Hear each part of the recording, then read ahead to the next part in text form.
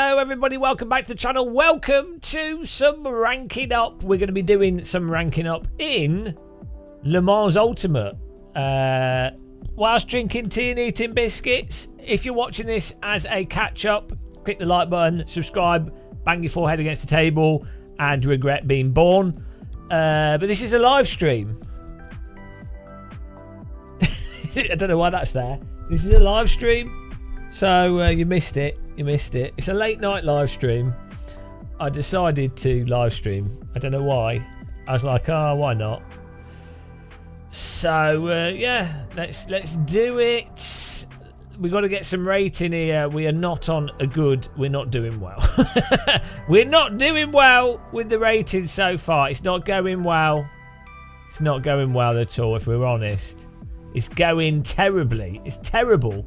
It's an absolute disaster, as the French would say. Un disaster. Sacre bleu. Sacre disaster. That's what's happening. Is my chat working? I don't know. We got a message on YouTube. Hello. Fight cycle. Okay. The chat's not working on my chat app. Let's fix this. Hello. Oh yeah, streamer bot YouTube quota has been exceeded. Restart. Twitch is working. Streamer bot on YouTube isn't. Let's just restart that. Oh, Windows update. Don't want that, mate. Windows update. None of that, mate. Type a message on YouTube.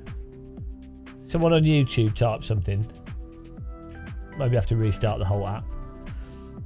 Let's see what's going on with Le Mans here. No! No, it's still not working. So now I'm going to have to start and stop it. Or maybe it's just delayed. Maybe it's just delayed. I'll restart the app. And let's load up Le Mans, Le Poissons, Le Mans Poisson, Le Poisson, Le Mans, bonjour. Only if something sensible. I don't do sensible. Le sensible. Il y croit. Bon. Oh no, I've run over my mouse. Oh no. Ah, this is a. Oh, there we go. Right. I ran over my mouse with my chair. Huge erreur. Ah la la. Oh la la la la la la. Boom boom boom boom boom. Poisson poisson. How's everyone doing? I know. Oh. We're going to have a donation goal here. Super chat. 30 minutes. 30 minutes super chat. The fish. Start the goal. I don't know. I've just put, there you go, there's a goal. The fish goal. Fish goal. Right, here we go. Own goal. Start the chat. Bon. Allez. There we go. It's working now. I think it is. Maybe it's not. Oh, no, it is. No. Someone on YouTube type something. Let's get. OBS. There we go. Let's load the game up here. Le Mans. Je suis Le Mans. Update. Hang on. February 25th. Oh, I didn't know I had already had this update. Has it been that long since we last played? Been away from computer. There we go. Chat's working now. C'est bon. How's everyone doing? Begging for money.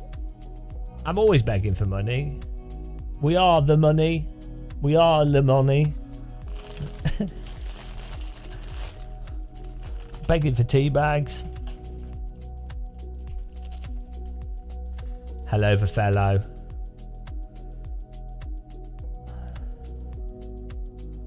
Let's go.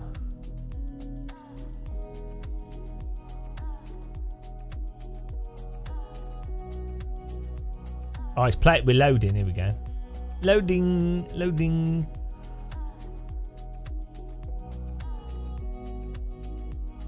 Loading.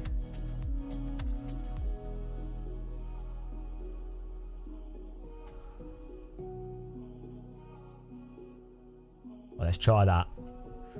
Show me Le Mans. Le Mans. Brit eating chocolate digestive. Yeah, well, they're Towergate. The Lidl's ones.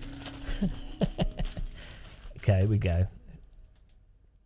Play Le Mans Ultimate. Do you play simulators? I think it's more like suffering them. You suffer the simulators. Chocolate digestives are best when you take them out of the fridge.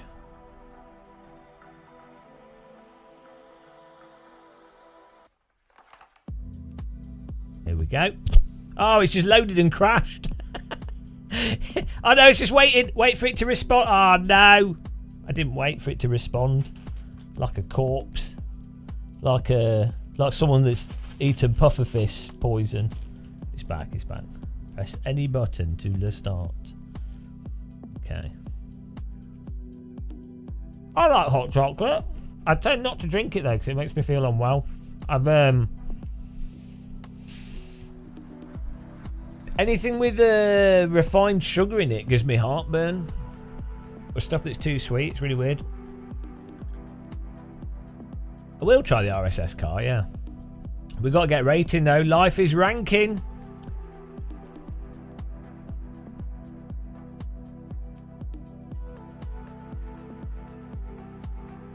Beans on digestive. Can you imagine?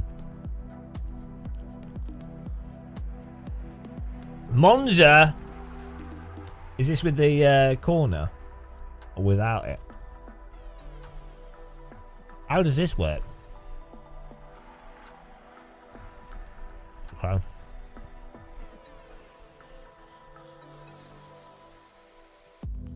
Redalon Masood, Antonio Casello, Patricio Barrera. Look at these names. Nico Schwarzman. We're going to beat all these people. Registrieren. Is the game good? Depends how much you hate yourself. What car should we go for? I'm more of a Porsche fan. I think we'll go with the Porsche. I like Porsches. Registrieren. Chili chocolate's alright. Right, we're registered. Next race in 14 Minuten. Is that countdown time and you? Or did I just notice it? I am not very clever. Steve, you see Stefano's going back to Kudos? Yes. I wonder why. I wonder.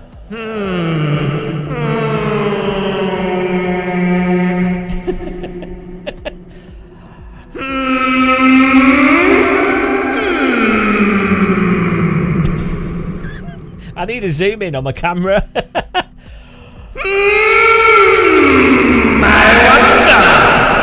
Okay, yeah, enough of that.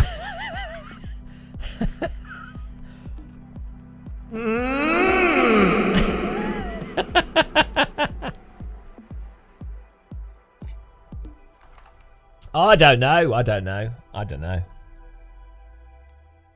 Why can't I join this? Why can't I join the practice? Bloody hell, this is well active. Oh, we're loading. The servers are being hammered. Unsubscribe. Unsubscribe. Resubscribe. Unsubscribe.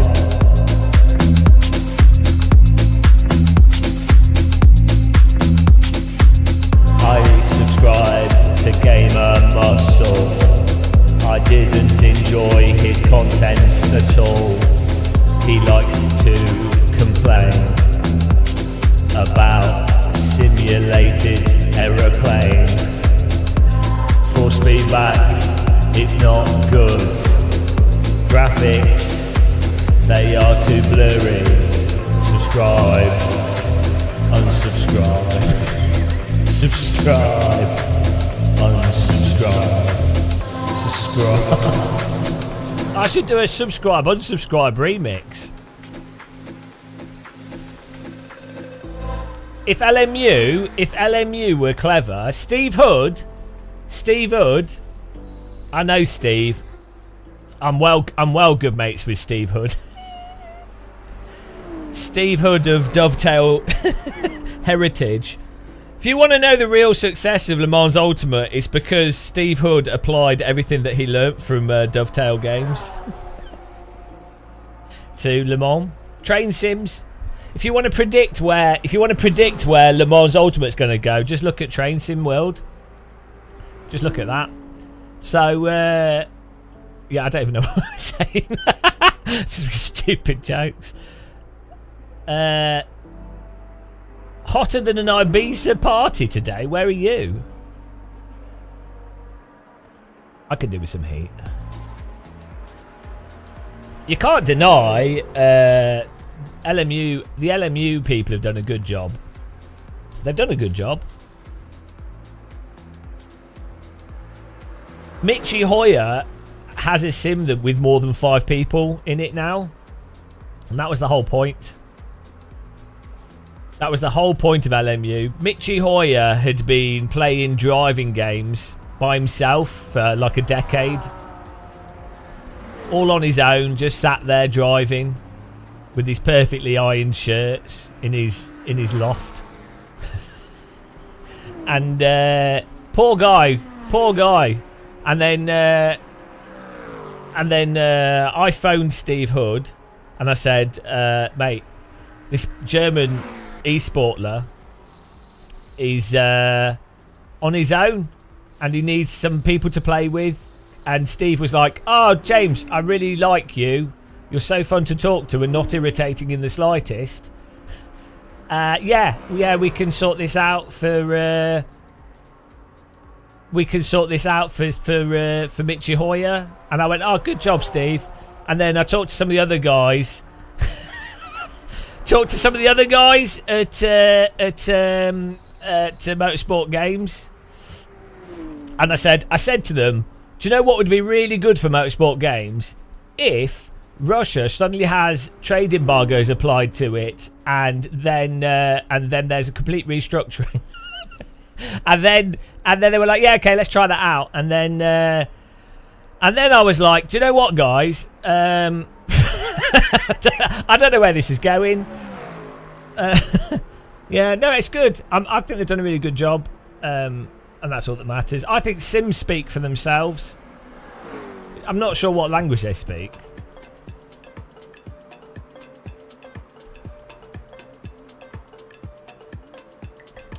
Which is the most sexy simulator right now?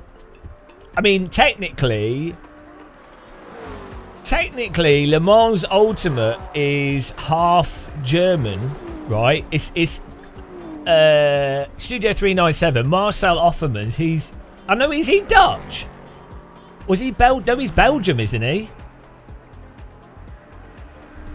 No, Steve's banned. Steve's banned from the chat. He's banned.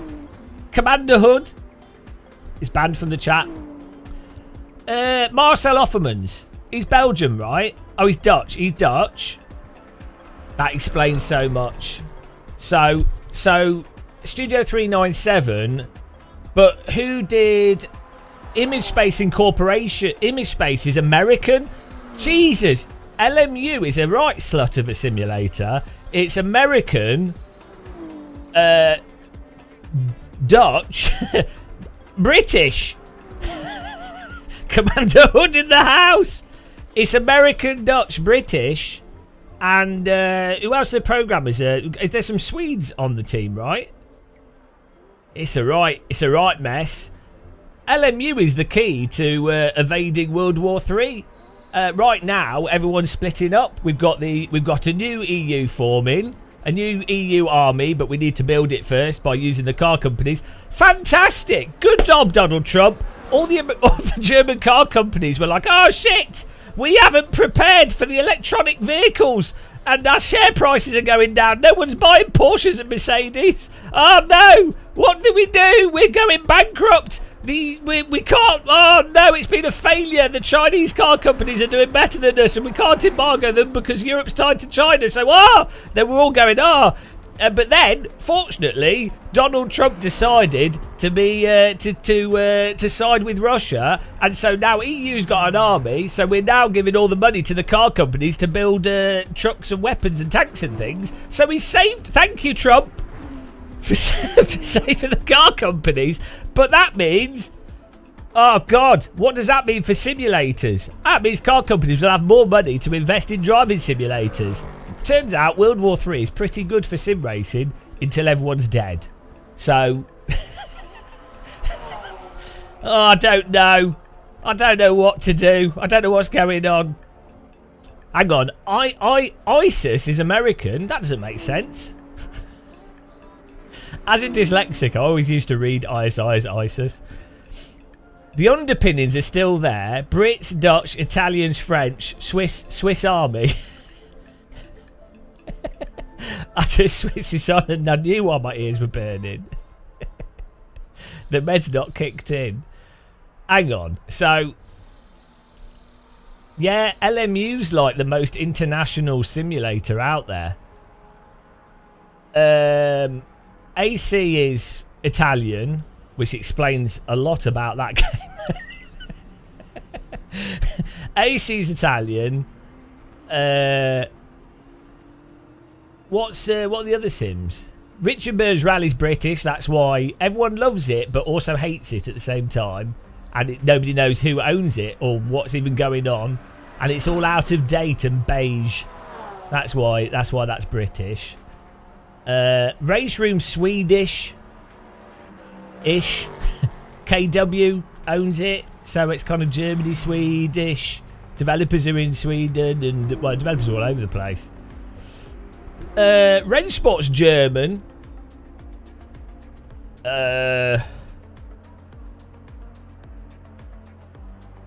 Who's iRacing's American. What's going to happen with iRacing with World War III? And I think America's going to have I think they're going to have a revolution in the summer. I think there's going to be a civil war. So how does that affect? What's important? Is it the people dying from a moronic government? Is that important, or is it how will it affect sim racing? I think the sim racing aspect of it is the most important aspect. So, iRacing. Yeah, how does World War III affect iRacing?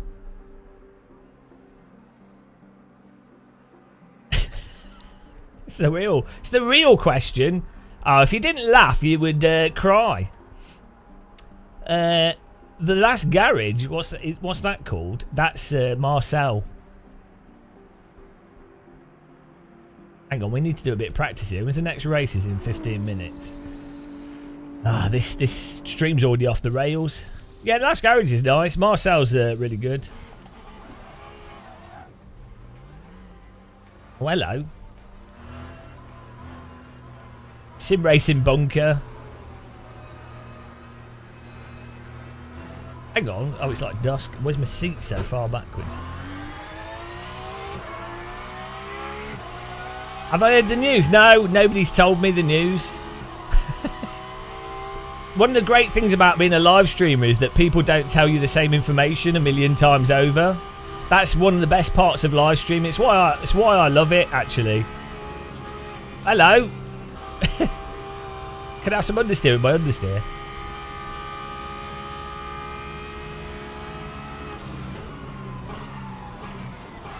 Does anybody in chat, maybe Steve Hood, do you know when the telemetry update's coming out for ABS?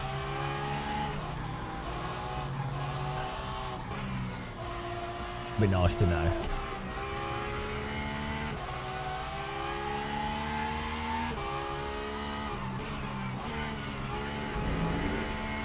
Well, here we go. We're driving at this time of day. Also, my frame rate's a bit rubbish. I think we need to tweak some settings. Yeah, the ABS telemetry for devices like Sim Hub and pedals and transducers and what have you, and screens. Hello everyone. Tortellini's not here.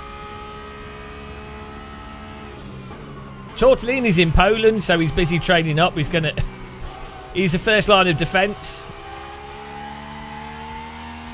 Oh, it's so great this year. I really was looking forward to 2025 being the year that we have World War 3.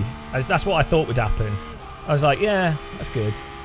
We're working on making it consistent. Oh, okay.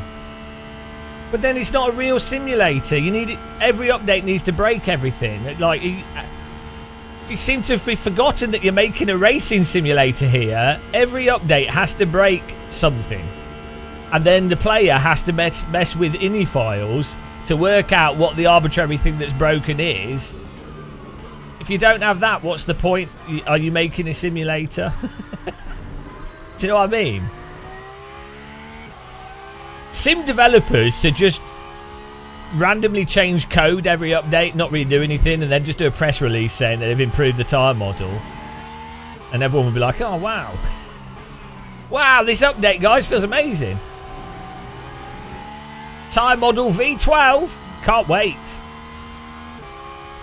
I tell you what, actually, LMU, so you've got the tyre stuff was updated on the GT3s, but there's going to be updates to other cars, right? You should call it Tyre Model V10.5. What's the iRacing? The new iRacing one, is it V11 or V10? You should call the next LMU tyre model V11.5 or what, like 0.5 over whatever theirs is. Because it'd be better, it'd be a bigger number. That is how you beat the competition. I know how to business. You feel like getting blackout drunk? I wouldn't recommend it. Drinking's never the solution. Unless you're in a civil war and your legs need amputating and there's nothing to anaesthetise yourself with, then drinking's probably a good solution. But unfortunately, it's not. It's expensive and it's not. It doesn't last very long.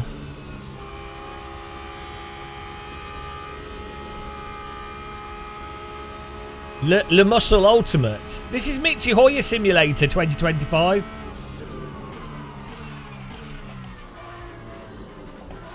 Oh dear.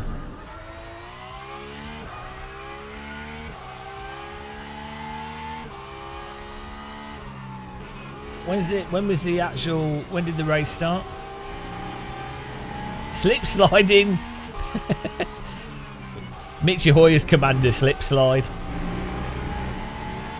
Event starts in... I'm glad you guys are paying attention. Right, I had my name drawn to it. Now I'll go back to making a nice cuppa. It better be Yorkshire or Twinings. If it's some shit... If you drink PG Tips...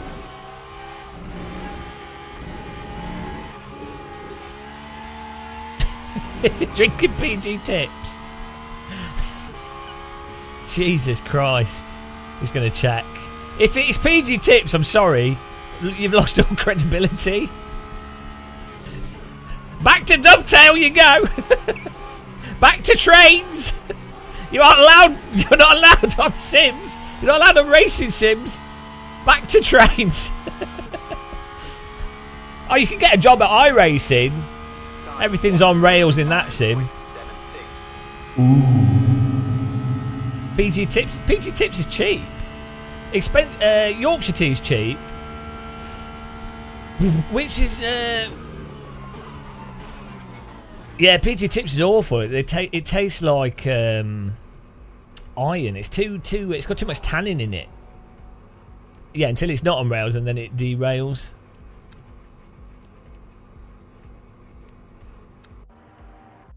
My recording's causing my computer to go slow.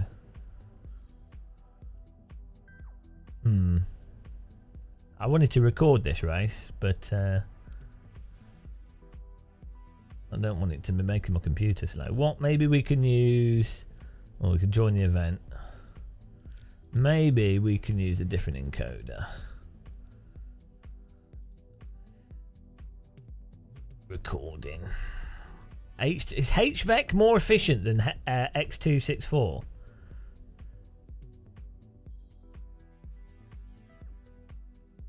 Let's give it a go. See what happens.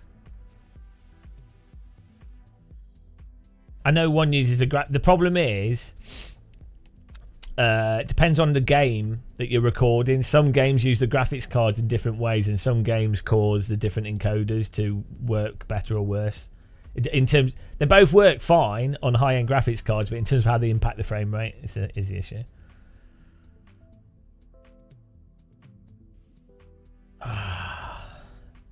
I need to do some more sponsored content so I can get one of those Quoker taps. That's what I want. Instant hot water. Right, here we go. See how this works. 119. You what? You got a Quoker tap? Hello, Jenny. Jenny.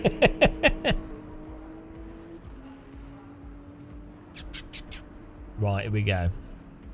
So for fuel, for this, how long was this race? I was not paying attention. Where's the details? 20 minutes. They've not changed it. Late stream, yeah. I had a really bad headache today. Really, really bad headache. Felt like I had a concussion. It's terrible.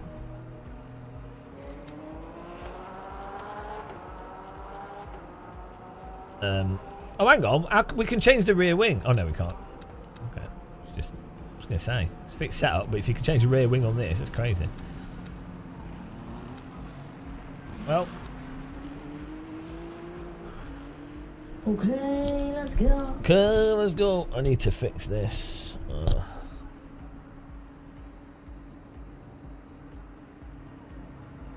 What? Hang on. What was this about? I had to turn Hags back on for the frame generation we use in Flight Sim.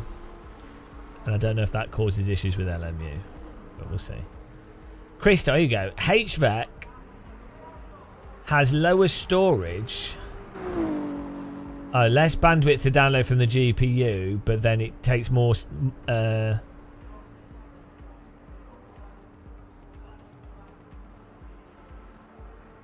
Yeah, it's more efficient, but it takes more processing from the GPU.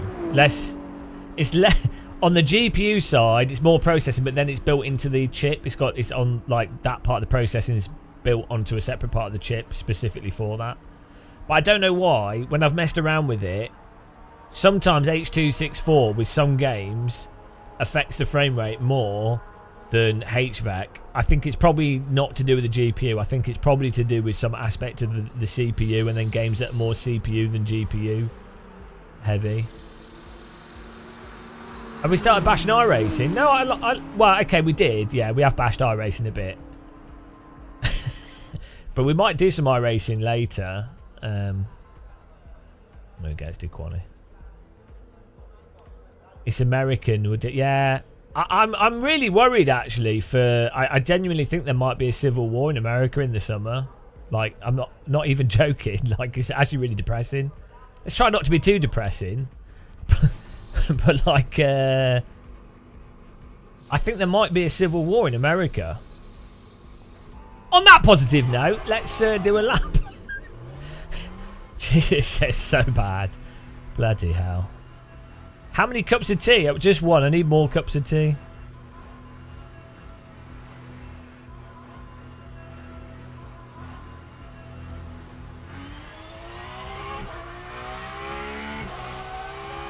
This looks nice. I think this is working a bit better. Rabble rouser. Well, no, I mean, I just want to drink tea. Can we just all drink tea? Just can't be bothered. It's tea time. Would we ever do conscription in the UK? I don't know. Like, no, civil war's not likely in the UK because British people are just bored. Like, they just wouldn't go out. British people just won't go outside. Like, it's too cold. It's to do with the temperature. British people are like, it looks like someone's taken over the government and is enacting policy that's against our interests. Yeah, but it's a bit cold outside. Is there a kettle at the protest? That's like, has someone brought refreshments? Yeah. We don't even have police in the UK because we're not like the French. The French will be like, somebody has said that we will have 5 minutes left on our dinner break. This is war. I want to play Flight Sim. I might play, I don't know. It's quite late, so we'll see. We're ranking up and everything. Yeah, the French are well active. I like the French attitude to politics, generally speaking. Gilets jaunes. Yeah, if it's not a good burger van. Like, Americans do protest properly. Like, the protesters shoot the police shoot the protesters. People to throw cars upside down. Planes fly over. Everything in America is big and spectacular. They know how to do protests. We don't. In the UK, it'll be like, oh, we've pissed in a phone booth. Oh, we've smashed a window.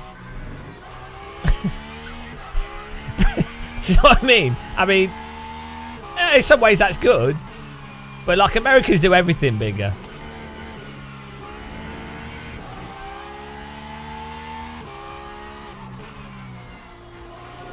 And then at like 6 PM, British protesters are like, oh, boy, water, water. Oh, it's getting dark, mate. Well, let's go watch EastEnders, mate. It's 8 PM, mate. All right, bottle of water. That's a British protest. Americans will be out on the streets for like all night with tents. They have like all the tent stuff and barbecues.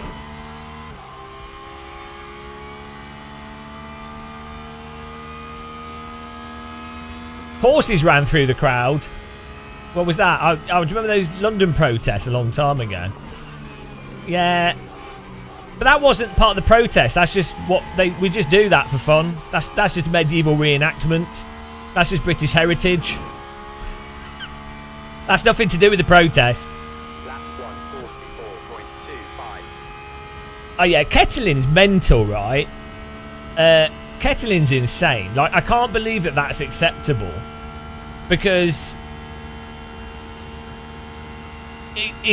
kettling seems to be like a way to incite a crowd into being violent, rather than, I can understand isolating a crowd and separating groups of people. Like, it's insane managing a big crowd of people, so especially with the minimal amount of police we have.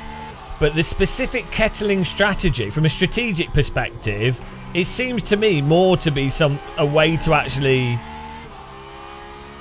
incite violence rather than to diminish violence. The horse thing though is really good though. Like, horses do actually weirdly, like, no one messes with a horse. Because everyone likes horses. You will have all these people, they're like, oh, I want to be violent today. I really want to be violent. And then they're like, oh, look at that horse, it's nice. Maybe if they could ride alpacas, it'd be even more effective. Someone would be like, oh, I want to throw a brick at this building. Oh, but that alpaca's so fluffy. I think I will go and stroke the alpaca instead. You know? Maybe the police should unleash thousands of kittens. The ultimate de-escalation.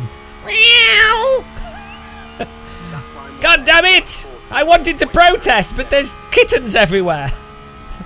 I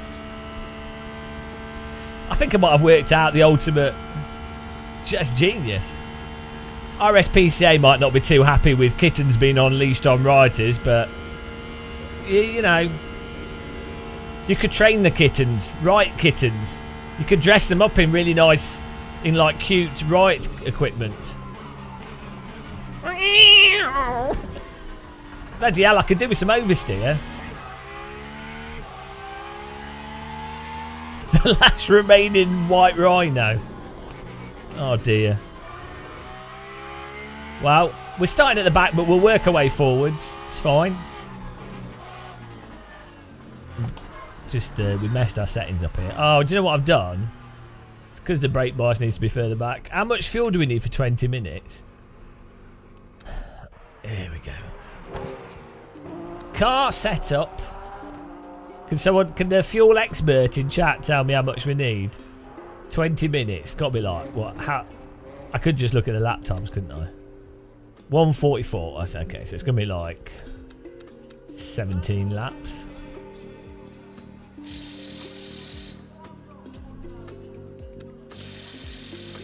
$14 laps. I'm going to put 16 in because I have trust issues. Oh, there we go.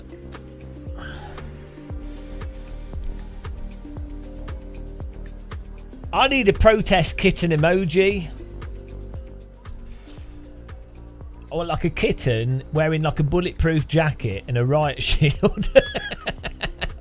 God bless America.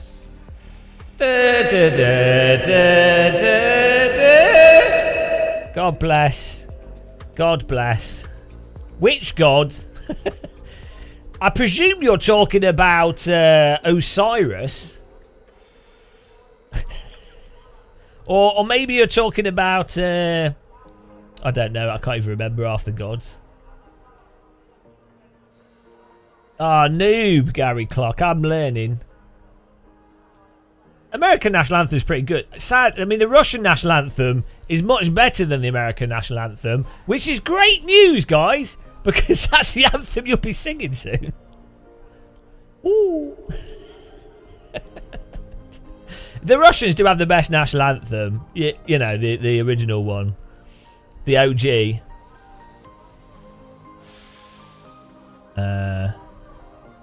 Noob. I quite like the Canada one, but the Canadian national anthem just feels a bit like a rip-off of the American one with different words. Yeah, Russian's got the best anthem, I'm afraid. Like the British one's not that good. Yeah, nobody knows the words to the British anthem. They're like, da da God save da da da yeah. You know when you have football teams and they're all lined up. And they're all singing the anthems. the British national anthem, all the football players like...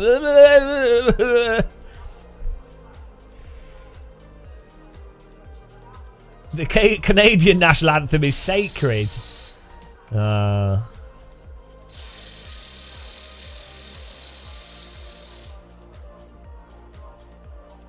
Ours drags on a bit. That's a good way to troll people, having a really long national anthem. I think we should replace...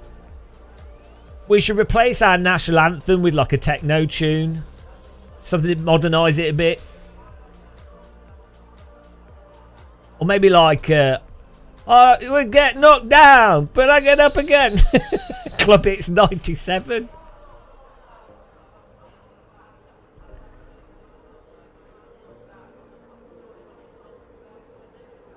Sandstorm. Hang on, what's going on here? It says starts in 24. Am I missed something? Oh, I nearly missed the start of the race, guys. I almost missed the start of the race. Right, here we go. Oh, frame rate's gone down to 93, but...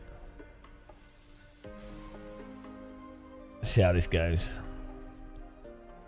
Traction control 5. Thanks, Depressed Raced Commander. How am I still so bad at this? I'm terrible about everything. I find, weirdly, this is strange, but I find talking to a chat room... weirdly, as someone with quite severe dyslexia, I find talking and reading chat quite distracting from playing a video game. Strangely. But I would be just as bad if I was playing by myself, to be fair, but... Let me use the dyslexia excuse, please. Here we go. No braking for the first corner. Green flag, green flag. I was out of line, naughty boy. Oh, here we go. We got to do this seriously for the ranking. Don't turn into me, please. Please. Up the inside we go. Move to the left a bit. Is this flat out on cold tyres? I'm going to lift. Oh no, we probably could do it flat out. We go up to the inside here. You ready for this? Oh no. Wow, they're all braking a bit early. Oh, thought someone was going to spin on the left there.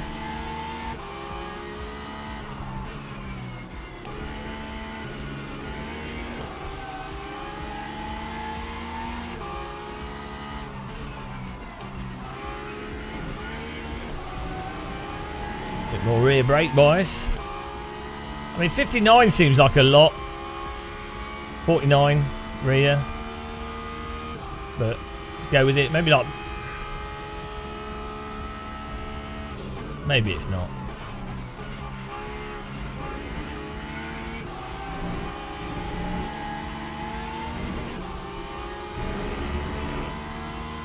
It's because the netcode's really good in R Factor 2.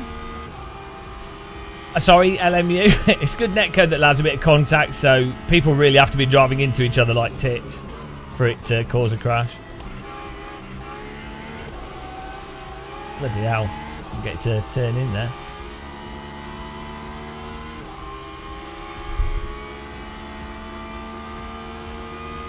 Time 154.7. 154.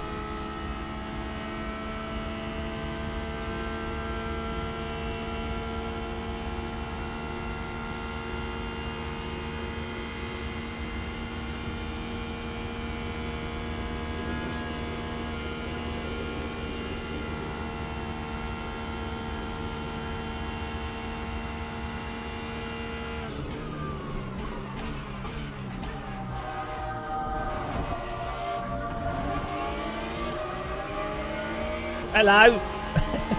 Heaven music. That's pretty funny. It's just called Heaven music. I kind of don't want to be too close to the car in front of me because I can't see if the car's contact to avoid it. Because it's hard to see through them, the back of these cars.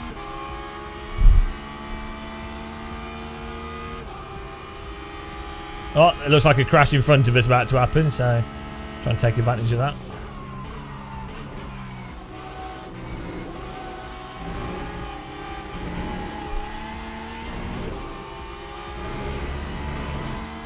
Yeah, we need voice chat.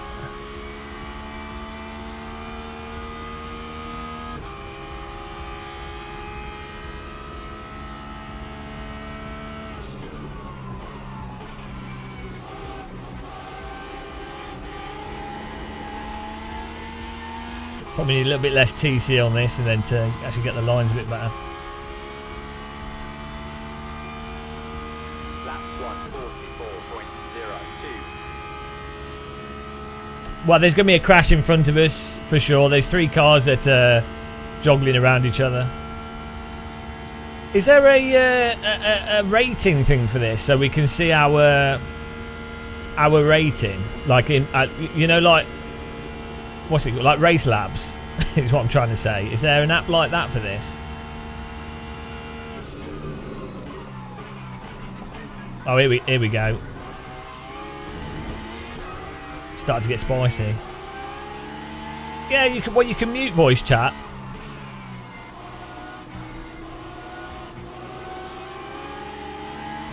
Okay, let's get Race Lab sorted out. It's all about the rating, guys. That's life. E-Peen Bonanza. Oh, by the way, guys, click the like button and subscribe if you want to gain some free E-Peen. I'm handing out 3mm per subscriber, so get on it.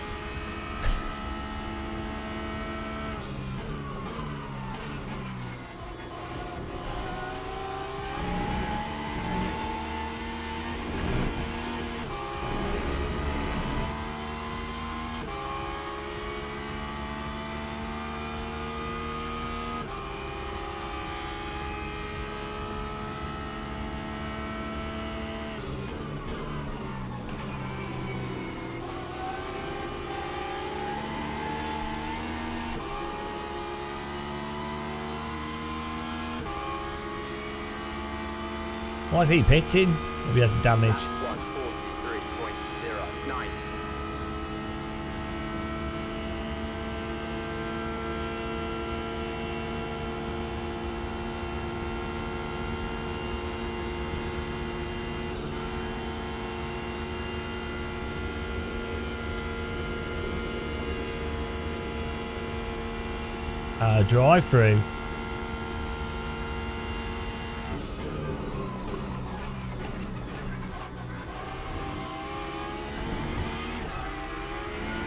And a nice little gaggle here.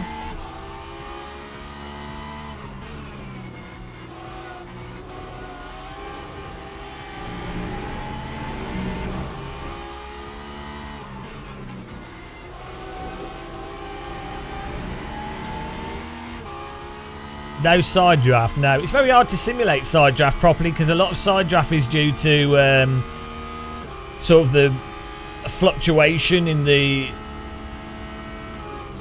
air resistance, and then it being like air pressure being pushed onto the other vehicle and off it, and then wheel arches and a whole bunch of stuff. It's really complicated.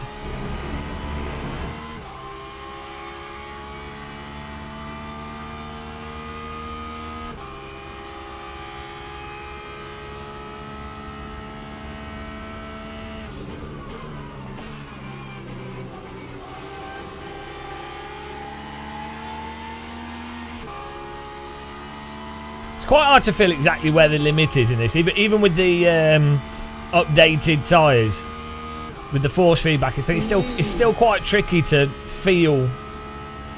You know, it's easy to drive, and you can feel when the tyres drop off, but it's hard to feel exactly. Oh, this looks like a crash about to happen. It's hard to feel exactly what the correct amount of throttle and turning is. Not when you're up to speed, but slower corners, braking zone.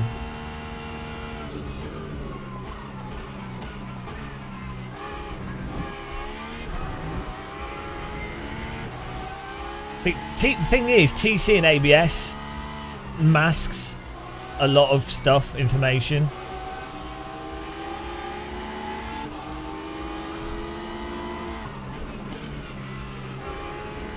He was punished by the... He didn't do anything wrong. The car in front slowed him down.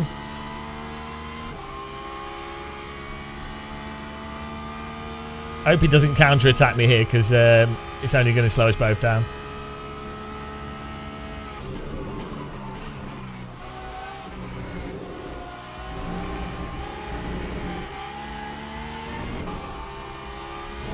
Oh, he's getting spicy up front. Yeah, because the TC kind of just gives you... Yeah, it's less progressive in some ways. Please don't stand up the inside.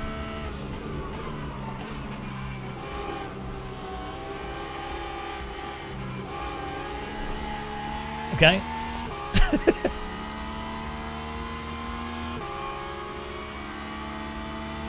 Merry Christmas. Time was a 143.37.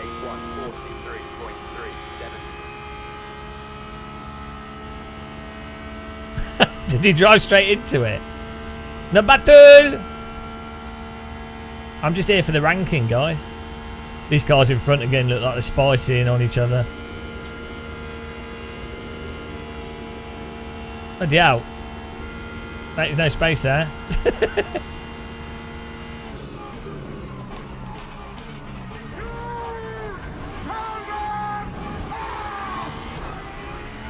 That BMW seems faster down the straight.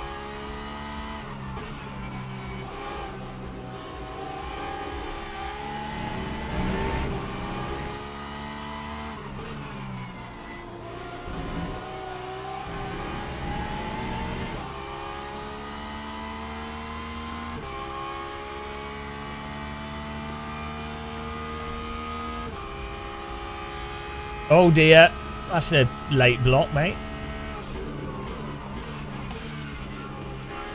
Oh, these guys are just slowing each other down with their terrible defensive drop. There it is. What are they doing?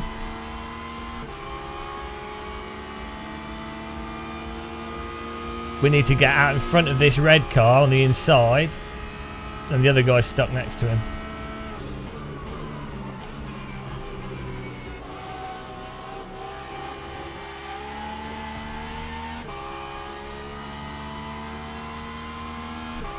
It's a stick I on the inside here.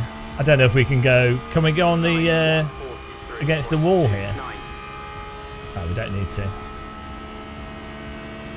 Yeah, BMW's way faster down the straight. He did have a bit of draft, but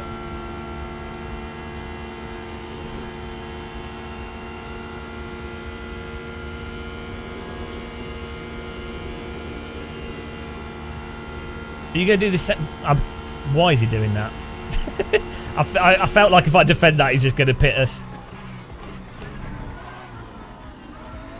Fair enough. Oh, car's behind, ramming us.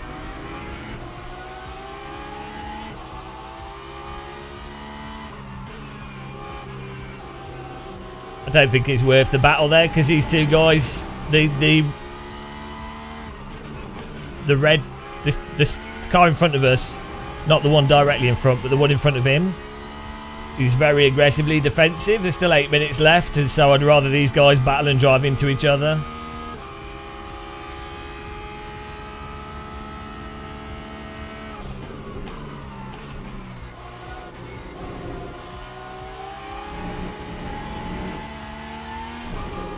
But they might just get away from me.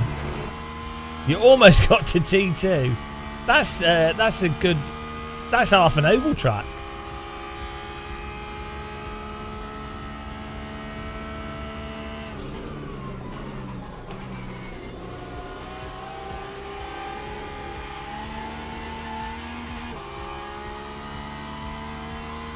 Oh no, I'm being BMW'd, guys. We just don't have the straight line speed. No button. Although these guys should battle and crash into each other, so that's fine.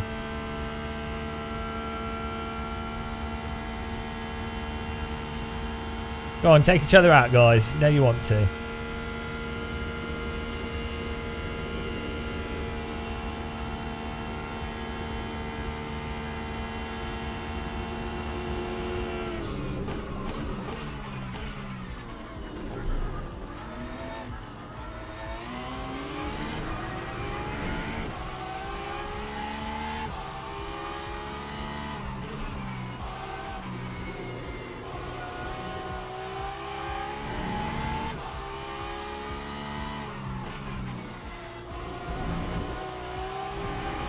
Getting a bit spicy. Squeezes off the road a bit there, that's alright. I feel like the TC might be slowing me down, but I don't know the point at where the TC will give up.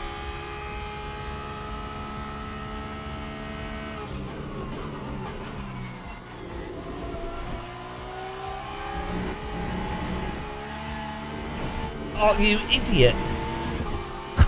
He just ran me off the track.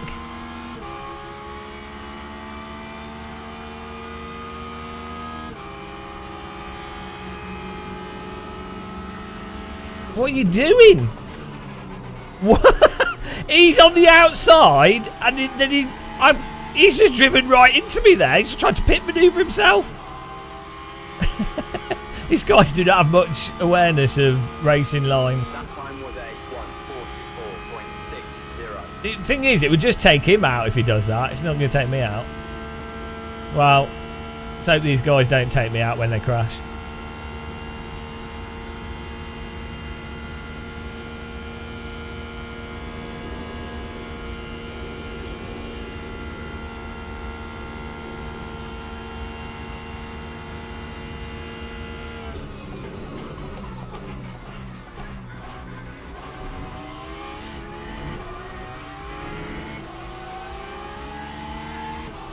They're doing, it's like, it's lazy defending when someone, instead of defending a left or right or driving diagonally to defend, they're just doing like a lazy kind of meandering around the track. Basically, they're blocking slowly. It's a really bad way of driving. But it's against the rules technically. Like you want to do a move across diagonally in a way that blocks them, but it's not a reactive block. If you move across slowly, it's a reactive block and it's very obvious. But I guess you get away with it in this, so.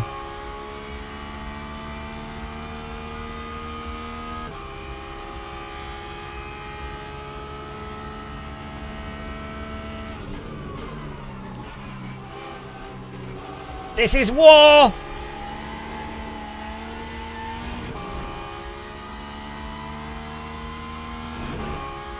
There's 4 minutes left. I kind of feel these cars are going to crash into each other. 143.07. I kind of feel it. If you're watching on YouTube, guys, you can, if you want to, you can subscribe and cry yourself to sleep. Click the like button as well. We do lots of videos. We're on Twitch as well. You can follow on there. You can link Amazon Prime for free and support us if you want to. Appreciate that. If you do.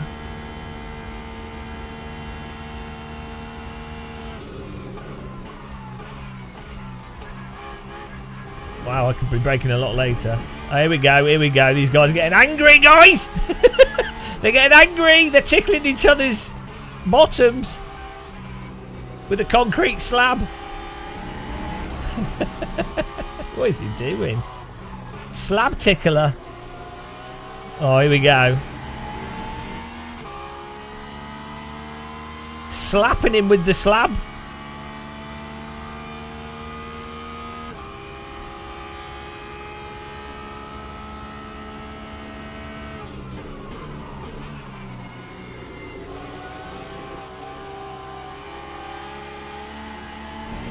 Wow, we're struggling through there. Let's give it a little bit more tea, sir. Can you bump draft in this game? You get a penalty.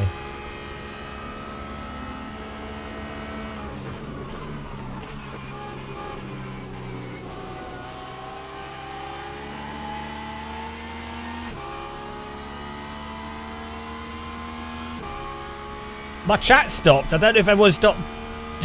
Everyone just stopped chatting randomly. Everyone's engrossed in the race. It's really weird. What's happening? What will happen? Ooh. Everyone's bored, yeah. GT3's boring. They're going to crash. It's happening, guys. It's happening. These guys are taking each other out, guaranteed. And it's not for dinner. Oh, they're tickling. They're tickling. He's trying to steal his door paint.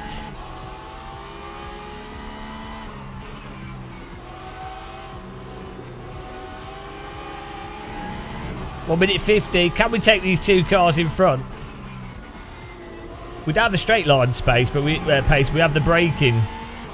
We have better braking than them. I'm worried about this car behind punting me, though. That's the only thing.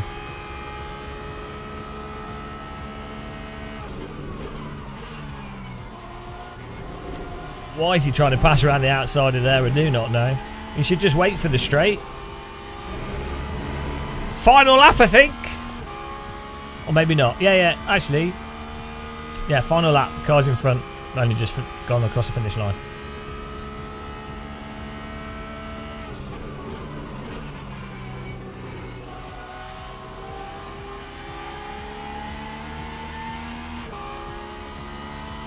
Oh, we go. Will we get 8th place in this race? It's all about to happen. 143.46. Put the car on the inside. There we go. Defending this car on the left. Don't think he's gonna, unless he turns into us. Oh, why are you turning into me, mate? Why are you turning into me there? You trying to wreck?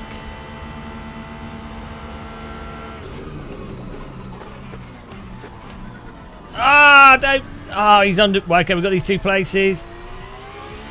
The McLaren just understeered into me massively there. Retake that. Merry Christmas.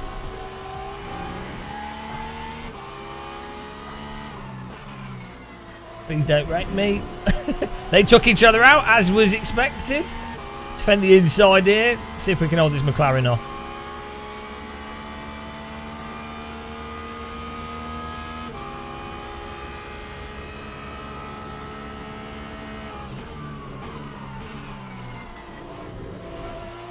Yeah, he should just stay behind me and then try and get me on the straight or this final corner. But he didn't. Flashing your lights doesn't really make you faster. Oh, he's defending the car behind now. We should have enough space to go do this corner wide.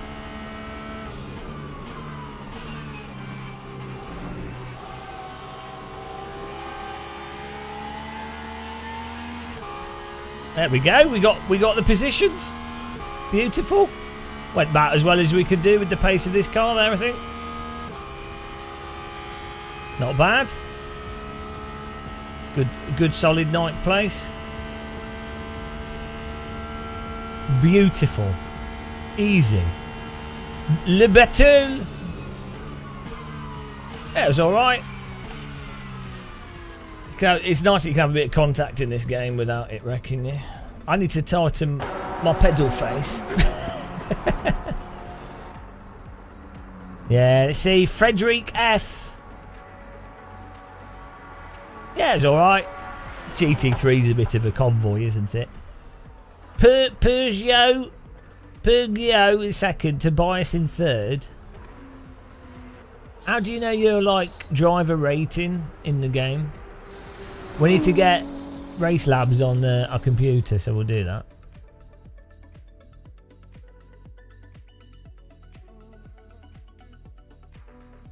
Here we go. We see what have we ranked up? That's the main question. 10 places we gained. Hang on, we lost some ranking, but what? How do we lose ranking there? I guess we were a bit slow in quali. Wow, that's a disaster. We gained safety rating though, so I'll take it. We need to quali higher up. We also need a faster car. Don't think the Porsche's not the best. Right, how do we... When's the next one? Well, I think it's because of the ratings in general, and also, I mean, I've not really driven this track, and we just need to qualify higher. What's this one? LMGTE fixed. Bahrain. Oh no, I don't know Bahrain. Oh dear. What's this one? Spa. Can I do this in 6 minutes? 60-minute race. What car do we pick? 95 drivers. What do I go for? I can have the hypercar. Which is the best hypercar, guys? Tell me quickly.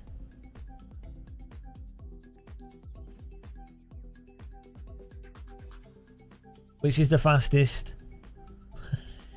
Tell me the fastest one. Oh, we'll need a setup and everything. Yeah, I did drift in a circle for 60 minutes. Which is the fastest one? The Ferrari. Okay. Does anybody have a setup for this? Oh no, hang on. I wanted a hypercar.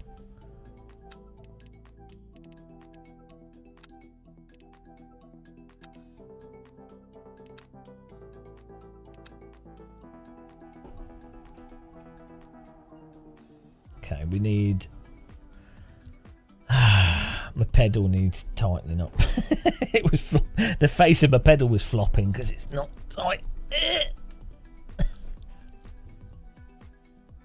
I need a cup of tea before this. This is a disaster. Right, stop recording. At least that seemed to record without an impact on frame rate, which is good. Oh yeah, these guys are all... Look at this. Ferrari, Porsche. Nah, there's a mix of people. These are all S. I'm bronze, so... Yeah, there's a mix of people. It's fine. Don't matter. I'm counting on you guys for setup though. So can you can you guys let me know?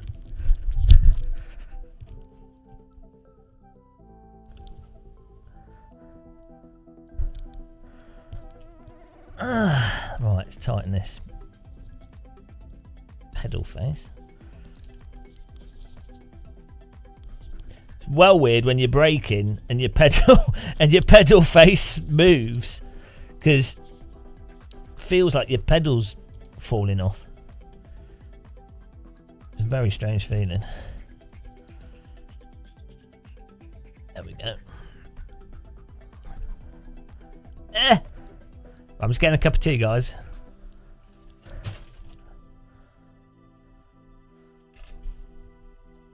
Back in a second.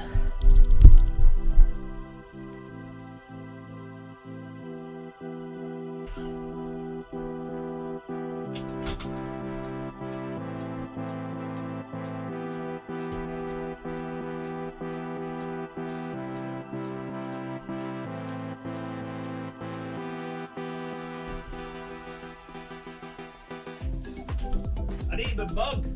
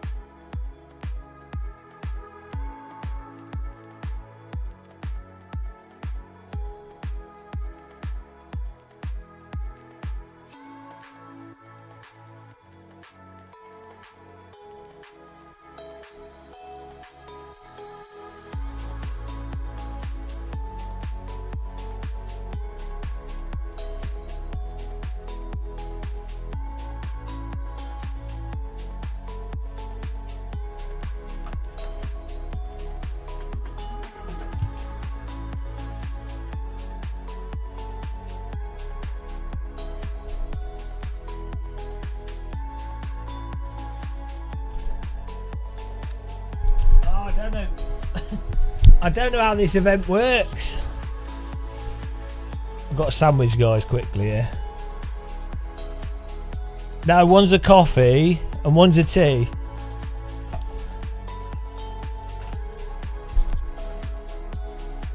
And then I got some spinach, pickle and cheese sandwich. I'm shaking. I don't know what happened. My blood sugar levels just dropped.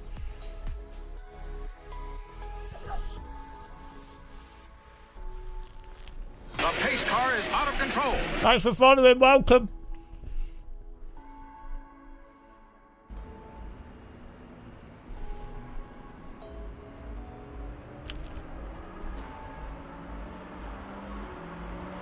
I need to set up. Oh. Do we have to pay to get a Coach Dave Academy set up?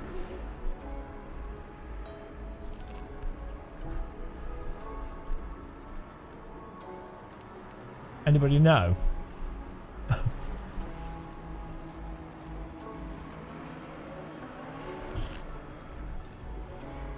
Hello, Taysom.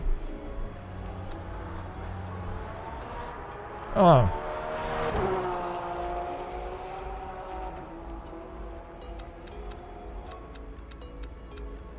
Well, we do 3 laps there.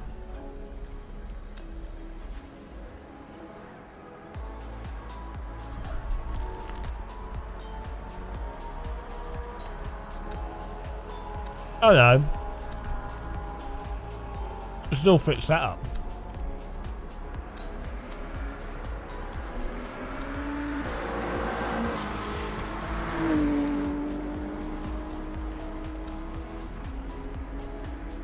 Fix that race, perfect.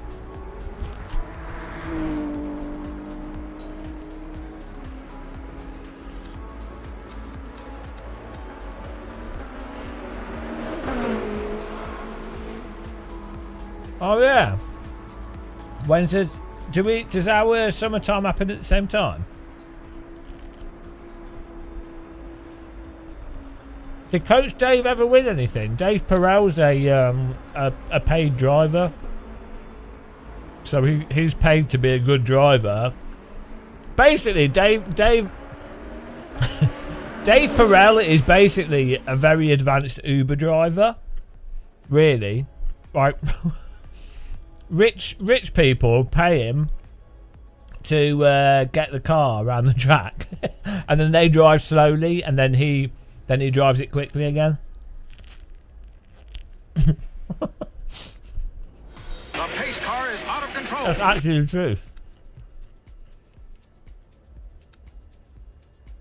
Yeah, you have to be a pretty decent driver to be a paid GT3 driver. Hello, Dave. No, he's actually paid. So you have categories of driver. You have like people that pay to drive, and they can be quite good, but they're paying to drive. Then you have people that are paid, like Formula drivers and stuff. They're paid to be sort of like F2, F3. Well, not even that. Once you get to like F1, you still have people paying to drive then. But then you have like works drivers and team drivers, and they're paid. They are paid to drive.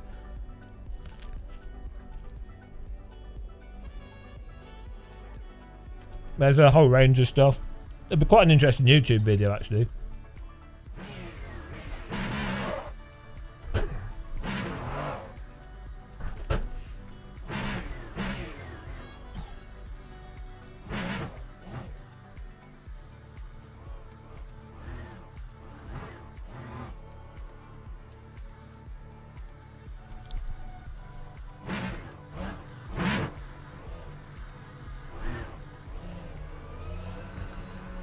Cheers, 60 minutes. Buckle your seatbelts.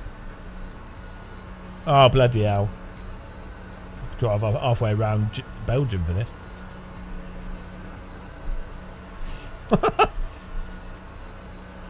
Who's been in this pit lane in real life? I have. Been in both pit lanes, actually. Oh, me.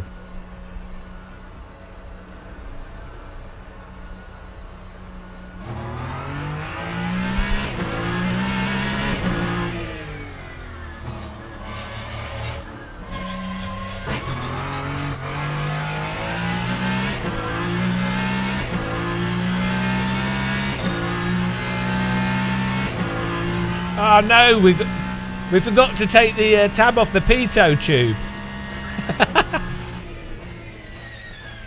Microsoft Flight Sim reference there, guys.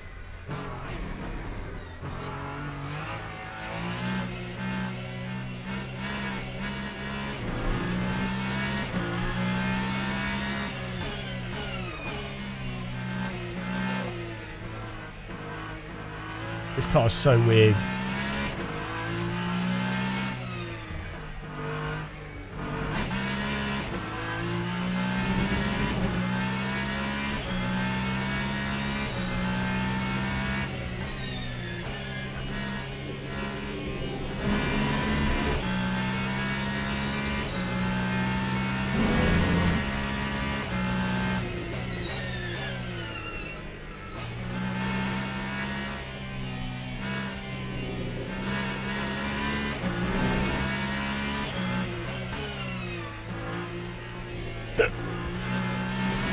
Okay, this is going to be a bit of a...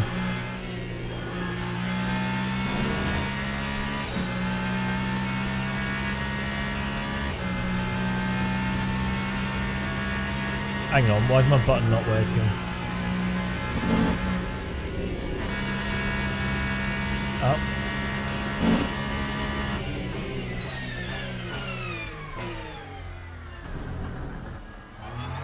Bloody hell, I could drive this any slower if I tried. Oh, there we go. Can we set the fuel strategy for the pit stop at the start?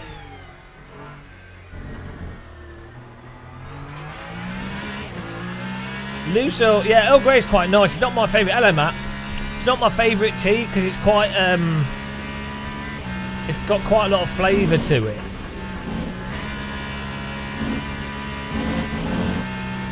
Like it's quite a florally. It's the bergamot in Earl Grey. It's quite a strong. It doesn't go too well with milk, I don't find. It's nice, but it's more of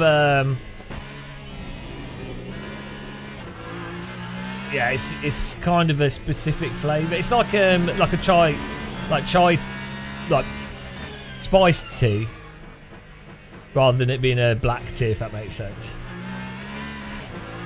Which it's nice, but I think it's more of like a tea for an occasion rather than tea you drink all the time.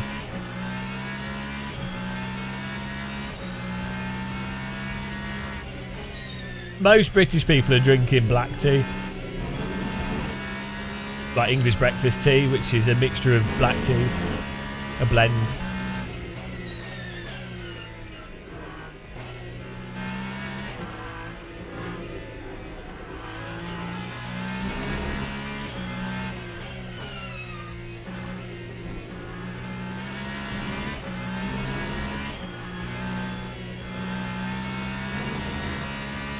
Filthy colonist.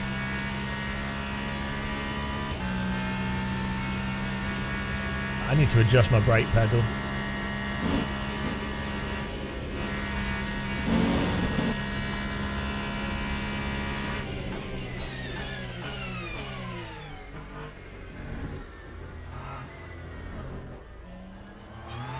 This car's really reluctant to turn mid to late corner.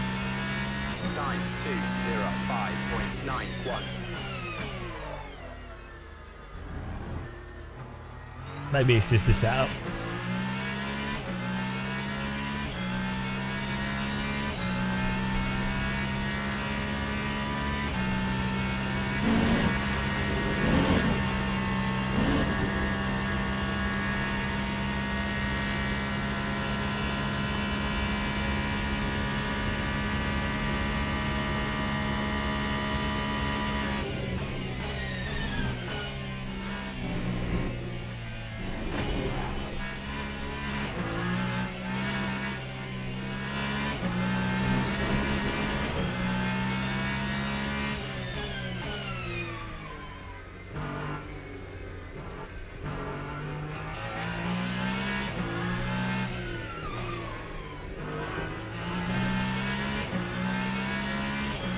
Ah, we're not going to fuel for this lap. Oh well.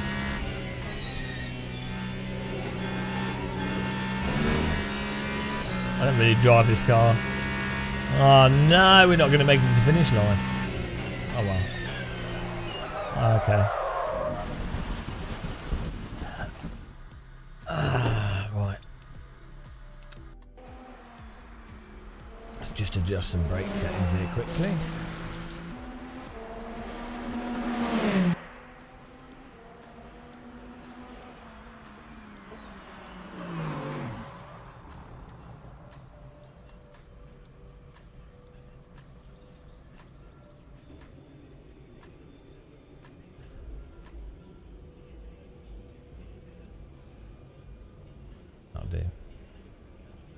See how that goes.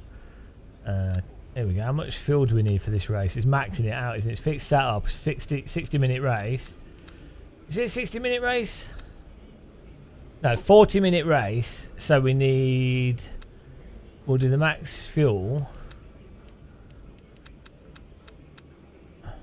And then we probably need to add... We can't do a setup, can we?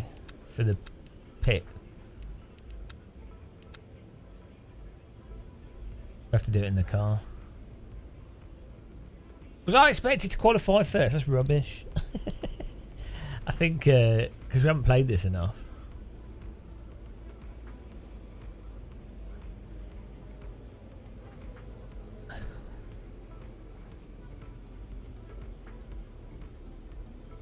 Tea in espresso glasses is like Turkish tea.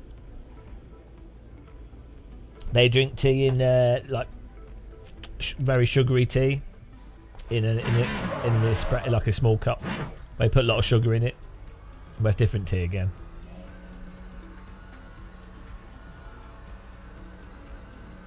Let's just try this. Oh. What?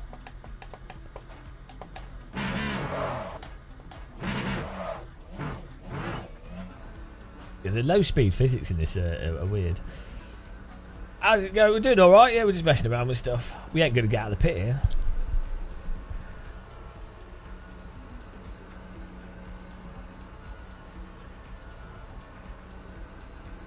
I wanted to test going into one braking point. Oh, so it thinks 10 laps of fuel, 40-minute race. How long was each lap?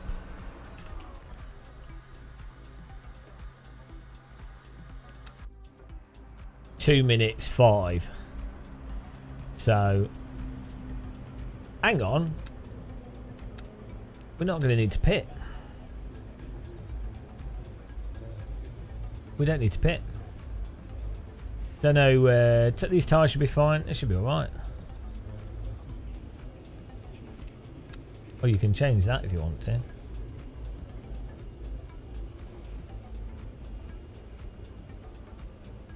Oh, do we need 20 laps? Oh. Oh well. Well, full fuel. We'll just leave all this. It doesn't really matter. Not well, we're last of the hypercars. But we didn't actually do a single semi-decent lap, so... nah, we're so far off the pace, but I haven't got a feel for the car. This is live, apparently, yeah. Do it live!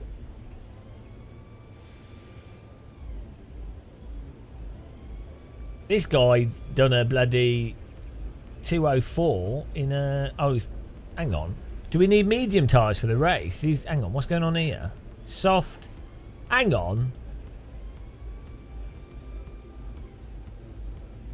Oh, I think this is bugged, actually.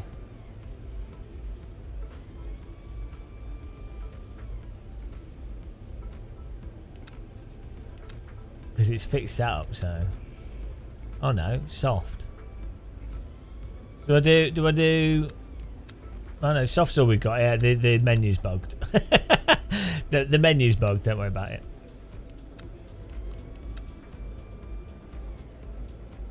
This is all broken. We can't know. It's and drivers the go to the grid for a race start. yeah, it's just broken.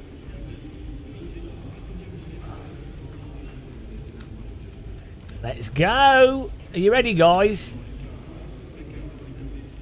Where will we finish? Cast your votes. I think I'll be happy to finish in the top 10, to be honest, because this is our first time racing this car on this track. And we just changed our brake pedal settings. Which was a really stupid idea, but oh well.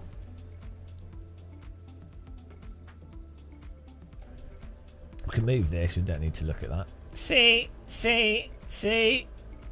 Oh yeah, let's hack it. Yes! Extra view. Mirror. This is way better.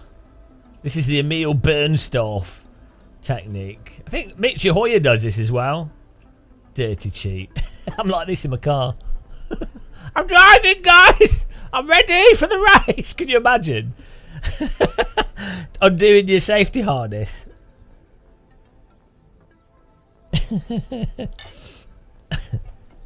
By the way, guys, if you're watching, go and check out Matt Oliker's channel. Click on his name. He does sim racing videos. Give him a tickle. Formation lap has started. Formation lap has started. You sound depressed. Alright, we've got to be careful because we changed our brake settings. Get ready for insta lockup.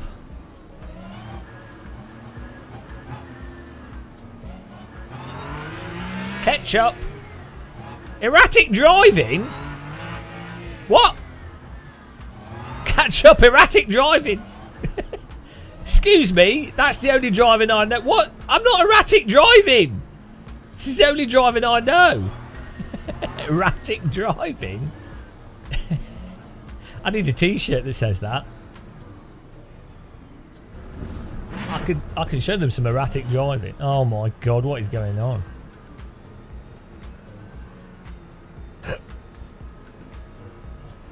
Green flag. Green What? flag. Oh fuck! What? It's totally broken! Ah, we got a drive-through. What a joke.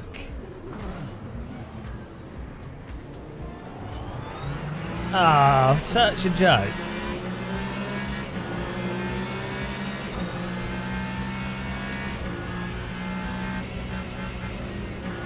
That's not fair. I can't drive any differently. Okay, there's some bugs that need fixing in this. Right, so do we do the drive-through early? Might be worth this doing the drive-through early. Get it out of the way. Absolute joke. Scammed, guys. Oh, for fuck's sake. Come on, you idiot. Jesus Christ. What was he doing? He wheeled it. This is the easiest in terms of like, oh, because he's broke my car, you penis. It's such an easy sim to drive, at the limit. Like, force feedback's not very good, but like it's so controllable. I do not know how people are losing it. Like they lose it. It's mental. Yeah, but the drive-through, the erratic driving didn't make any sense because I wasn't driving erratic.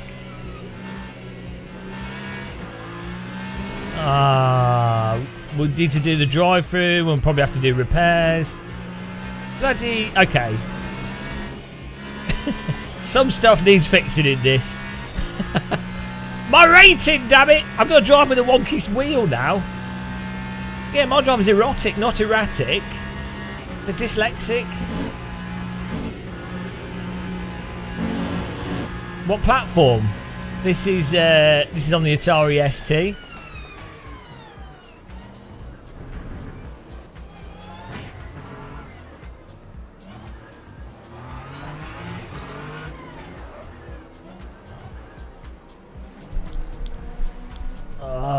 I'm going to do the drive-through. Fantastic. We can overtake some cars.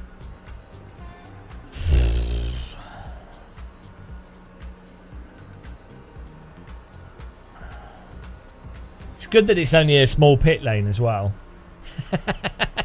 Absolute scam. It's the most ridiculous drive-through ever. Oh, the car can't even go around that corner.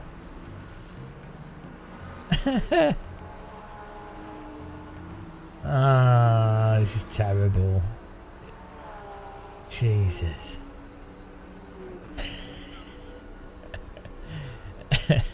Yeah, K West is better than me.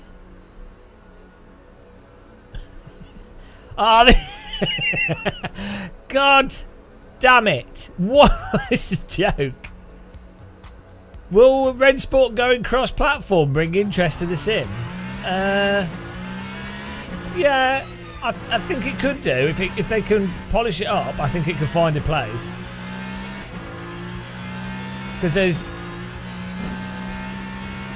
a lot of people on console want other stuff aside from Gran Turismo to play.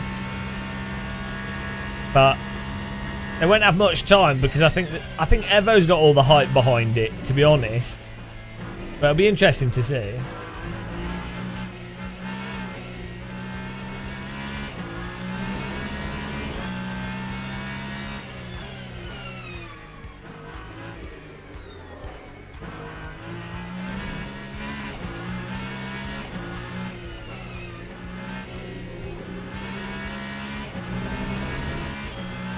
Yeah, well, I think the problem is it takes.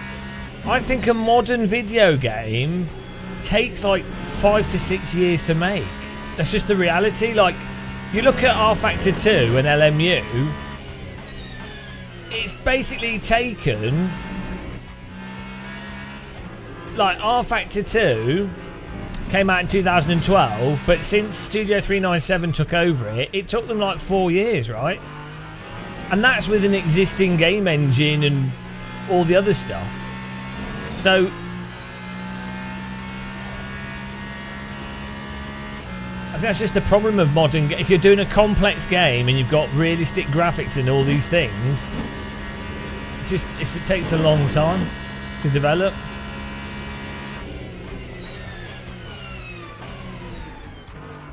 Oh, my frame rate's terrible. This game's torture. This race. Yeah. Well, we get to overtake some GT3 cars.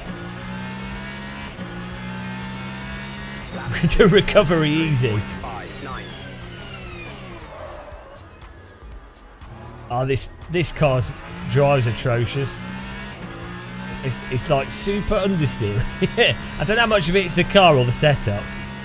Oh well, we fight through it, guys. Fight through it. No point complaining.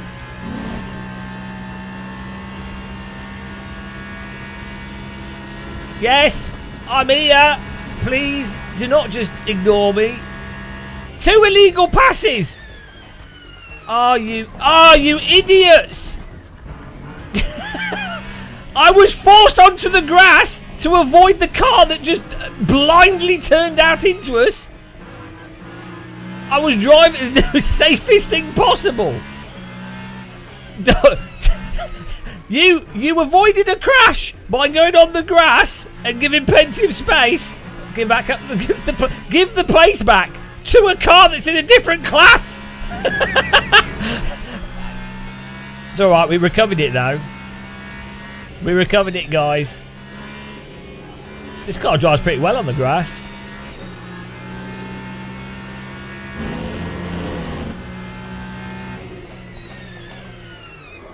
Oh my god. This is so weird, the handling of this car. When it's within grip, it's alright. Like its profile when it's got high speed and it's not sliding, it's okay. But as soon as it gets like slip, like more aggressive slip, it just goes mental.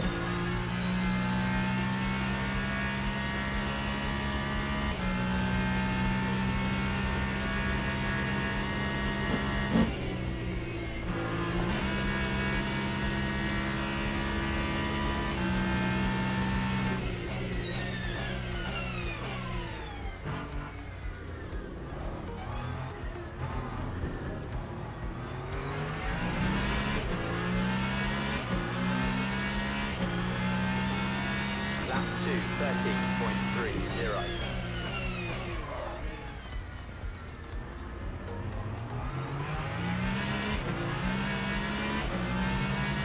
I think we'll have to not repair if we want a chance of catching up with the pit stop.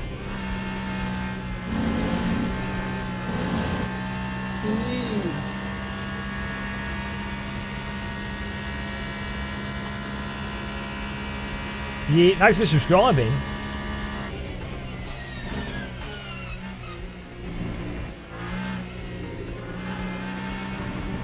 Oh, what is this car's turning circle does not make any sense. Like, oh, it's just really weird. It's really weird, this car.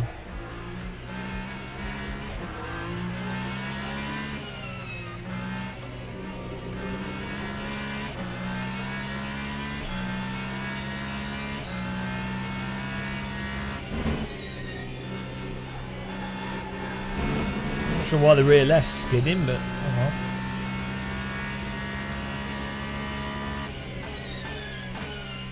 Nice track, this. It's the Ferrari, the LMDH cars, but I think they're just a bit. I think the tyre physics aren't very good with these cars. Like when you've got grip, like the general grip profile, and it's very catchable. Like it's easy to drive, but if you're actually truly like on, like once you get to the limit, if you're actively at the limit, so if you passively allow the car to roll onto the limit, like how you have to drive in iRacing, sure, it's fine. Every simulator's kind of finding that way, give or take. But if you try and drive this like a car, like you would AC or other vehicles in other sims, it just breaks down. It's just really weird.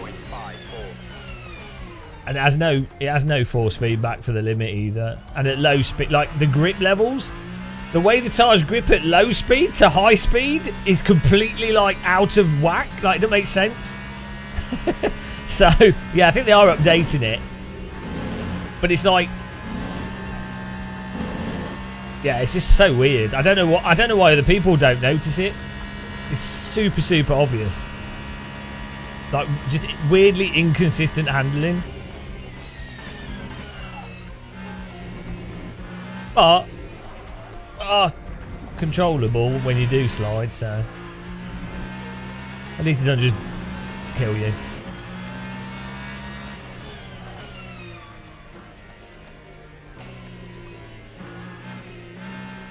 So I think a lot of sim racers, probably most sim racers, what they do is they drive under the limit and then roll cars onto the limit as a way to drive, which is a perfectly valid driving style. So you basically underdrive constantly, gradually increasing the amount that you're not underdriving and letting the car roll to the limit, right? The problem with that is that it ends up hiding the physics of the simulator. Like you'll end up doing what's possible with the vehicle. As I say, it's not you can drive real cars like that, but you're basically avoiding the limit. Do you know what I mean? So people that drive like that really don't notice when there's like massive, like iRacing's tyre module turning off at the limit, or that you can't control slip properly and stuff, because they don't realise that you can drive in another way. So to them, it's how everything drives. It's just it's just different physics. So they don't notice.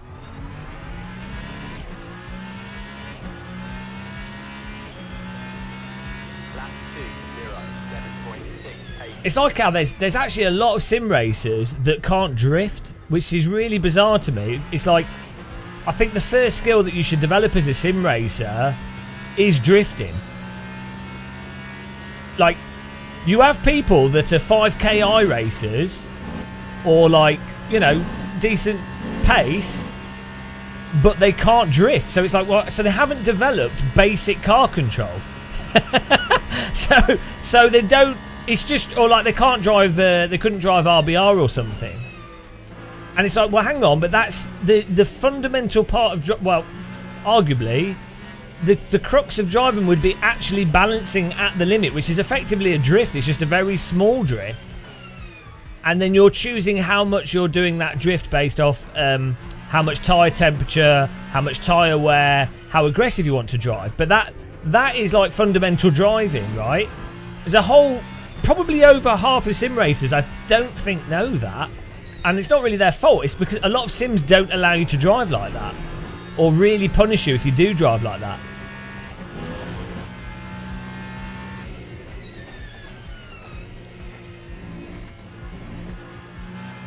I've seen real world people go from iRacing to real driving, and it's really surprised them the degree to which you can slide around real cars, or how aggressively you have to drive real cars to actually get them to go fast, especially certain cars. Like I know two separate drivers that come from sim racing that went to like Radical, and it surprised them the degree to which you kind of have to wrangle a Radical, for example, compared to the driving style of iRacing, which they obviously pick it up very quickly and they get very good at it within a weekend. But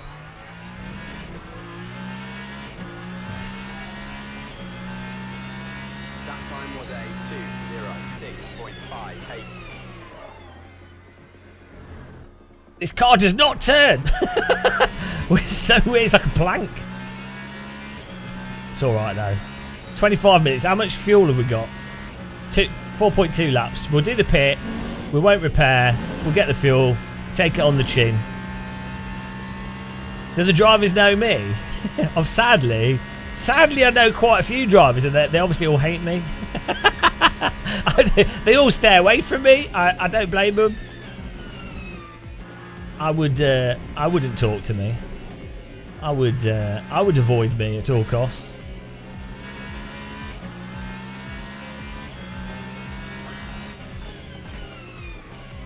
The proper West.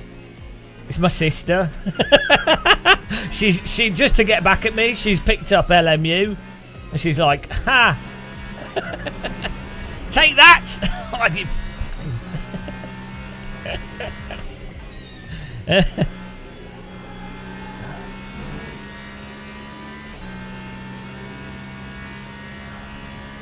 Yeah, Porsches are normally quite nice for they normally have quite a lot of lift off oversteer, so they rotate nicely. Yeah, see this car, once you're above like 130, or like say 100, yeah, like above 130 or so, it's normal, right? And you also get range to the force feedback and stuff. But once you go below 100, it's like it's right. It's like the tyres aren't gripping the road properly, or I don't know what's going on. It's super weird. Maybe the downforce is what makes the tyres actually work in this car. Like, so weird. I wonder how much of it's set up though as well. This is fixed setup.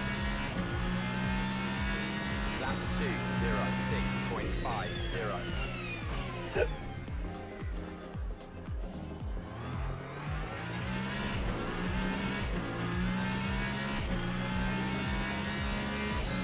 Right, we're gonna go for fuel next lap.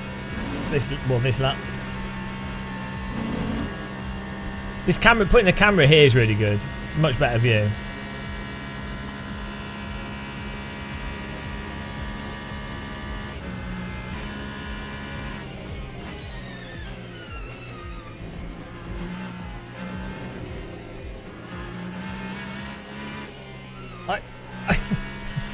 It's not like there's a risk of the back coming out. It's not turning. It's very on and off. Reduce the TC. Let's see what happens.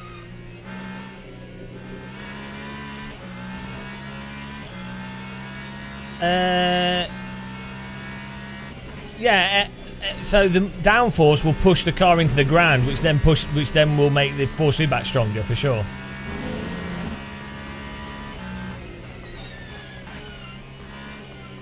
But also downforce, you get this in a lot of sims. More downforce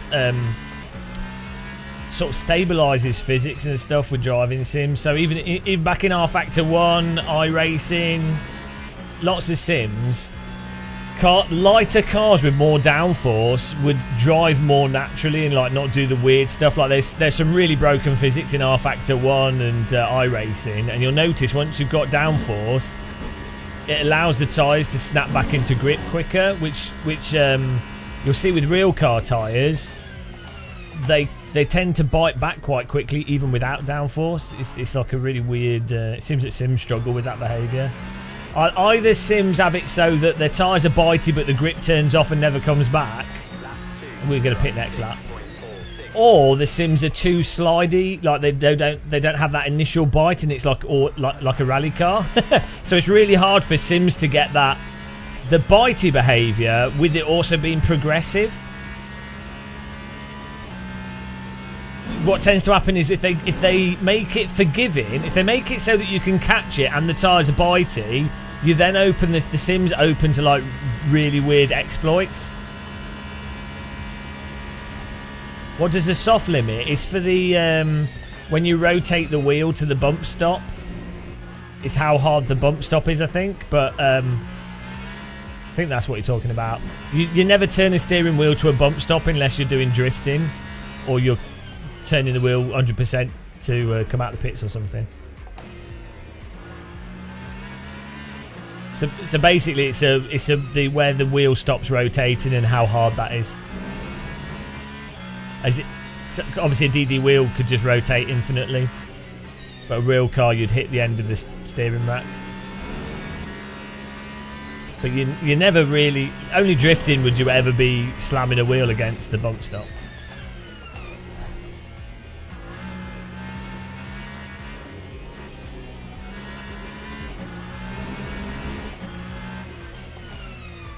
Well, some wheels there might be something with the software that enforces it.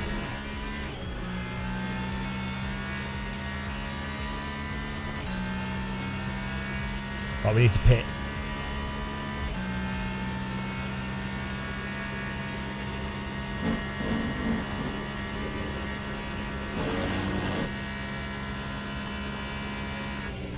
Oh, we might not be last. Miracle.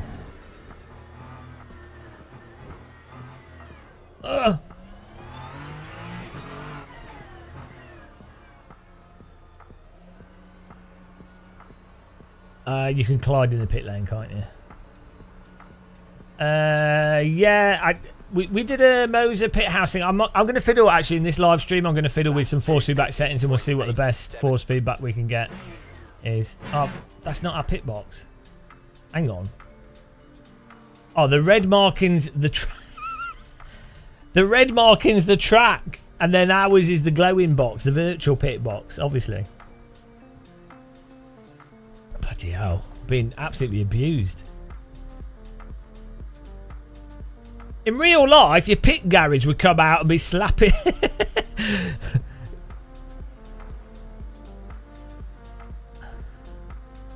Can we go? When do we go? We're going. Well, we're in ninth. We're in the top 10 like we planned. It's all good. Yeah. Well, this is me learning this car with this track. Such a This is such a stupid pit lane. Tell you what, if you ever go to this track and they do vintage stuff, standing here on the right is really good when they have the vintage cars coming out the pit lane. It's a really good spot. You often get a really good view, and you can just stand there. It's a bit of car park. There you go. Spa tips for you guys. Real world spa tips. This pit lane so drivers can have a cup of tea. This is... Oh my god.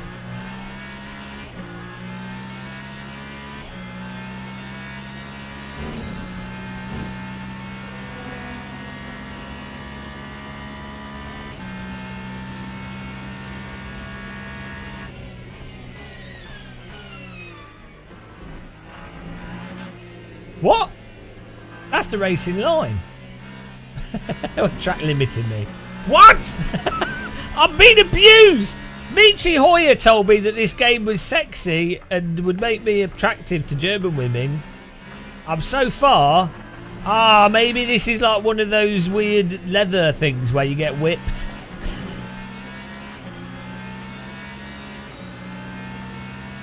Well, I can show you the pit house settings, but generally you just need to filter off the high frequency noise, and then that's it. On the Moser wheel, and then you could just use dampening per car in the game, and strength per car. I do enjoy the whipping.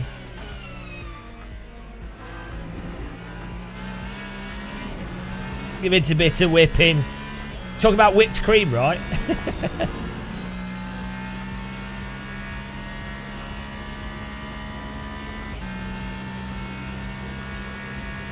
If you watch on YouTube, guys, click the like button.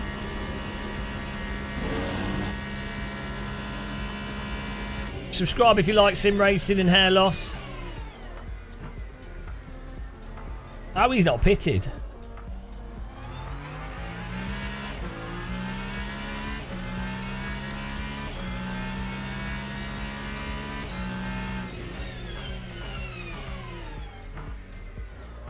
Yeah, we still haven't found the German wife.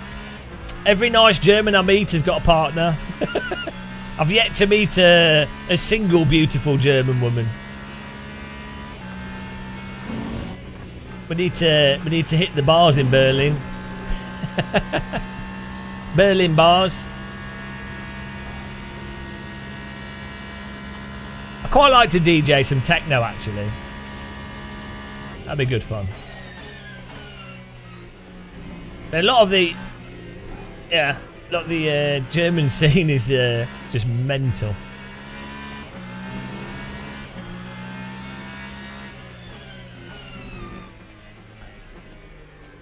I think my pitot tube slowed us down, guys.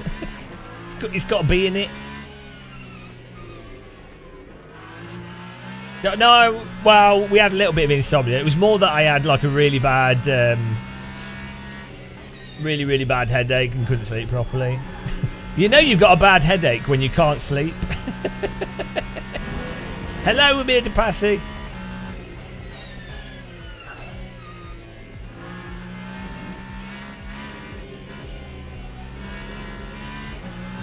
I don't normally get headaches, but when I do, it feels like I've been beaten up. I think I get abducted and then the aliens hit concrete slabs on my head. I think it's triggered by food. I think if I eat certain things, because it doesn't happen very often at all, I think it's just from eating certain stuff. Then I try and work out what it is I've eaten. So weird. I worked out there's a whole bunch of cereals I can't eat. Super random stuff. I think there's an ingredient that's used as a gluing agent, and a lot of biscuits, cereals, whole bunch of stuff uses it. Or it might be the opposite. It might be like an anti-caking ingredient. It's something that is used in like lots of biscuits and stuff, and it.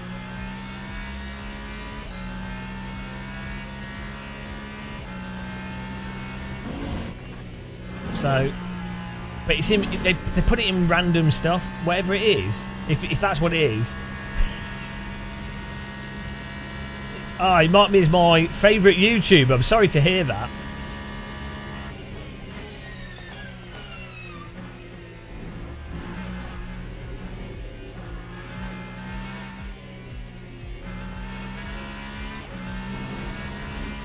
Have I tried eating less biscuits? Yeah, I need to lose weight actually. So I need to just stop eating altogether.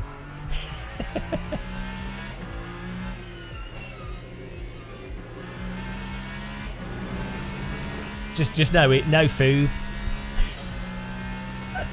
No food for 2 months. Probably that's easier for me than eating less. Here we go. Whee! Thank you.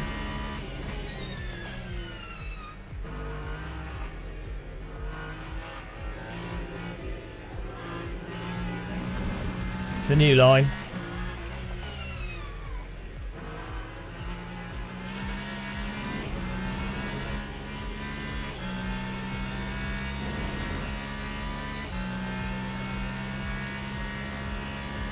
Well, yeah, I had these problems before COVID. The COVID thing that I got, the weird COVID thing was I can't eat spicy food.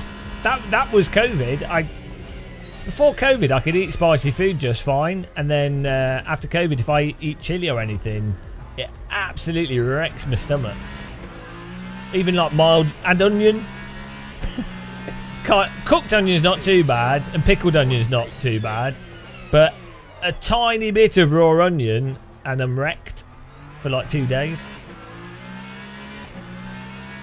There we go. 11 minutes left here, guys.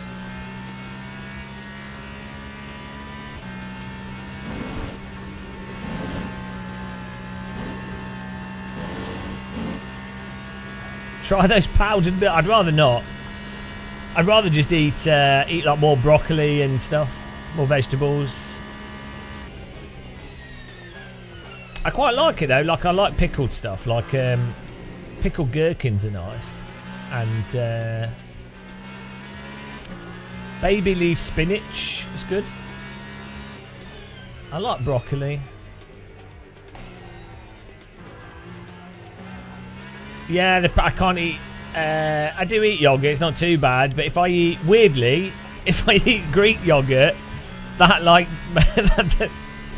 it don't make any sense. I don't know what's going on. I can have a small amount of it because it's not. I don't have a lactose issue, so that's why Greek yogurt's normally good for people that are sensitive to lactose because it's got less in it. It's just weird. Yeah, a lot of it is the onion thing. So weirdly, there's, as I say, it's like that thing they put in cereal and biscuits as a caking or anti-caking agent, and there's a caramel thing as well. So I can't eat wagon wheels, penguin bars. There's loads of them, But the annoying thing with the onion thing is that there's onion powder in loads of stuff. So like pre-battered fish, often, or even like that sort of like KFC type chicken stuff that you get. It's got onion powder on it, and so you're like, oh, you're not expecting it, and then all of a sudden you're like, oh, Svibon. Is that how it's spelled? Svibon. Yeah, no onions. No, I just need to not be a fatty and just eat more vegetables for like 6 months or for like a year or for the rest of my life. There you go. Just need to be healthy. God damn it.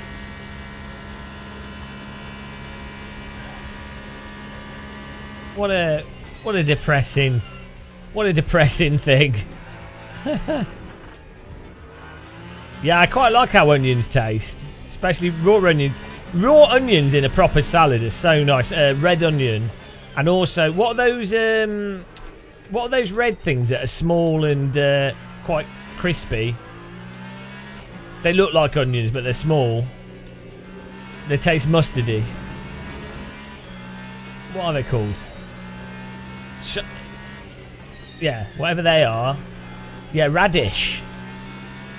Radishes. Radish, onion, pickles, and a mix of like different types of lettuce is really nice. Or like in a kebab, like proper mix of cabbage and stuff's really good. I noticed that in Germany actually. You know when you get salad in your kebab, it's really nice fresh salad, and whenever you get a kebab in the UK, it's depressing. Hang on, you're allergic to fish? Well, you deserve to die, I'm afraid. I mean, come on. How can you be allergic to fish? You wouldn't have survived medieval times. At a certain point, once you're allergic to, like, if you're allergic to milk, I mean, sorry. If you're you don't deserve, you know, at a certain point you just go, oh, really? I'm allergic to water. Oh, well, I mean, sorry. Avoid all of Asia. My goodness!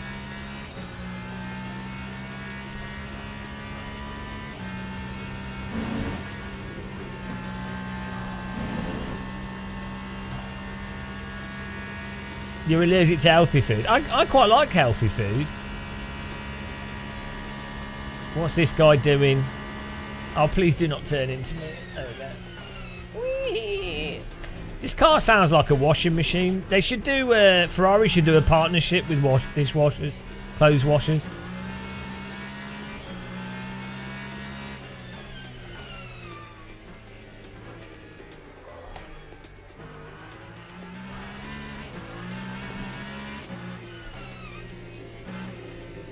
Sponsored by Hot Points. Oh, you can eat mollusks. Oh, well, what about, what are those white things that are a type of mollusk? Like clams. Are they clams? What, razor clams nice. Can you eat octopus? Squid and octopus taste good. But I feel bad eating them because they're obviously very clever animals.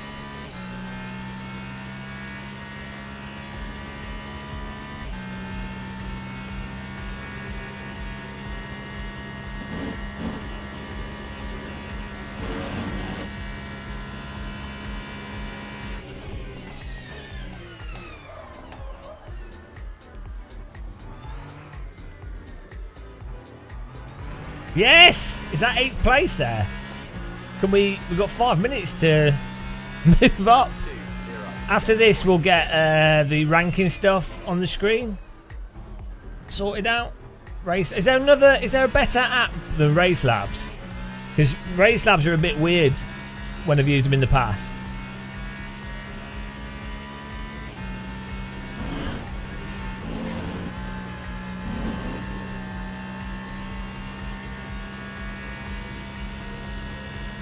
We need like a ranking thing.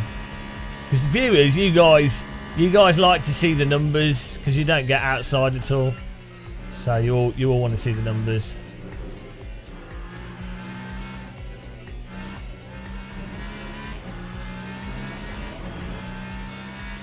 Ah, don't drive into me, thank you. What place was that for? Oh, this is someone that's well far back.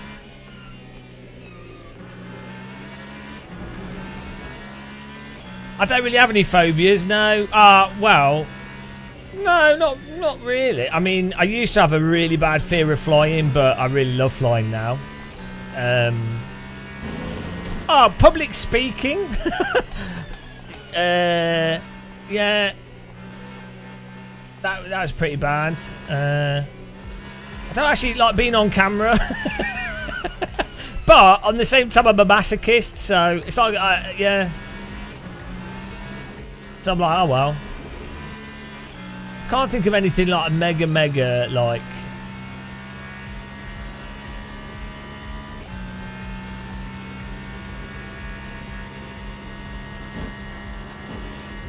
Yeah, well, I don't have the. I'm not too bothered about the public speaking thing now.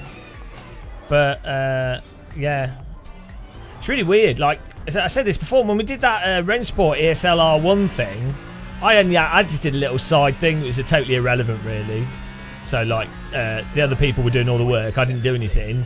But I was having like a mega panic attack for the whole thing. It was hilarious. It wasn't at the time, but yeah, I was like having a full blown panic attack basically. But like, I don't think I would now.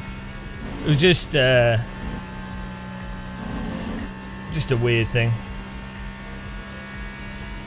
But yeah, it's strange. But I don't think I have any like not that I can think of off the top of my head. Like phobias. Flying used to be really, really bad. Like I'd have sweaty hands and.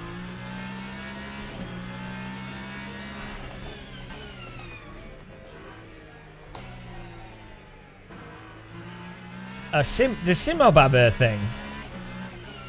I've got SimHub installed, so how do we? But is it? The problem is I need the overlay for OBS. It's not on my PC. It needs to go over the network to OBS.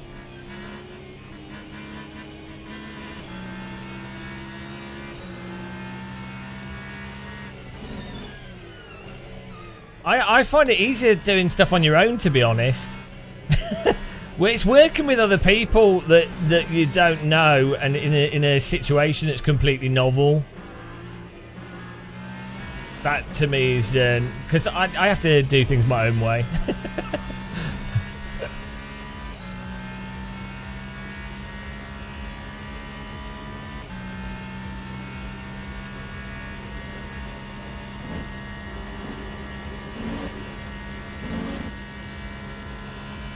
A fear of long words. I do. Like, I have a mild fear of the ocean, but I quite like that. Like, I like... Yeah, there's weird stuff. Like, sometimes, you can have a fear of something, but you can still enjoy it. So, like, to me, waves, the ocean, swimming in the sea... I find that absolutely terrifying, but I quite enjoy that. Like, the idea that something could just eat you. Or, like, you know... Oh, probably heights. You know, if you have to walk down, like, you know, there's like Chinese mountain paths with the steps. I would find that very hard. Like, mentally, I'd probably be like, oh, I could probably do it, but I'd be having a meltdown. I'd be totally having a complete... I would find it hard, like, there'd be too much adrenaline. Which is like I'd have more problem with that than if I was flying or something. That's the thing.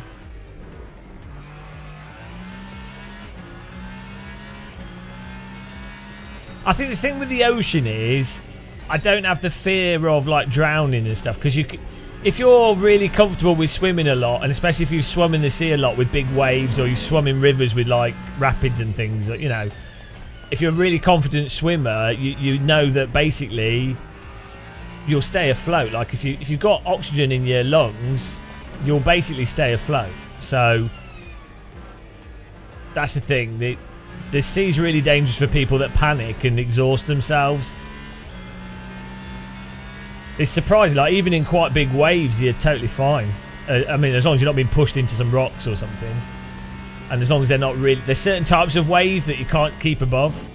But most waves, in most places, rip tides and stuff, if you stay calm, as long as it's not... as long as the water's not too cold for like hypothermia and things, you can be in there for hours. Be fine. Paddle back to the shore.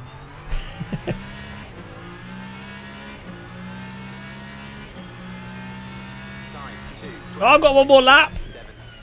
Oh, we've got just enough fuel.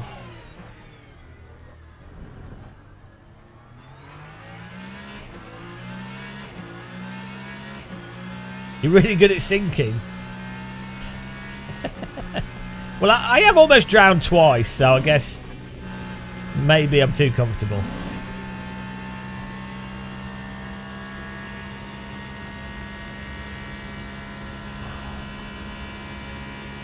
Well, one time I was like diving down, sort of like free diving, just trying to hold my breath as long as possible, and I didn't know that you lose buoyancy after a certain point, so I didn't know that, and then I was like lifting rocks and stuff under the water, probably only like 10 meters down, not that much, 6 meters, not too far, like reasonably deep, but not, you know, deeper than a swimming pool.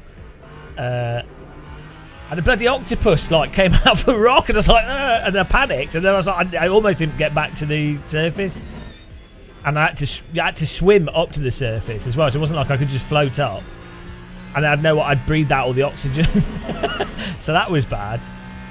I had tunnel vision on my way up, and I wasn't near anyone, so that wouldn't have been good.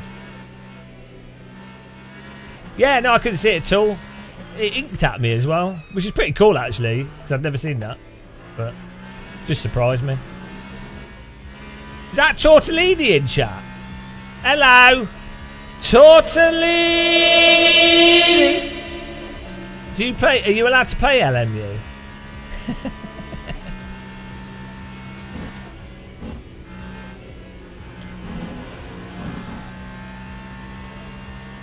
He doesn't understand it because it doesn't have. I mean, it has pretty bland force feedback. Cars have too much controllable slip for him. He's used to driving train cars. Oh, we finished in 8th place, despite the disaster of the start of the race.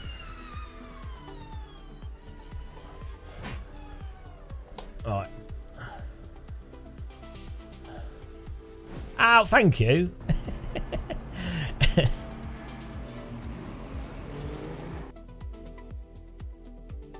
You did. Oh, what were you complaining about? The tyres. Here we go. Did you drive the LMDH car? What did you? What was your complaint? To be interesting to know. 8th is not as foretold. It'll be interesting to know what you think, because I was just complaining about stuff. Let's see if our complaints are in line. I'm losing rating.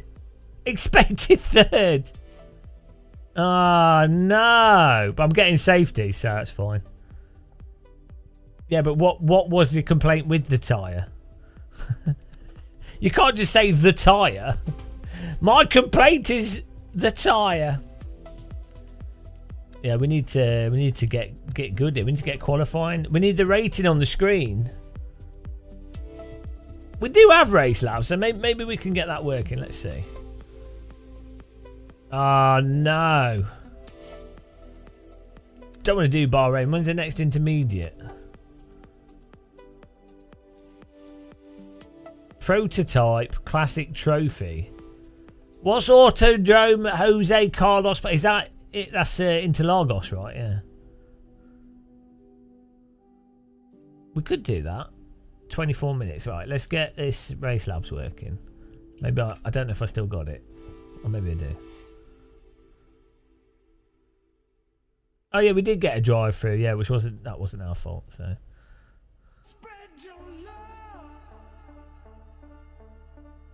Shortly needs to write. Oh, my mouse.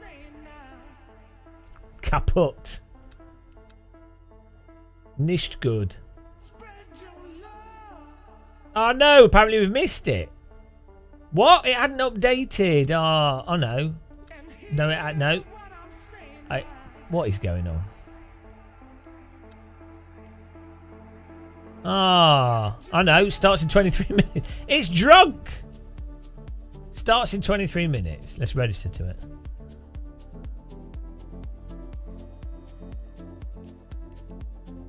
LMP2 or GT? Oh, here we go. We'll do LMP2. Registrieren. Right, now let's get Race Labs working here. What other apps can we use? Hang on, it has too little grip fall off with extreme slip angle and then too little load sensitivity. hang on. It has too little grip fall off with extreme slip angle, and then too little load sensitivity, so you find yourself pushing past the limit and slide the car, but then it makes it weirdly grip up and gain. Aren't you just describing what a tyre does compared to ACC?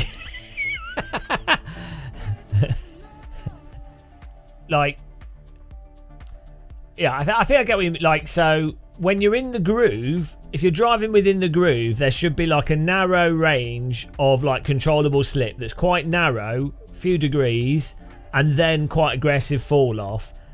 Whereas in LMU, it kind of wants you to have more of a wider slip, but then it drops off. But you've already done quite a wide amount of slip, but it's hard to know where it will drop off.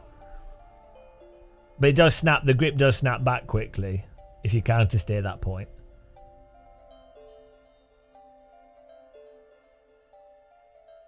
The faster you drive, the less sense it makes, the slower you drive.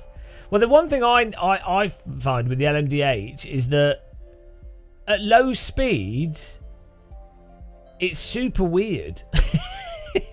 Like it doesn't yeah, it's just weird. Like it's the grip's really weird. Like the amount that the car turns at low speed doesn't seem to make sense compared to how it turns at high speed. Obviously, with you've got downforce and everything. There's just some.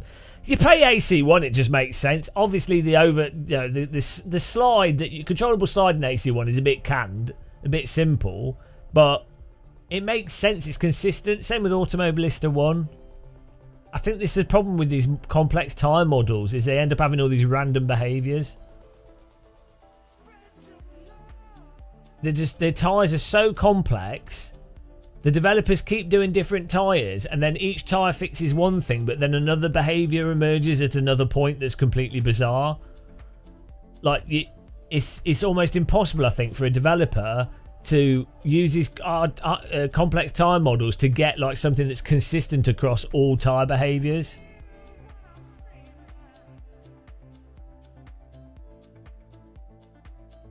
And then it seems to me that with these more complex tyre models, they end up being too unforgiving. So then the developer's like, well, it's obviously too unforgiving in slip, so we need to make it more forgiving. So they do whatever to do that. I don't know, whatever they do. But then what happens is then far too like controllably slidey. So then they're like, oh no, now we need to use thermals and tyre temperature for the grip to disappear or to reduce when it's slid, and we increase the tyre wear. But it's like, it's all like, then I think it all ends up being like a band-aid to the tyre still being fundamentally wrong. So with these really complex tyre models, I think when a car is driven in a super specific way, they get a really quite a good result, but only when the car is driven in one very specific way. I think like weirdly, R Factor 1, like AMS 1 and AC 1,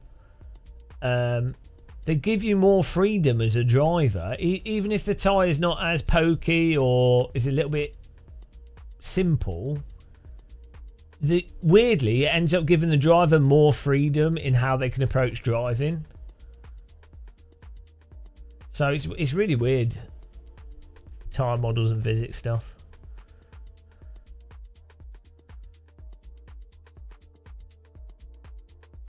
Skywork, I don't think I've ever said that. A car can rotate in different. I don't know why you always straw man stuff that you know I've never said. It's really weird. It's a really bizarre behaviour that you have.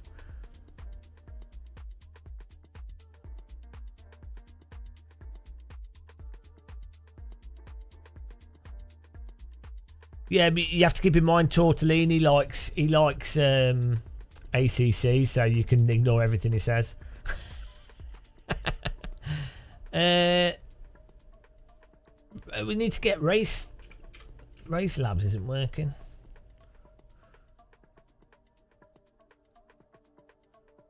I don't make any complex statements on physics because I don't know anything about physics. The only comment I have with driving sims is the car controllable? Does it tell you what the car's doing? And like, is that controllability within like a general range of what you kind of expect a car to do? Like, it's not like really mega nitpicky. It's like, I don't want a car to be like AMS2 where it's a full-on mental slide everywhere and totally erratic. And yeah, like as I say, like AC1, I do think when you lock up, like there's stuff you can recover in AC1, like some of the angles and things, and obviously the curb, and there's some simplistic stuff. But AMS1, Richard Burns Rally, and AC are like billions of miles ahead of basic driving quality than iRacing, LMU, R Factor 2. All these like the cars are generally consistently like cars, and that's all I want. Yeah, does it? And can you feel what the car's doing? If it doesn't do that, I don't care how advanced the physics are, to be honest. I don't care about tyre wear and all these other stuff. So I don't want an esports driver. I'm interested in it just having a satisfying drive. I don't even care if it's faked or like rigged or whatever, or from assist. I don't care. If it's satisfying.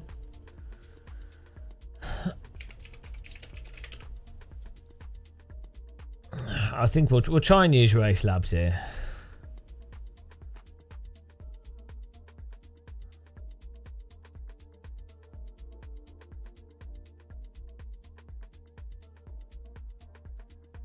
Yeah, but the mass transfer component can be due to suspension simulation time. It can be a whole bunch of stuff. The tyre model is the primary thing for the sort of grip behaviour of the tyres, and it's probably the biggest component. Yeah, that's what I was saying, Tortellini. The net code is great in this. This has by far the best net code, like way better than AC1, ACC, like a million times better than iRacing. So, and then like say, yeah, you can. It's all in the sim. You can jump in. You can do a race. It's just the convenience. That's the main thing. That's why iRacing has been successful. No, it's not the physics. All the other stuff is irrelevant. It's convenience. There's so many people that just want. They're like, oh, I've got an hour. Can I do a race? And they will go to the sim that offers them that, even if the sim is worse in many other ways. You know.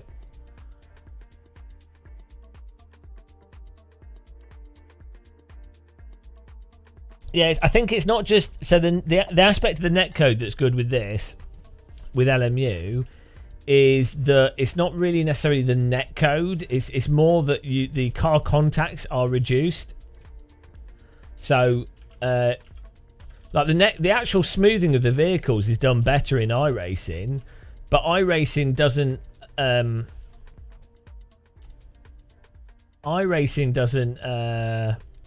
Reduce car contacts, so you end up with like the ghost contact thing, and then cars can't lean on each other, and you know they. Same with AC, is that the cars bounce off each other because they're not reducing the contact. Right, I'm trying to get this ranking stuff on the screen.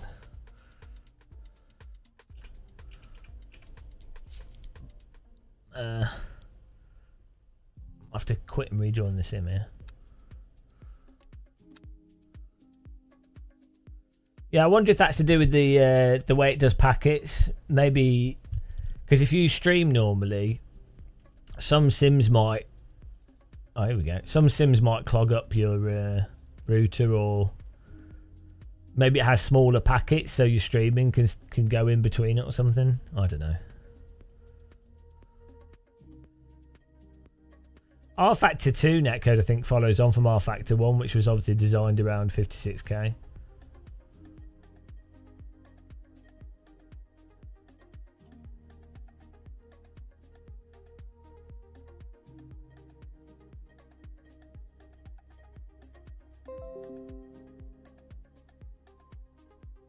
Right. So we can get this Race Labs thing working here.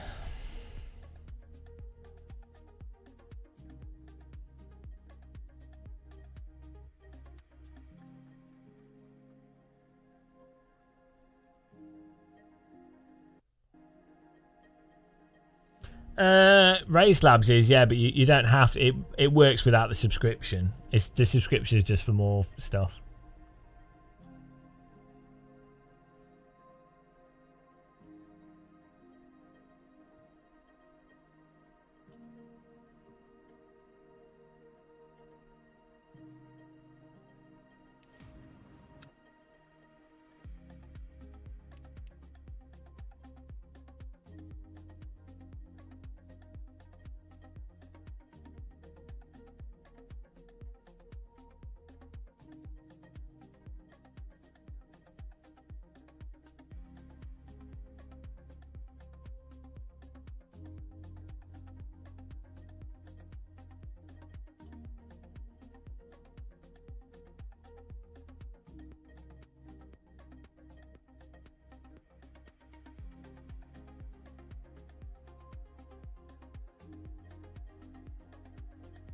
Just trying to get.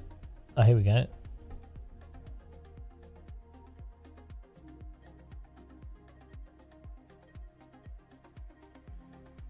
How do we? Maybe if I join a practice session with the one I registered to.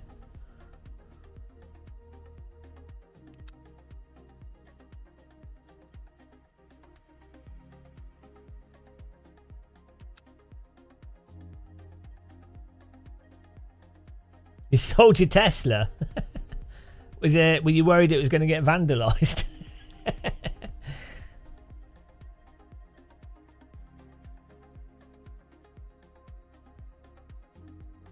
Can I? What's this? I didn't see what you saw.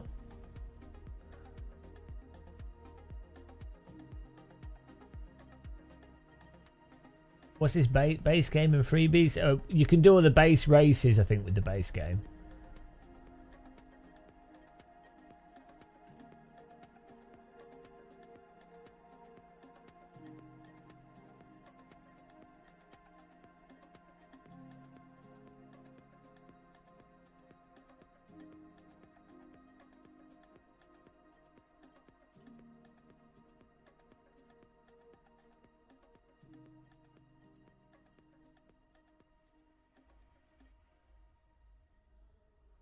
Right, why is Race Labs not showing anything?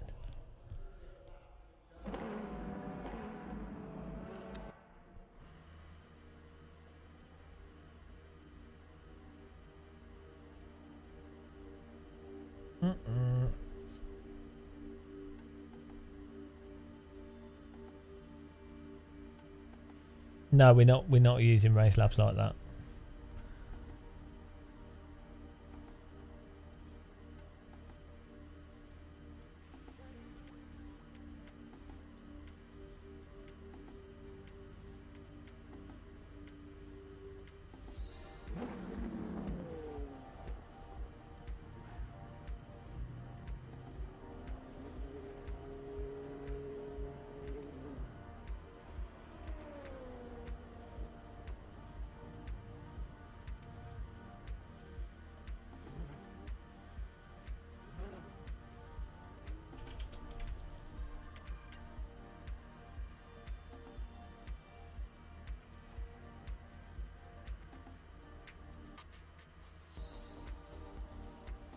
Oh.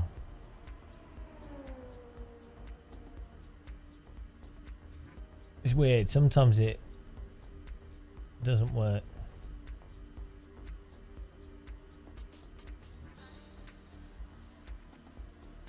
Yeah, I'm not sure why it's not working.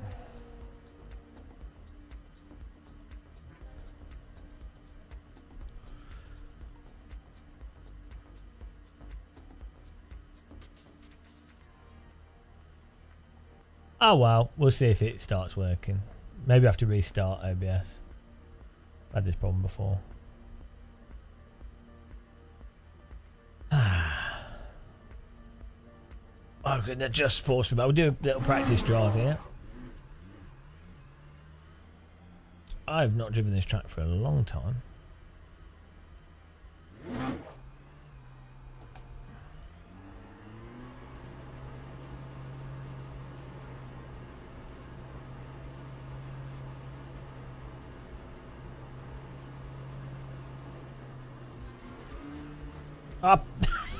Like the turning circle. Like I don't know any other sim where that happens, where the default turning circle is insane. What is going on here?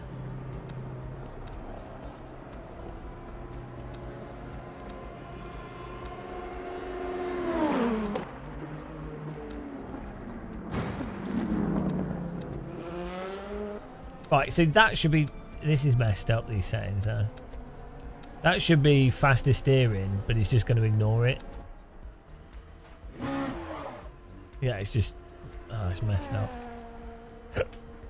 Oh, dear.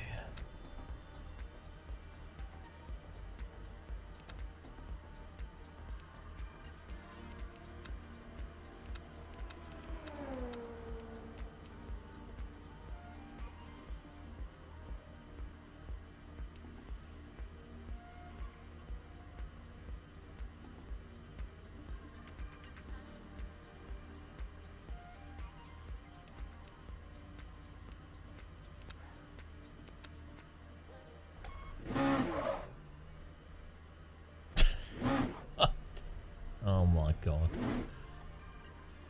Oh dear, it's so messed up.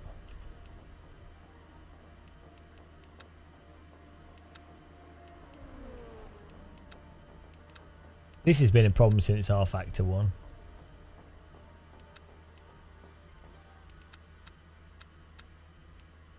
Okay, let's go.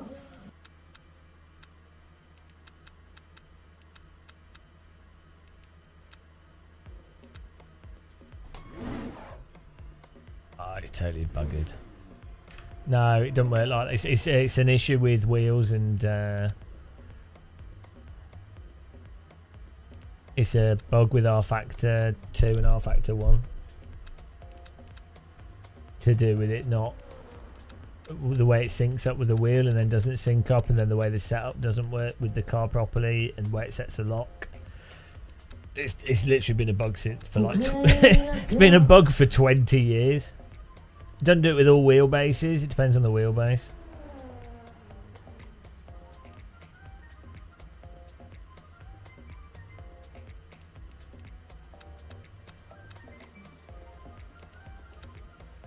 "20 years!"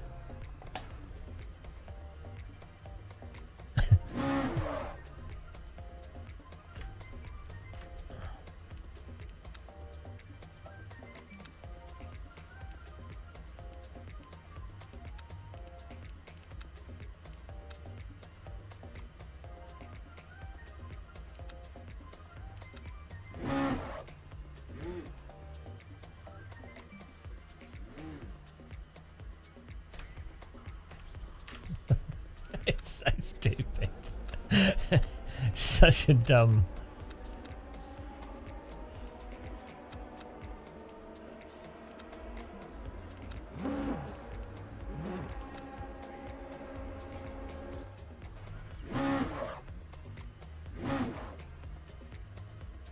It's such a dumb bug.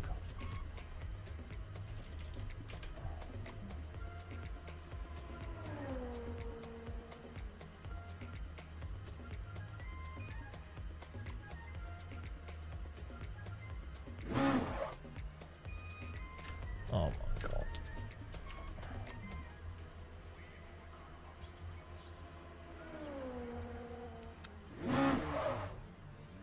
There we go. Just some shenanigans. It's so dumb. Basically, when it's working with the wheelbase, the game syncs up the wheelbase rotation with the wheelbase and it just lines up.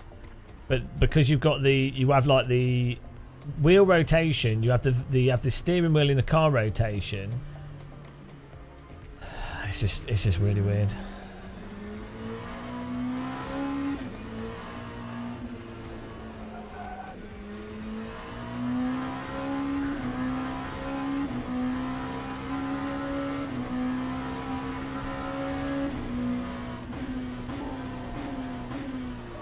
Oh, this car's super messed up physics.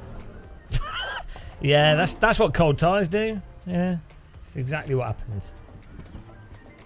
Jesus Christ. This car's terrible.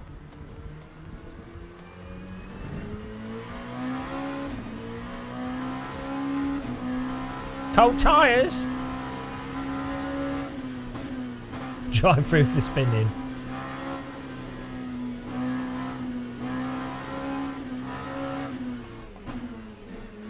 Our racing cold tyres even more stupid.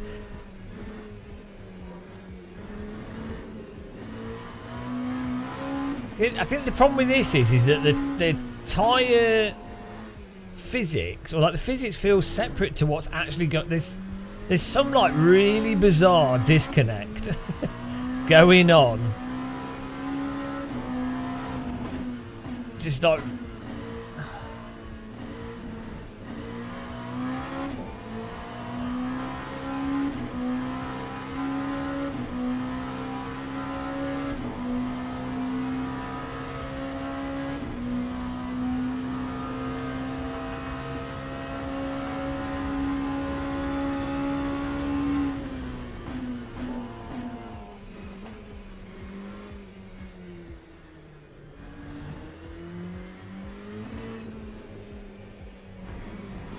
This is, yeah. Hopefully they apply at least the GT3, what they did with the GT3 tyres to this.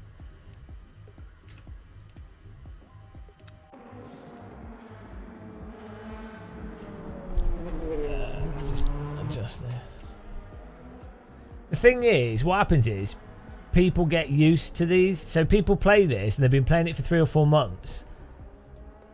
They get used to it and they're like, oh, it's fine, because they've just memorised how to drive and they don't realise that it's super messed up.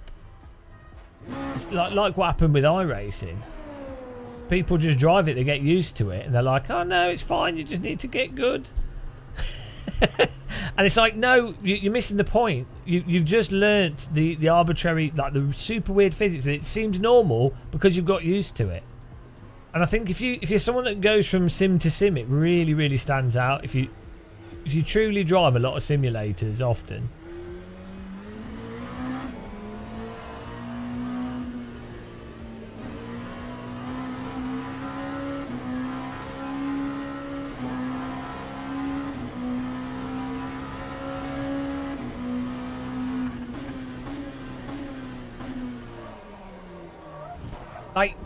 I get your tyres are cold, but come on. No, Steve, you can actually. You can actually drive on cold tyres pretty aggressively straight away. There is a limit, but this is one that... I'm not going through this lecture again, but in sim racing, unfortunately, a lot of people have massive misconception.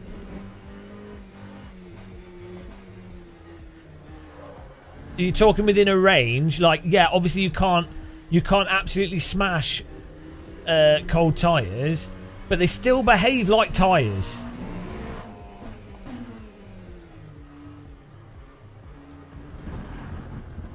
So they drive like cold tyres. So this is the thing. What's happened is, yeah, what's happened is that sim racers have read that cold tyres are very slippy and they take time to warm up. But so much of it is based on BS, and I can tell you this from having been on track days with Radical SR3. If you look at most Radical SR3 driver guides and people, they will go, oh, it takes 2 laps for the tyres to warm up in a Radical. And it's like, yeah, if you're a total noob, which most people that own Radicals are, not the equivalent of someone that's spent 5,000 hours sim racing or someone that's done like 1,000 hours of real world driving. Sure, if you're a complete noob and you're not comfortable with a car and you have not much feel, then sure. But if someone's a competent driver in a Radical, after 3 or 4 corners, the car drives fine. It's nowhere near optimal. It takes like 1.5, 2 laps for the tyres to get into like a good state, but they're not. Yeah, no, I know, but we just Skywalk. Why are you being a penis? I'll just ban you. The problem is sim racers think all tyres are like mental. Like, yeah, this is an LMP2 car, not a hypercar, by the way. So. And when drivers say the tyres are bad, they're talking when real-world drivers describe it, they're talking from the context of real life, which is totally different to simulators. So like the framework, Eric, I know people that drive race cars. I talk to them about this regularly. They're complaining to me about these things more than I complain about them. So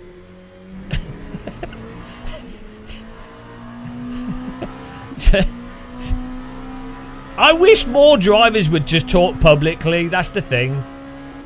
Dude, it's hilarious, right? Lap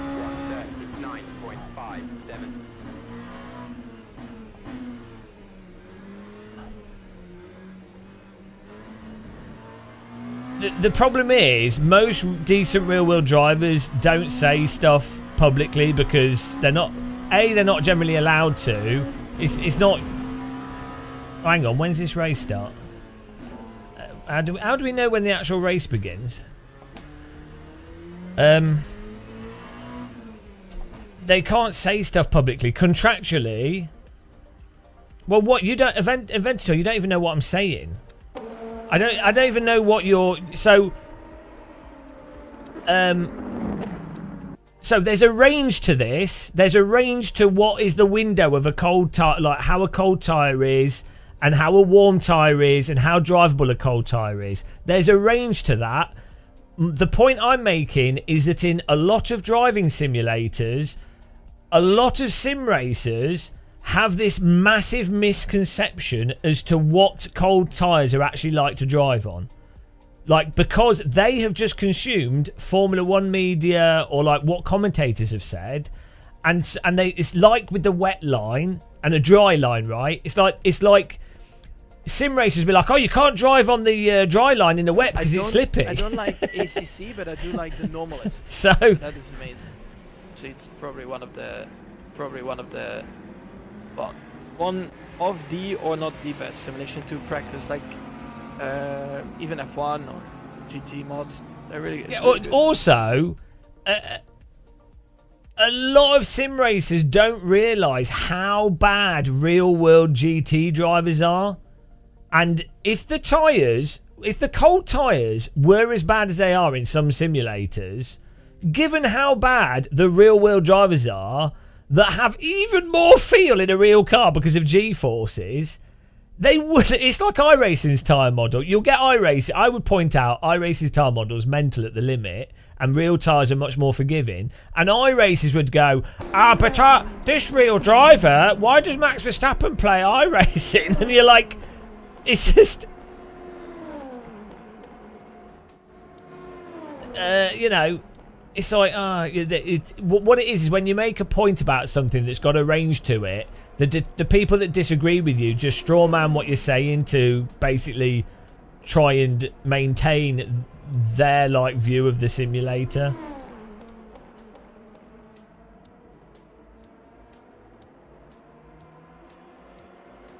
Real jobs are all retired dentists, right?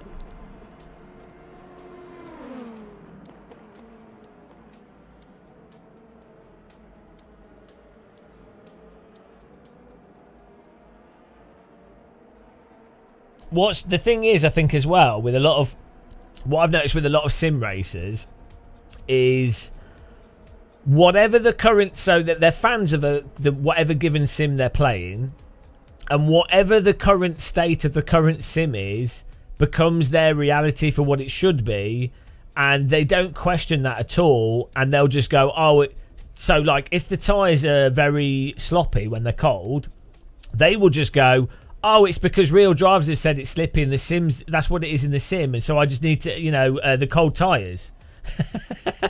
So, because their framing of it is just based off what the current sim they're playing is, because that's probably what they mostly play. They probably haven't been in a real... They've probably never been in a real car to know what it's like. So...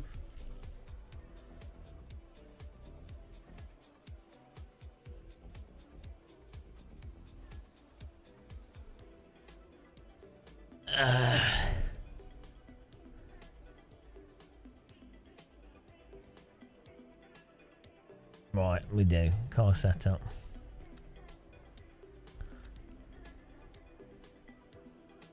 How much fuel do we need here?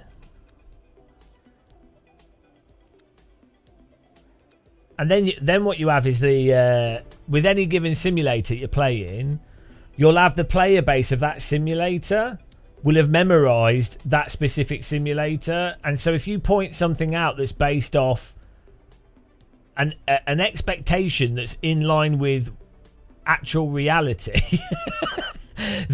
they'll be like, oh no, because they've learnt the simulator, so that is their version of reality.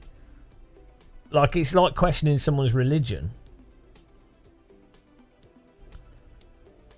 So to them, if someone comes, if someone is an R Factor 2 player, for example, or an LMU player, goes into iRacing and then immediately bins it on the first corner, if that LMU player was to say, hang on, that's insane, the tyre, you can't catch the tyre at all, or that's insane, why do I have to trail brake through the corner? To that degree, the iRacer would say, oh, you don't know how to drive because you need to trail brake in real life. Have you not watched Swolio? Have you not watched these videos? You need to trail brake. And the LMU player or the ACC player or the AC player would be like, yeah, no, I understand that, but the degree to which you can't go on the tyres is insane. But the iRacer will be like, oh no, you just can't drive. So how is this an expectation with reality? What reality are you expecting? Because I'm not talking... So this is Tortellini, you're doing the other thing that's really dumb that people do when they watch live streams. When I'm talking about a behaviour, it's not because of what's just happened. So this is a really common mistake when people watch live streams. They think the live streamer is only talking about exactly what just happened, not the 30, 50, 100,000 hours of experience with the simulator. so like, you know, when I mean, how many thousands of hours have I played iRacing for? Probably like at least 500 hours of iRacing. So when I say, the netcode or something in iRacing or the tyres, and I happen to mention it because a crash has happened, I'm not referring to that specific crash that just happened. It's just reiterating the specific point that occurs, that's caused that specific thing. But people watching the live stream attribute everything to the last thing that happened. It's really common, you know.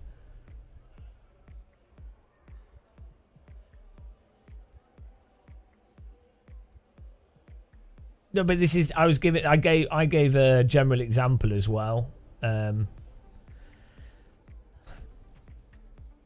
I mean, you even see it with real world commentators, there'll be like a load of crashes at the start of a race, and the commentators will be like, "Oh, it's because of the cold tyres." It's like, no, it was because the drivers were crap. It's because you'll notice the top 7 cars had no problem at all because they can actually drive. The rest of the grid are like literally worse than your local go-kart drivers. They're just rich people. Oh, here we go. We're qualifying. Yeah, no sim's got it. I don't think any sim does it particularly right. But the thing is, I think what's weird with sim racing is when someone says something that's really a basic comment. It's all based on argument from authority. So, like, basically, someone could be a real-world race driver, but they're shit. They've just got videos of them driving real cars. And immediately, everything they say is the truth. There's like a hierarchy to it. There could be... You can have like esports drivers that say complete bollocks, but people will be like, oh, they're esports drivers. So, yeah, well, there you go. There's like you can have real drivers that say complete bollocks, and they surpass what an esports driver would say. Because it's not based on the actual points being made. This is with everything. People just absorb information based off authority rather than the points. Yeah, no, that's how it works though. It's really weird. It's so dumb. Someone could give like really good like break down stuff really clearly, and everyone would go, oh no, you're wrong. And then purely because they're not they don't have it's not an argument from authority. It's the same on everything. It's not just sim racing.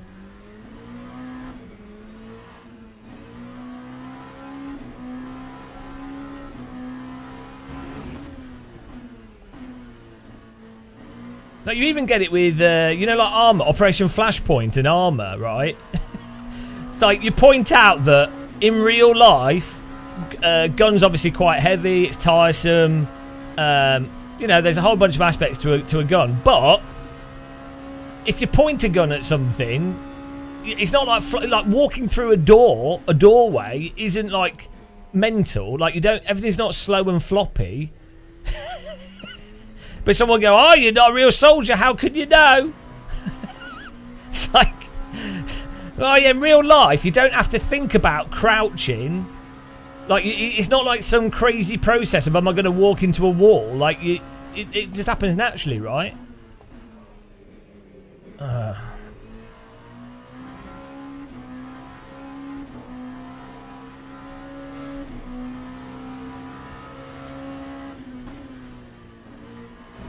It's quite a good track, this.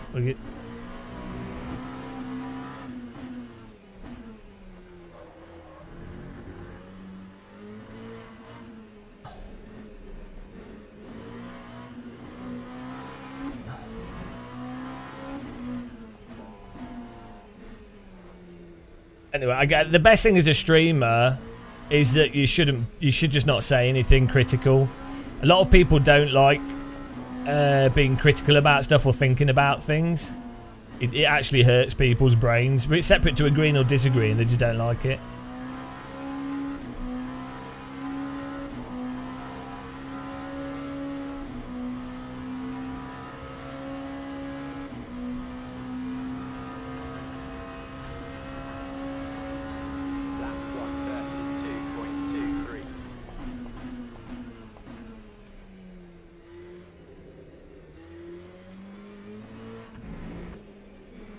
Well, what's funny with LMU is it's still worse than AC.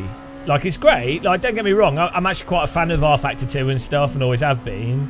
But AC1 actually addressed a lot of issues that R Factor 2 has in its handling. Like, some sort of...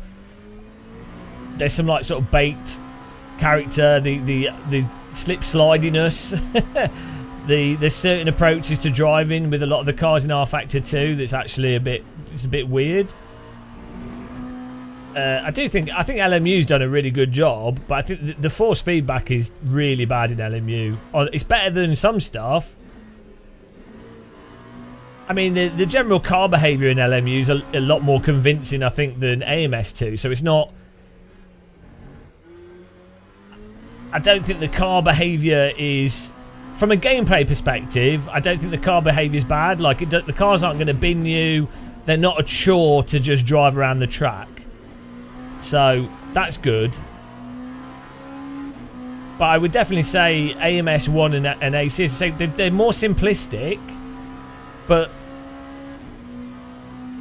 there's more information to the driver to drive from. And they don't have the same sorts of issues that come from complex physics. But then I guess someone could argue, you know, maybe they find them too bland to drive. But then I would say, so I totally agree with that. I can totally see how an esports driver would find... I haven't got enough fuel to finish this lap. I can totally see why an esports driver would find AC1 dull. Because if you've ever spent a lot of time hot lapping AC, it can get a bit limited what you can do. Like, once you're actually really at track pace, or within like 2/10, there is a sort of simpleness to it, right?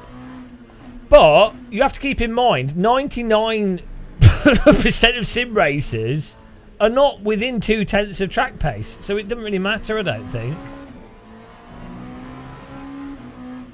Unless you're like an esports driver.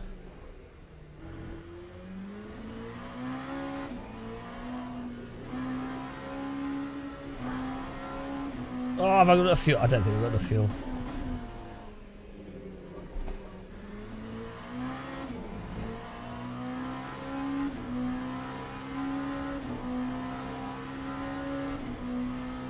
Well, the thing with LMU is it's got the online competition.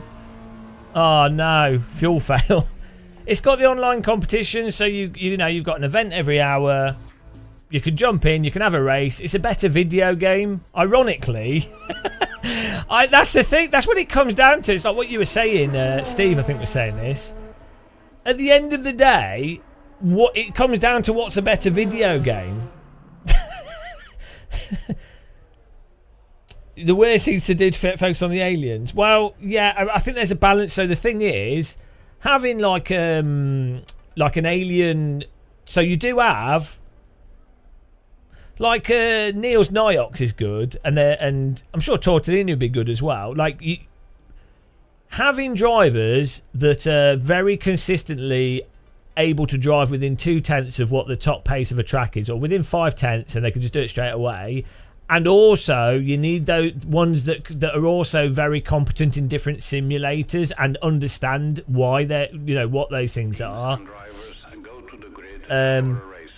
They will be able to point out to the developer what's going on when the developer makes changes. But the problem is, it's not really feedback that's the issue. It's just hard. Sims are very hard to make.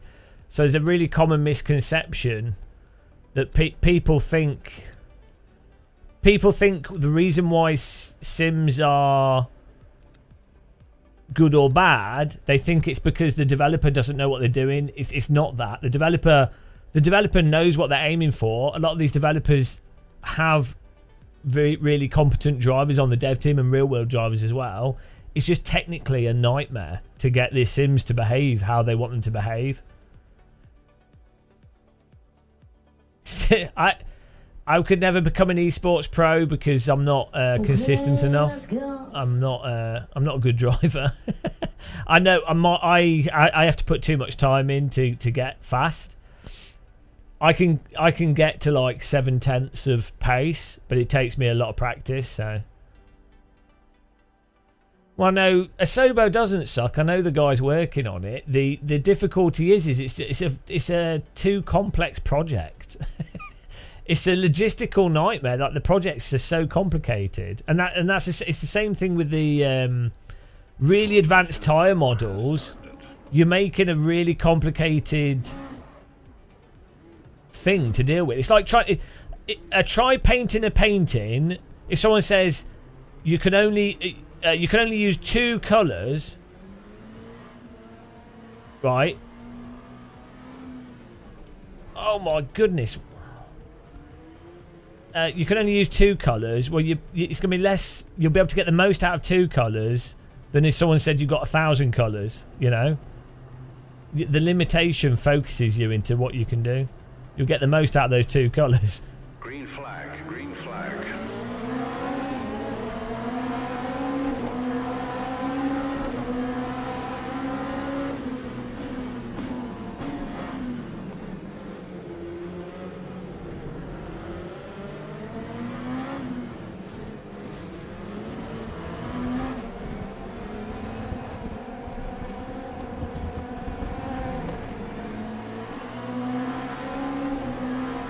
I thought I'd just get out of the way there. Track was completely blocked.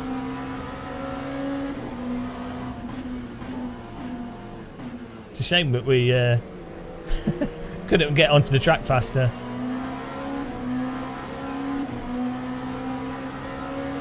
Chocolate.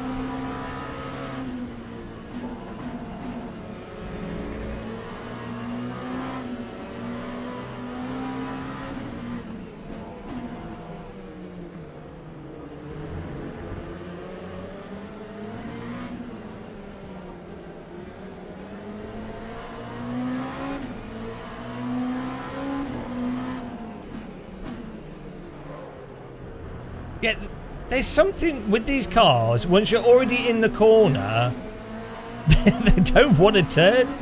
It's really weird. Maybe it's this setup partially, but they turn on the throttle. Pushes the back out.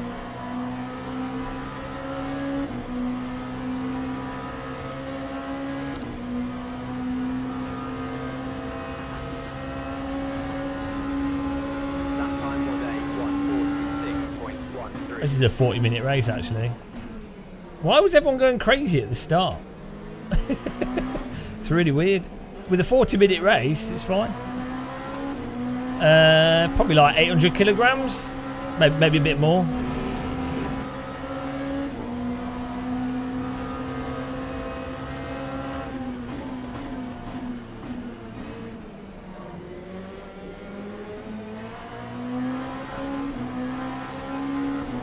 Let's go.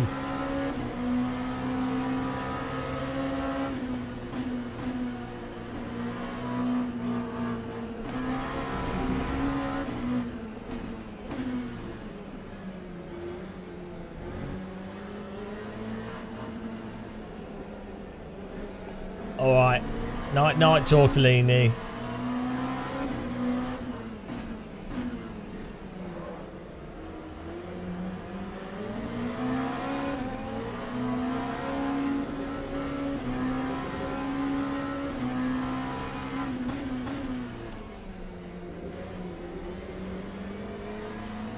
$50 kilograms. Yeah, just well, yeah, I'd imagine they're about 780, 800 kilograms. I'd have thought 950 at the top end. Probably less. Probably like around 700.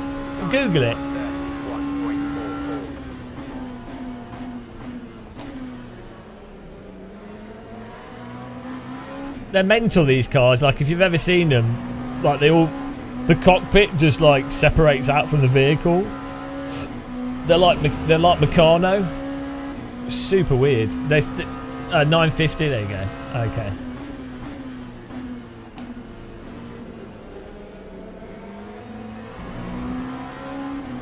Yeah, they're really crazy. They also they put them together. I can't remember what it was I was watching. I was some endurance racing with LMP2 cars. The teams can build these cars super quickly. They can replace parts of them really fast. It seems when I've been at tracks, the thing that seems to take a long time is when they're balancing the vehicles up. Like when they put them on the scales and then set the or after they've changed the setup, I guess. I don't know. I don't know what it's called, but they spend ages doing it.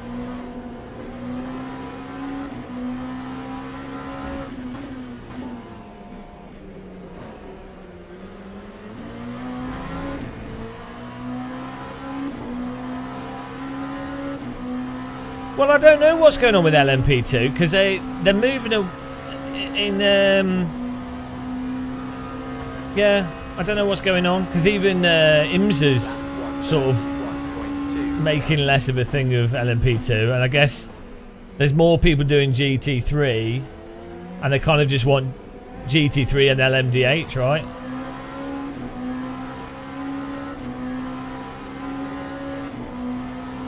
Which kind of does make sense, I guess, if you want to drive a hypercar. So they've made the hypercars are a lot more friendly to drive than the crazy prototypes of the past. And probably an LMP2 driver could probably drive the hypercar, but then the pricing of it, I think, is mental, from what I understand. So, but I'd imagine then you've got way more people doing GT3. So, and then maybe you have more GT3 and more hypercars, and then you just get rid of the LMP2. But I do think it was much better on iRace, just using iRacing as an example, when they didn't have the hypercars and it was just LMP2 and GT3. And I do think if it was just GT3 and hypercars, it's a better format for multi-class racing. When you have three cars, you've just divided the grid into three mediocre differences. It's better just having two. So it's like, oh, they're the slow cars, they're the fast cars. It's easier to follow.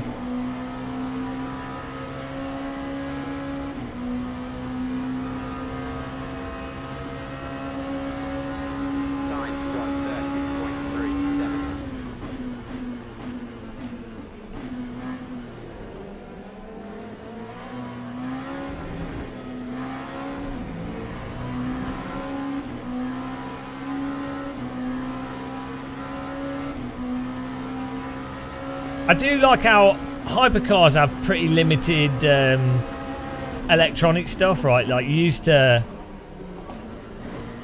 when you lock, it stays locked. What on earth? You used to have like the hypercars in the past. or the what are they called, LMP1s, all the like harvesting and things. I think there's a sweet spot in the 90s, but or even 2000s is a good period. So I quite like how the hypercars are. I think that's all automated or simplified.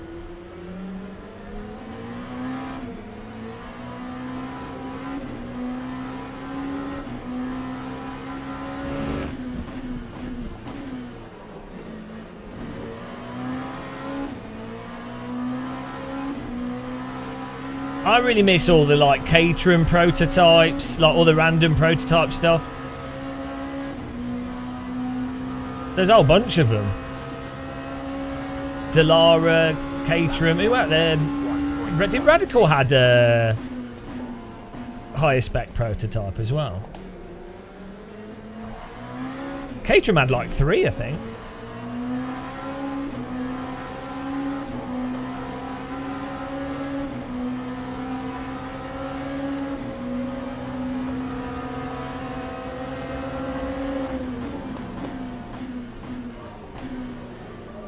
Oh, see, it doesn't oversteer on the braking. I'm moving the brake bars further back. It should oversteer before locking up, really. Now I feel like it's just going to snag and snap oversteer. Maybe the brake bias is just really far. Not brake. The diff is really close. Diff coast.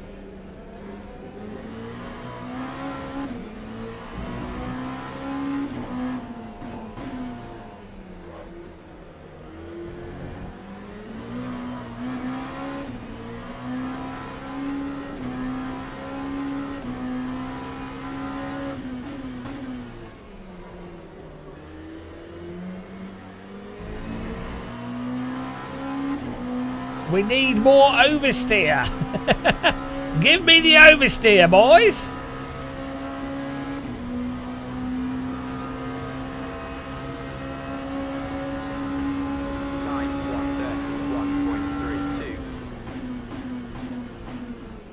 Yeah, I never really understood the whole sort of form, you know, the thing where sim racers are like, oh, I want to change all the car settings, Kers ERS harvesting. It's like, how is that fun?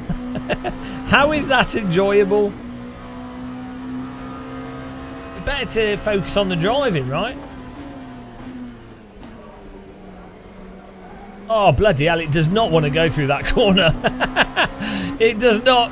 Yeah, because all the harvesting stuff and all those things, what happens with that is it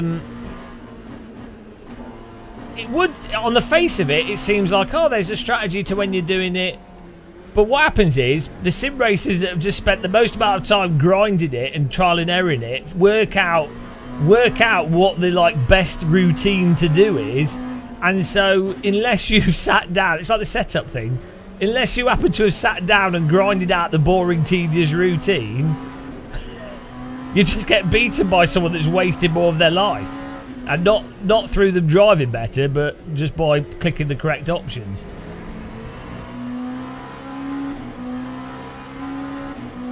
Yeah, well, that's another sim racing myth, actually. The idea that the driver always knows all the car setup stuff, you know, and that does it all. It's like, actually, some drivers do. They don't do it all, but some drivers know exactly what they want and how it should be set up and everything. But that's not the norm. They have a team that's paid with people that are specifically trained and skilled at doing setup to get the most out of it based off what's happening with the car. Maybe with some consultancy with the driver.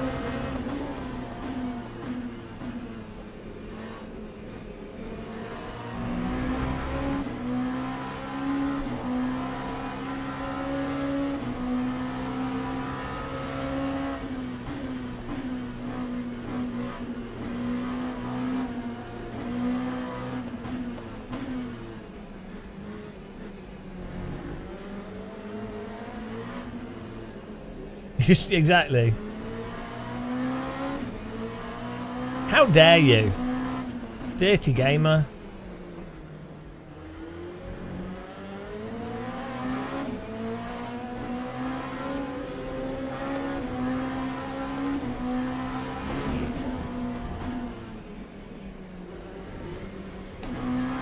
Oh dear. He ran out of track there. Filthy gamer. Game and muscle.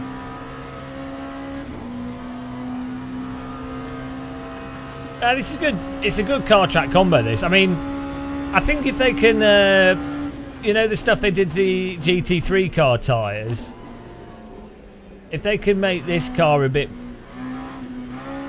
I don't know, if it had a bit more force feedback, that'd be really good. I think it's a bit, I don't know. I don't know how much of it's set up for oversteer because it's just so hard to get the front to turn in.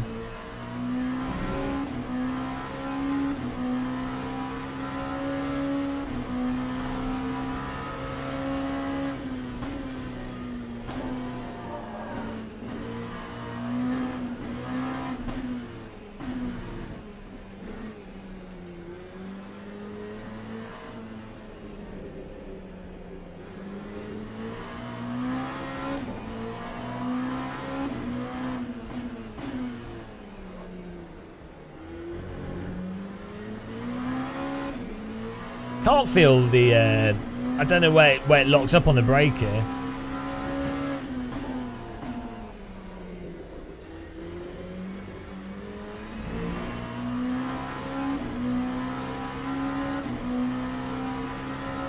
How is it 1:18 already in the morning? We're just doing some chilled out racing. Where's all the time gone? Who stole my clock? Oh, hang on, are the clock's going forwards? Ah, I totally missed that corner. Bloody hell.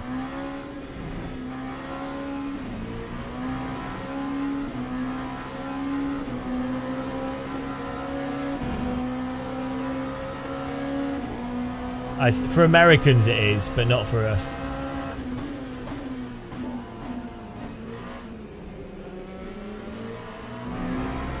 Huge error.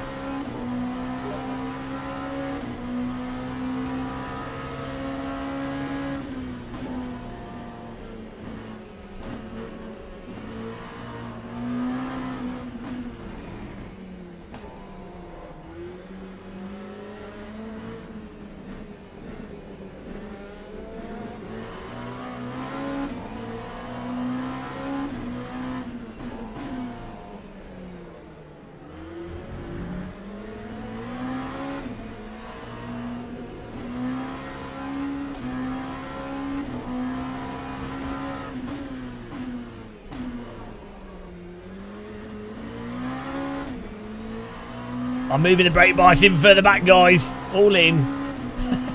Feel like it's just going to snag. We're going to go 360 no scope.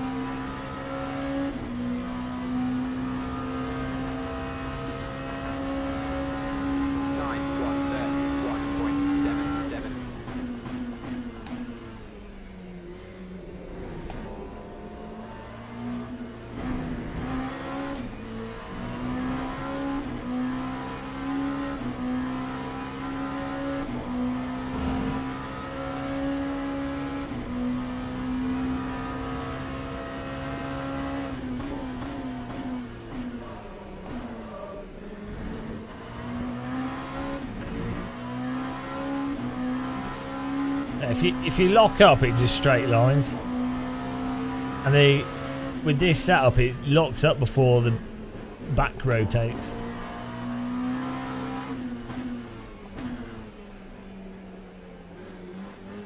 How much fuel do we have? 23 minutes to go. Another full tank of fuel, I guess. Oh, 2 dead cars. Merry Christmas.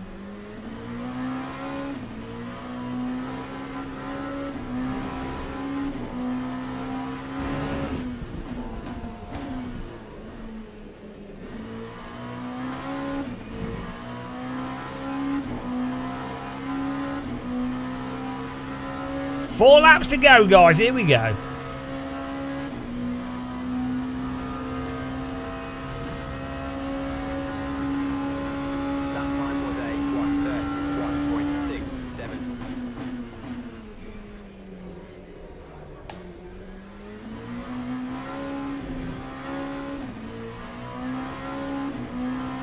Oh, counter debate. AMS2 has really bad physics though. The cars in this at least don't slop around all over the place. AMS2's so erratic, it's bizarre. Also, the camera's better in this, netcode's better, online system. AMS2's probably better for single player, I guess.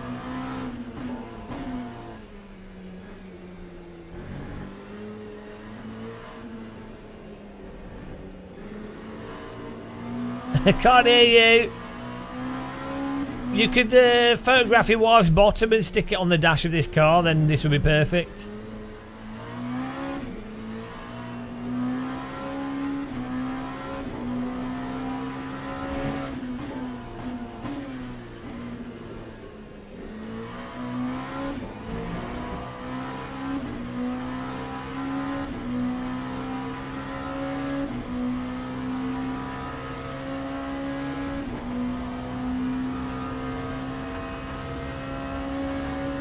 Oh, remind me to pick next lap, guys. I forgot.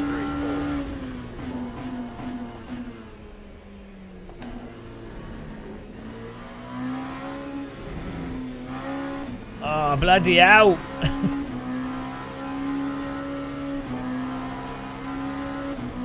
Thanks. Thanks, really helped. Great.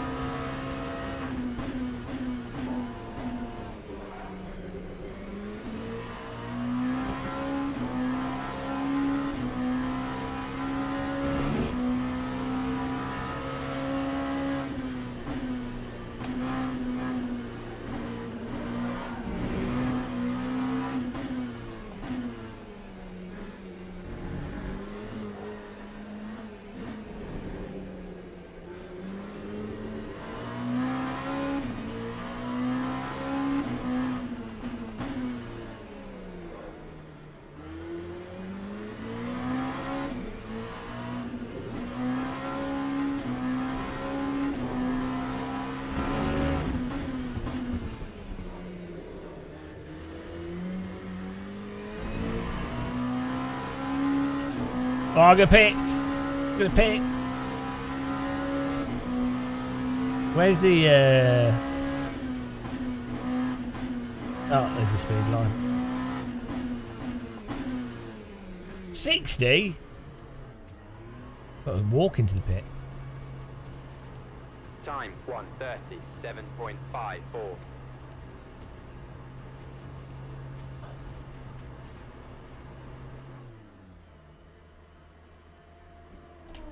There we go. Oh, bloody hell. You're penalised if you don't park right on the spot.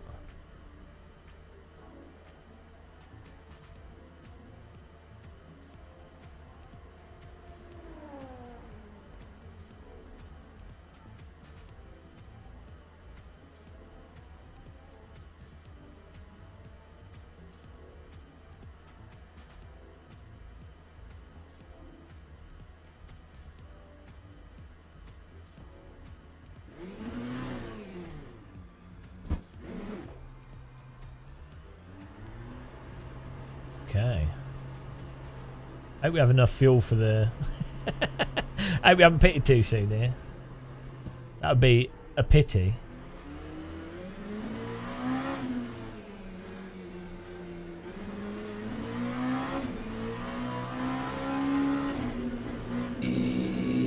Woo! Hello NF650i. No, someone got a drive through. Right, the sim racing memes. Cold tyres have no grip at all, and basically just don't work like tyres. The dry line in a wet race is completely undrivable, and is always slower. What's another one? There's like a list of these. Real cars are hard to drive.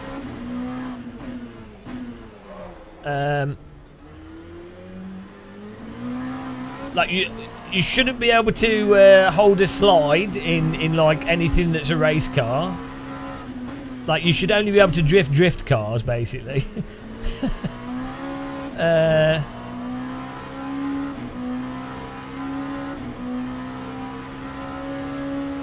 Yeah, you need perfect field of view. Lap 2, 31.02.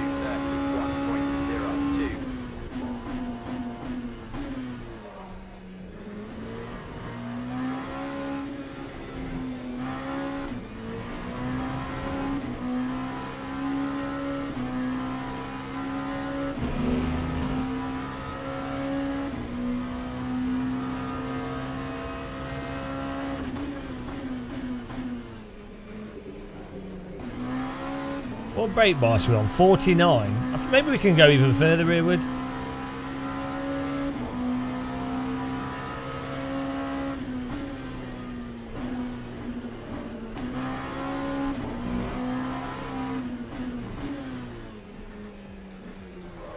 Oh yeah, the real race drivers do all the car setup and race strategy. Oh dear.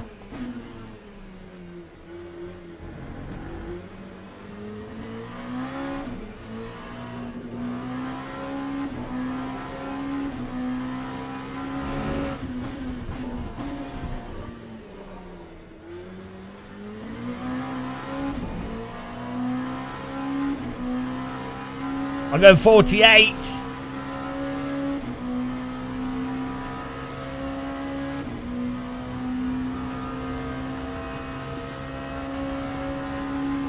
Time 131.94.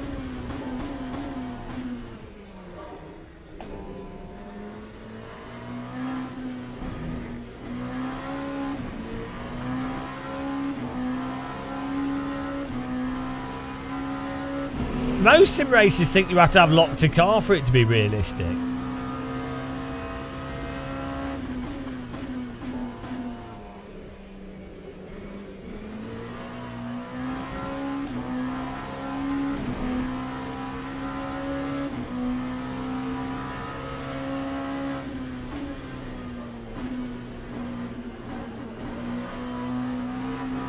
Well, we're catching this car in front. I'm dialing myself into LMU with my brake bars further back.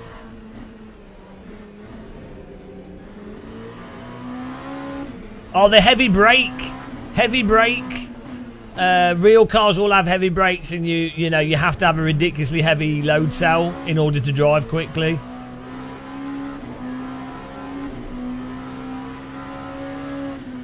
I like a soft brake, apart from at sort of 60 to 80%. The initial part of the brake I like to be really soft. All brakes are rock hard, guys. Give me that rock hard brake, love. Time 131.05. Oh, we're catching this guy in front.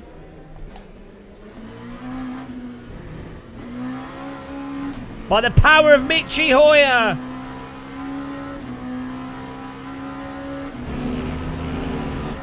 Yeah, well, you can't clear vision. If it's 100% locked to car, the screens vibrate. Like, the thing you're looking at is never sharp because it's always wobbling. So there's nothing you can focus on, basically. So it's fatiguing. Might be alright if you don't have, like, old brain.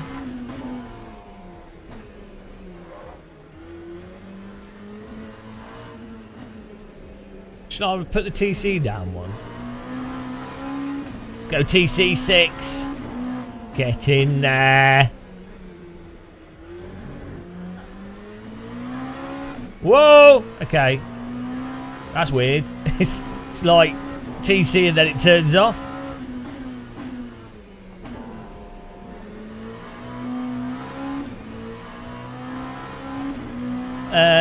Well, it's only got 2 aerials.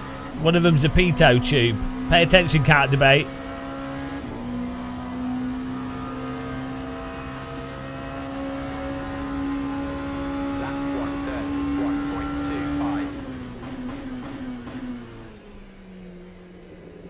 I'm coming. That is not what I wanted to do. I keep expecting the car to bite more. Yeah, maybe 7's better with the TC.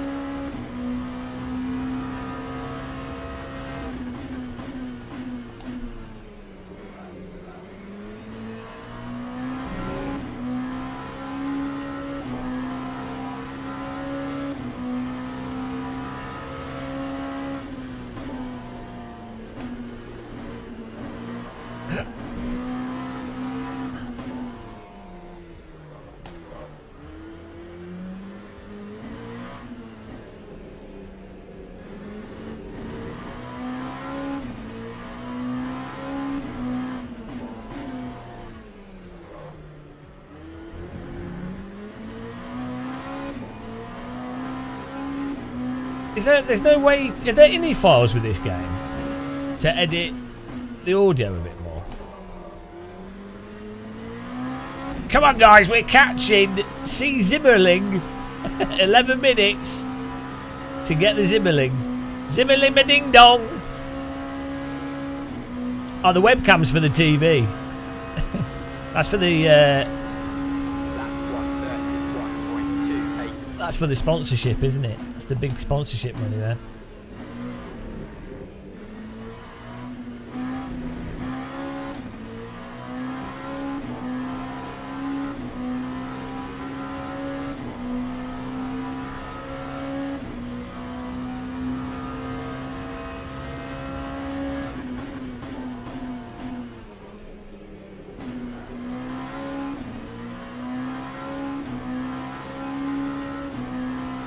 Yeah, tyre skid sound would be better to have turned up.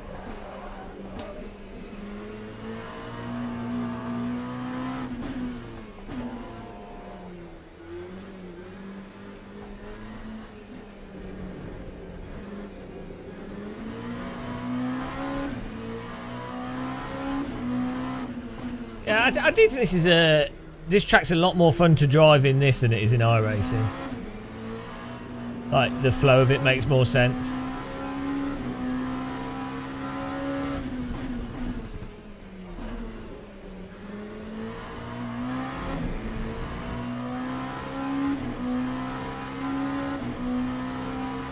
"10 minutes to catch the Zimmerling. Zimmerling a ding dong."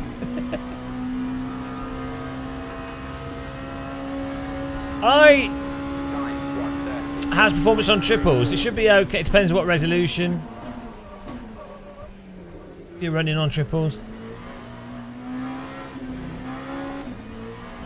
But this game runs slightly better than iRacing, I'd say. Slightly worse than Automobilista 2. Oh yeah, like twice as easy to run than Evo. Not as good as AC1 though. So I'd say AMS2 runs the best, then AC1 is close behind it. I mean, it depends on your mods and stuff, but AC1 runs very well with a lot of settings you can change. Then I'd say this, then I'd say iRacing, and then you're like ACC and Evo and stuff are a lot worse.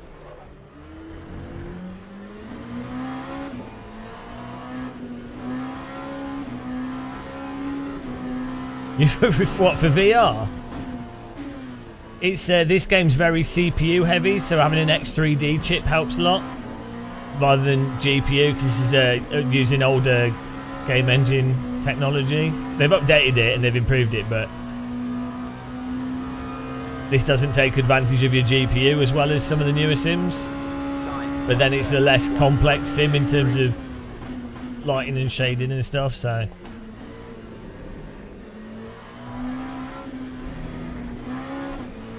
We're gonna catch this guy. We're pushing.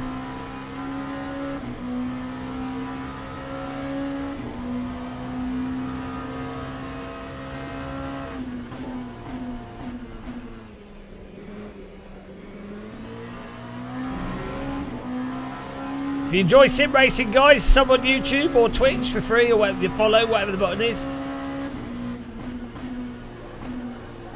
Click the like button, cry yourself to sleep. Oh, look at these lines.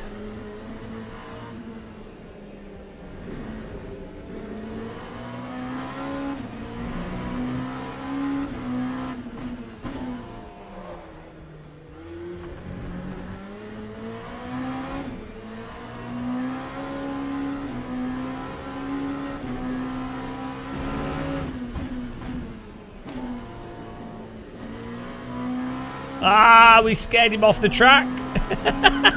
How could that pressure get to him? Oh dear, that's sad. Poor guy. We Zimmerling ding donged him. Time 1:30.43.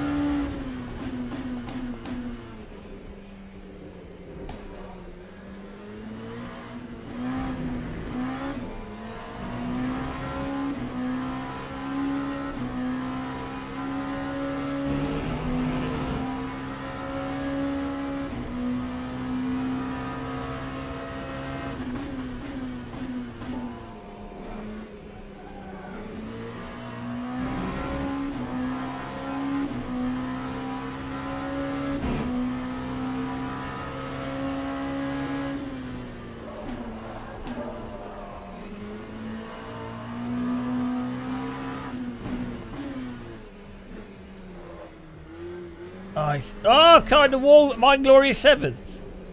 Oh no, it's a back marker.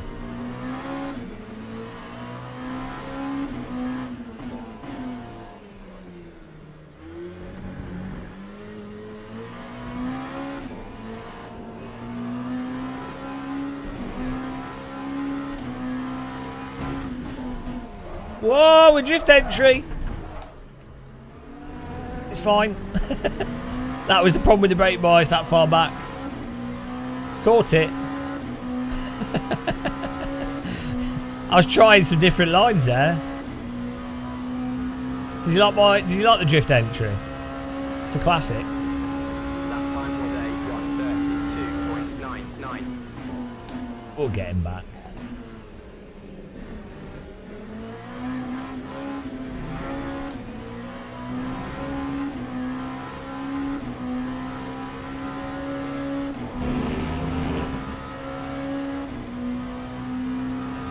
Five laps and I've got 6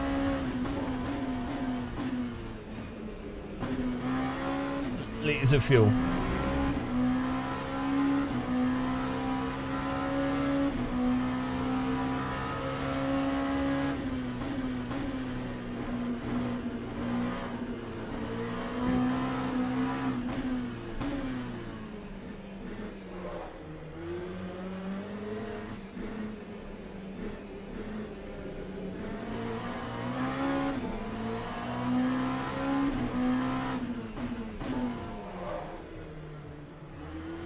Bloody hell. Low speed, this car just does not want to turn.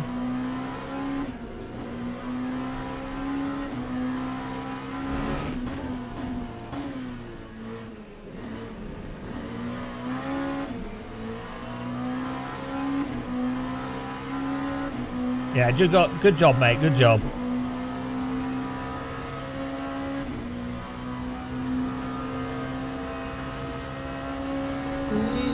Thanks for subscribing. Welcome, Mr. Commander.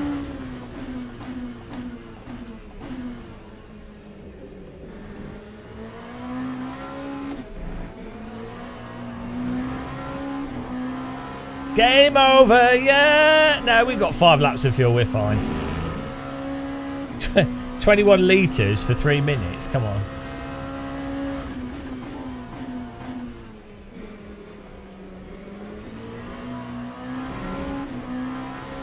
We've got to get Mr. C Zimmerling a ding dong.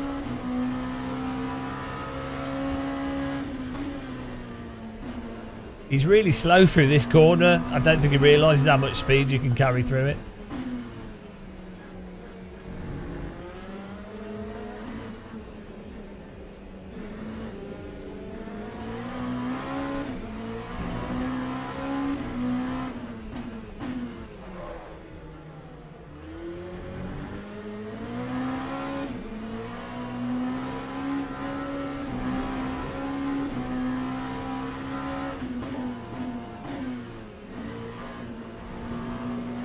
He's going too wide again. Too wide.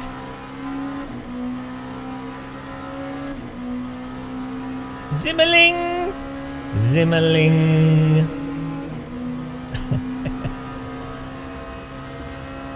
Lap 130.82.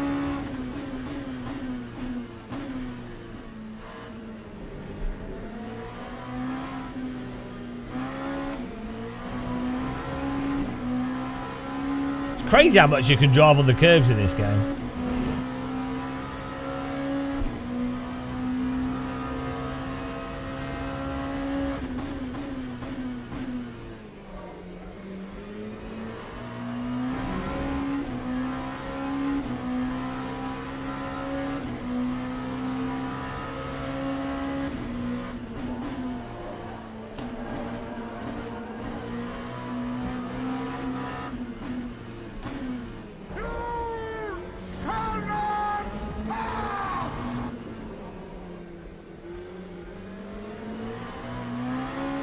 Oh, we need one more lap here.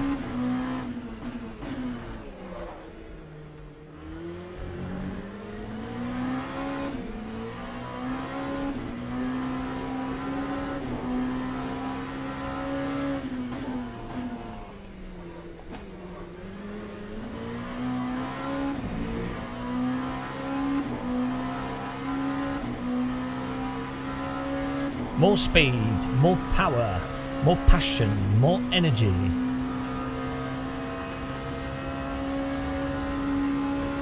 time was a 130.93. Okay, let's go.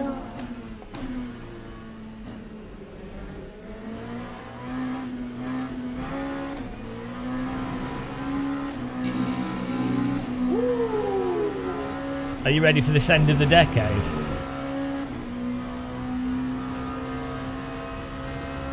Okay, let's go.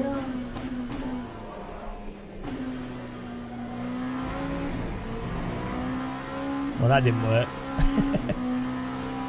I can't get the car to turn more without snap oversteering.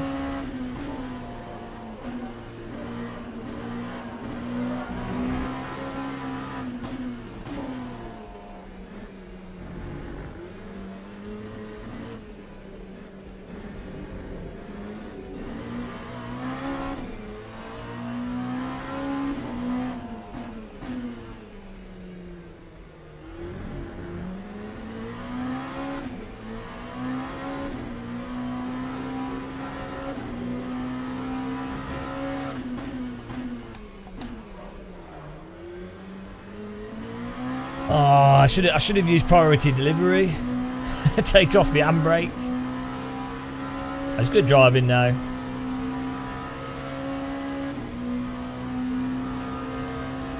Not bad. Time 131. I got one more lap. Thought it finished. I thought it was over. It's not over yet. Don't know if you need to use real names.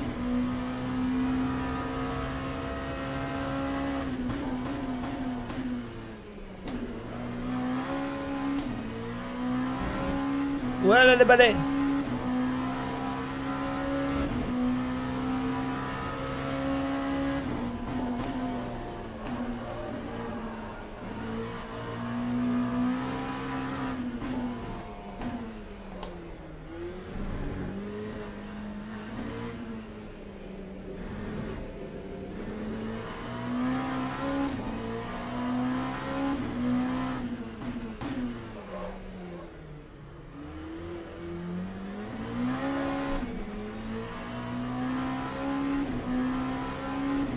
TC on 3.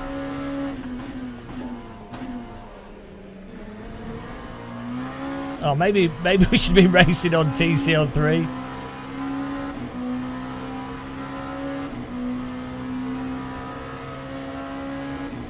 Let's see what happens. TC on 2. Let's see what happens.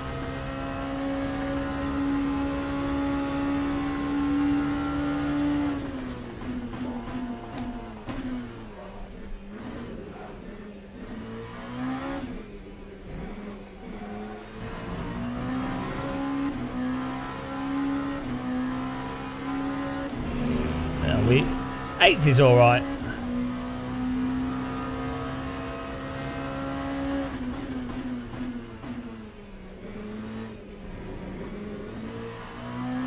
Oh, we probably could have had a lot lower TC. Yeah, we're way off the pace, but it's alright. Alright race there. That was not too bad as far as races go.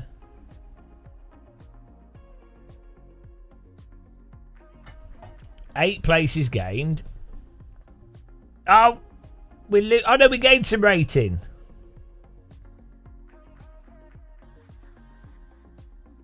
There we go. We're gaining. Gain some safety. That's good as well. We might do another one here. I just mess around with force feedback. Yeah, I mean, I think that car's... Thing is, now I'm just learning the game.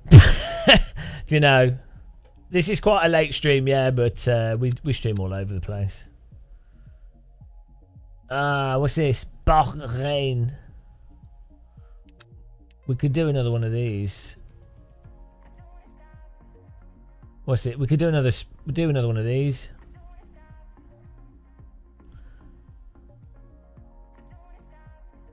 I don't know what that is. I don't know what you just typed.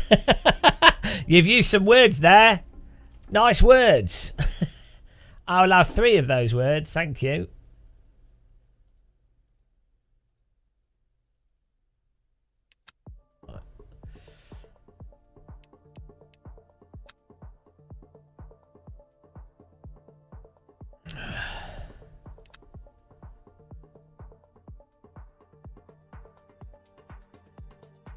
Hang on. What's going on here?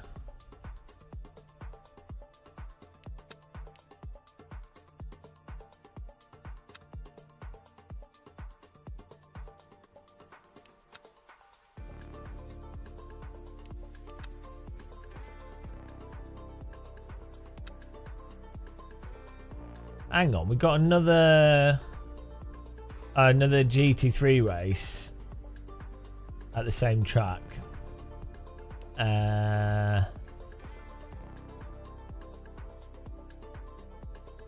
We could do that.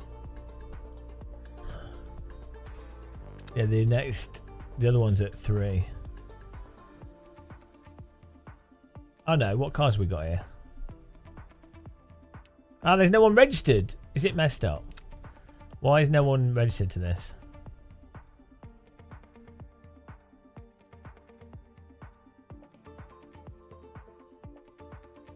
$21 people registered to this LMG, but I don't know this.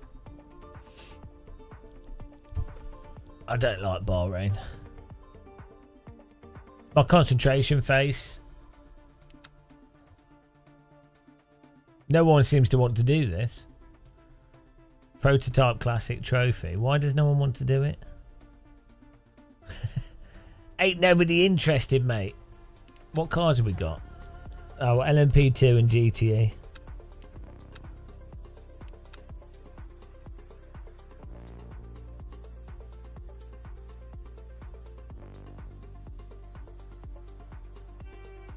I mean, is this the full, the long layout, the outer layout? It's not, is it? It's the inner one? I don't know this.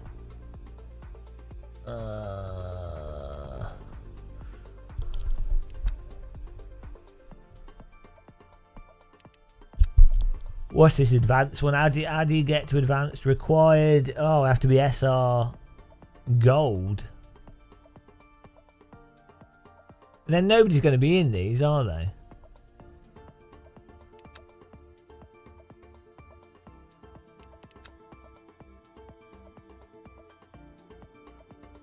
Okay, well we could do this.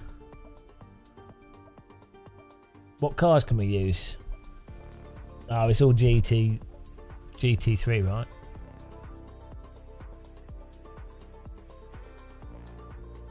The grind! Registeren. What do I go for? I think the Aston Martin was new and I haven't driven it yet. So, let's do that.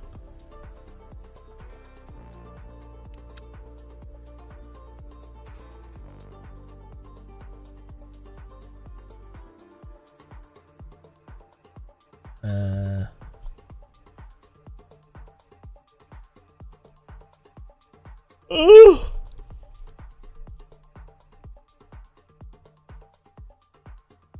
Could do with tweaking some settings here.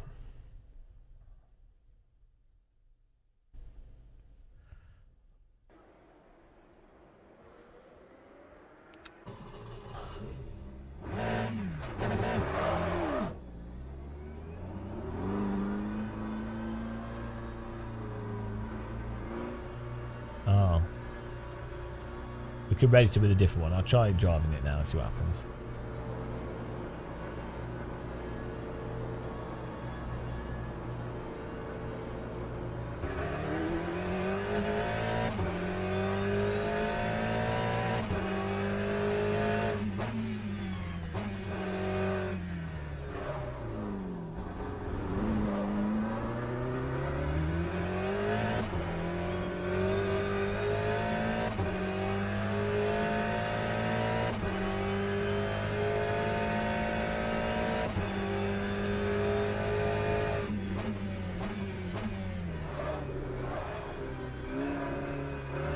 Where are we going?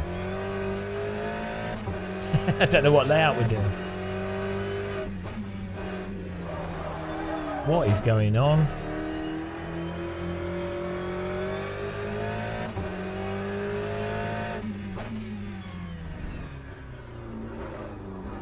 What is going on with the force feedback in this car? Is something messed up with it?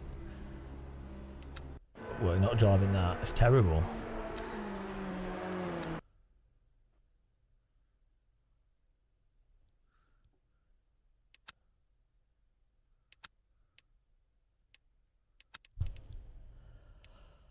Oh, that car was awful.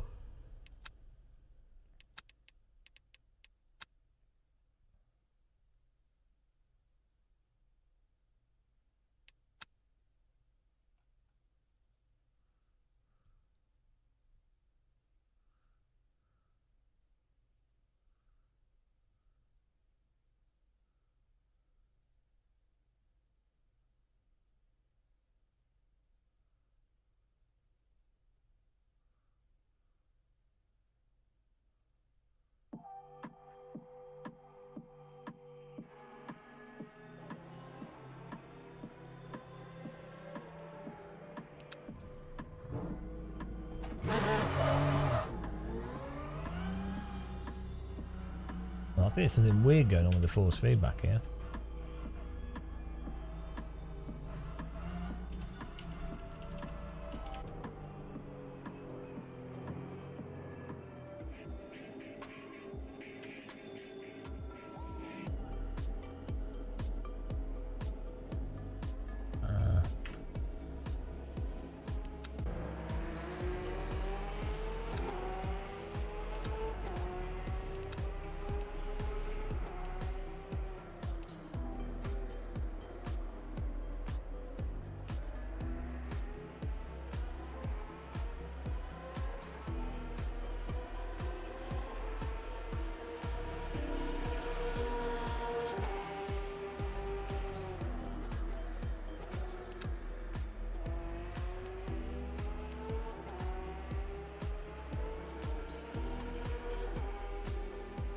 Hello, Dan Fry.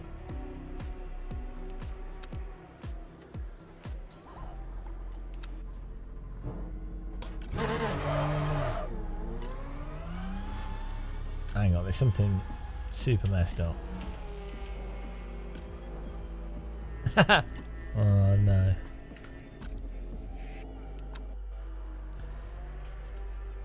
Whatever we did to make the LMP2 car work has now messed up this car.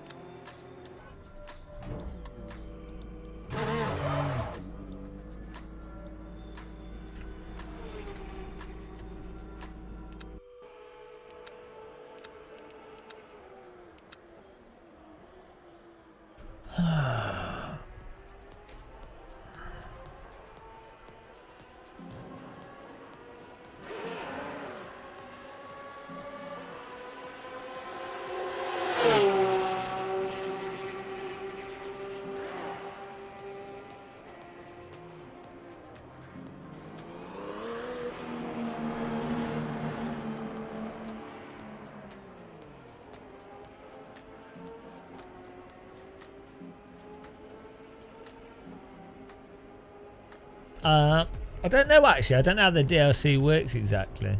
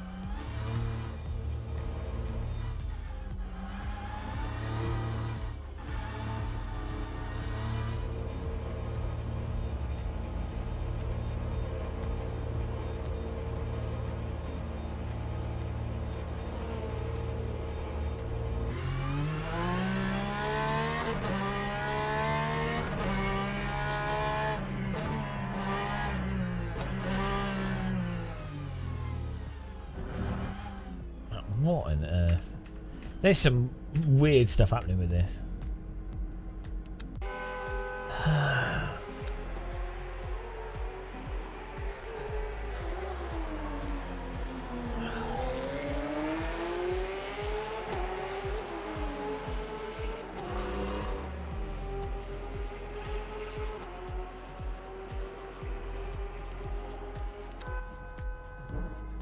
It's just the wheel rotation and car sensitivity. It's just some weirdness.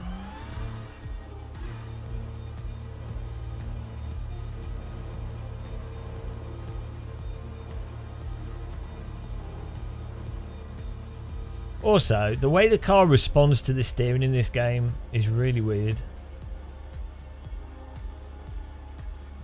Like the degree to which the car turns. There's some weird stuff with it.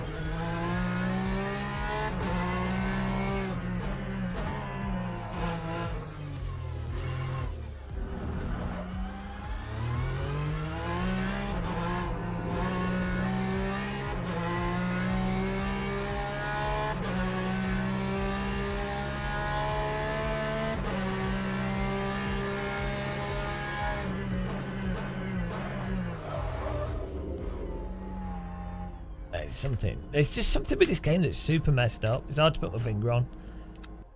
Like, sometimes you get it set up and it's not, you know, too bad, but then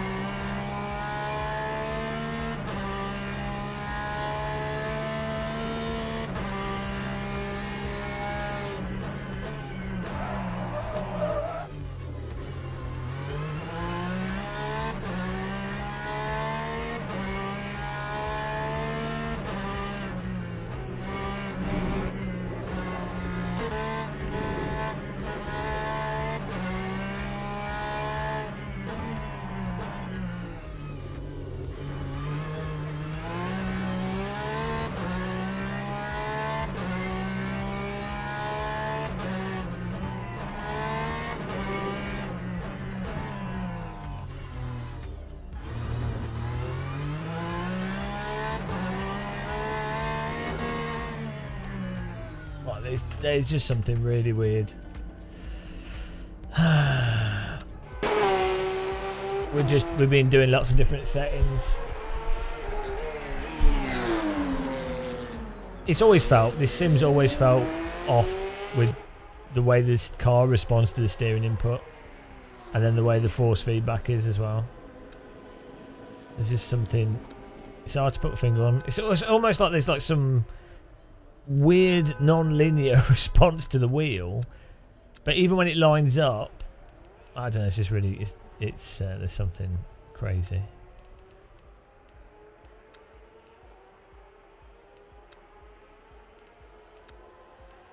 R-Factor 2 had the same problem as well, actually. Just a weird, something weird.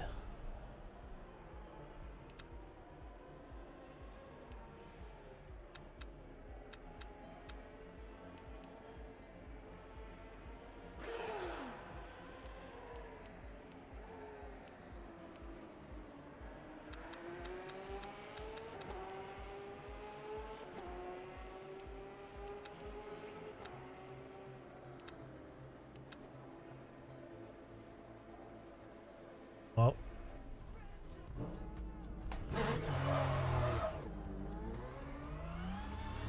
what on earth?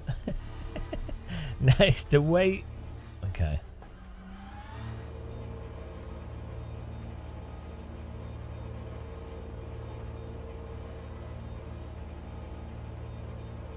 Oh yeah, it's the cold tyres, yeah.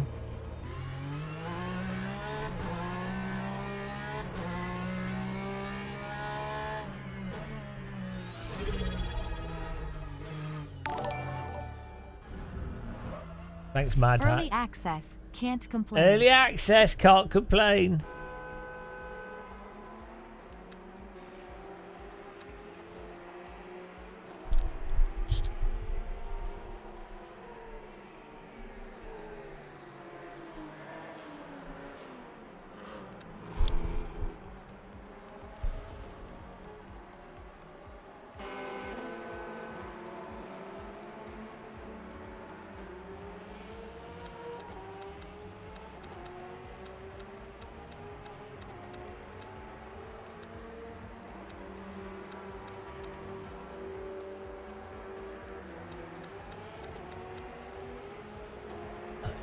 No, there's something fundamentally wrong with the simulator. We're going through all the settings and then changing them, and then there's just something that's off.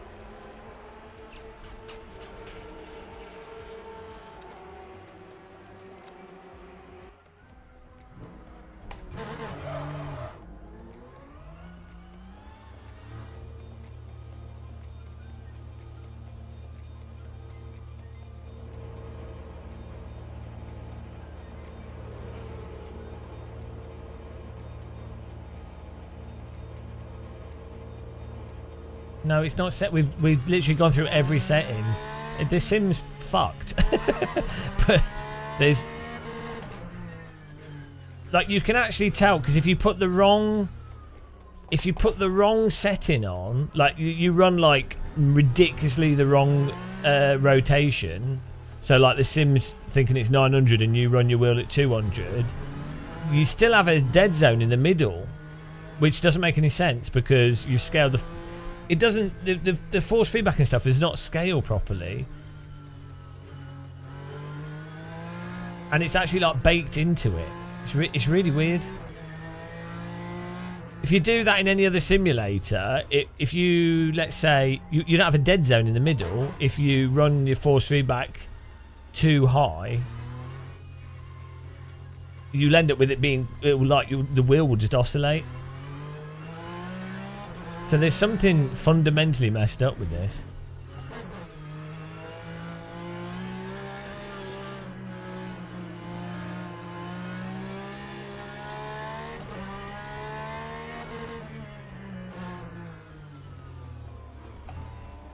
Like the response of the wheel, the input of the wheel, it's always been like this.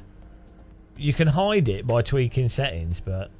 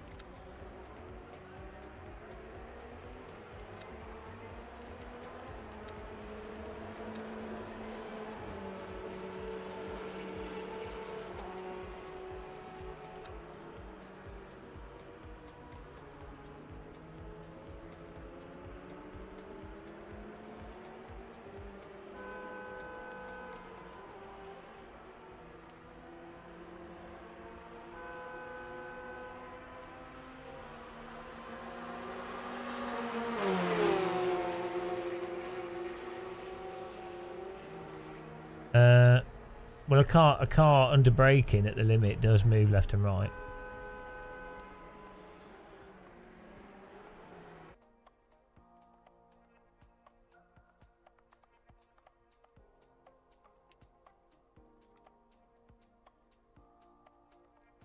Oh, what's going on here?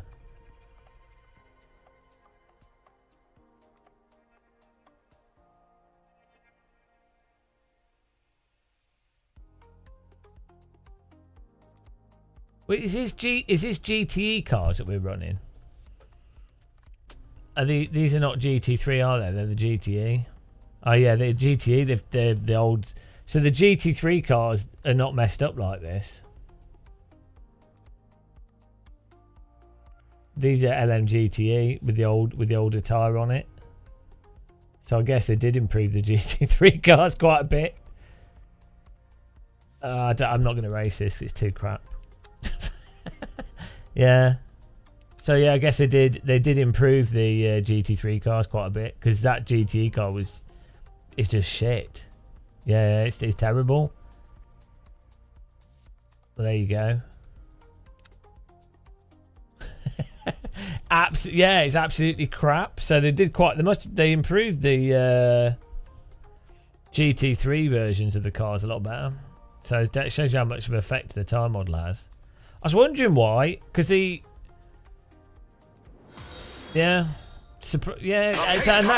that's purely tyre model. So there's definitely some, like, the way the tyre model affects the steering input and everything else is really weird. Like, so, like, imagine you put different tyres on a real car. The car would still be the same car, but with different tyres. So, like, it would handle different, because, you know, obviously the amount of different levels of grip of the tyre will affect how the car behaves, obviously. But it wouldn't be like when you're parked and you turn the steering wheel. It wouldn't be like when you're parked, the steering sensitivity is different. Do you know what I mean? It would have, the steering sensitivity and everything else would stay the same. Just the grip levels and the behaviour at the limit, all that stuff would change. So it's just so weird that in a driving sim, the tyre model affects stuff to the degree that it does. Same in every sim.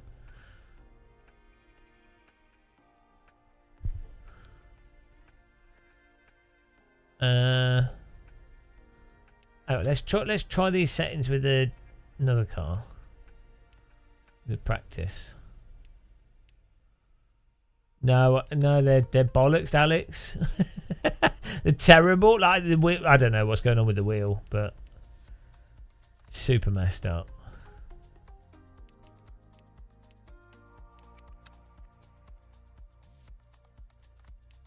Sure, the racing's all right, but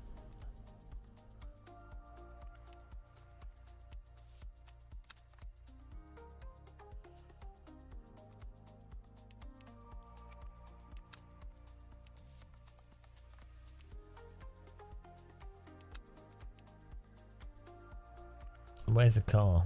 How do I pick a different? How do you just? I just want to practice a car on a track quickly. Don't want to do a race weekend. I just want to practice a car. Why? Why can't I just practice a car? What's this about? Oh, don't want to do a race weekend.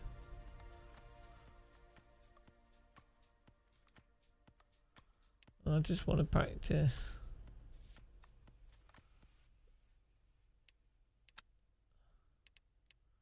Yeah.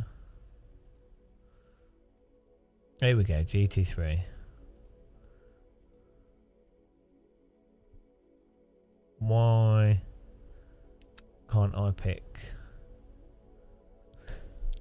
Oh, it's hidden by my chat room.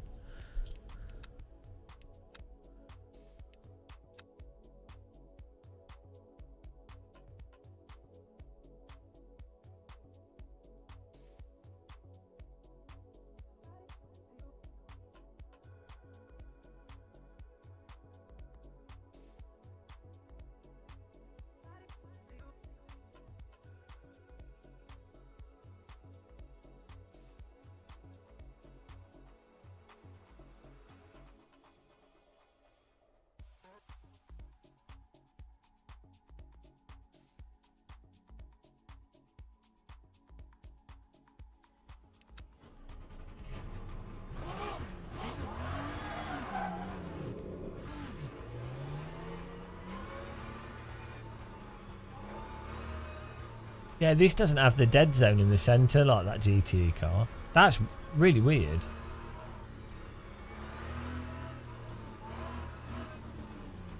I mean, the steering sensitivity is off, but...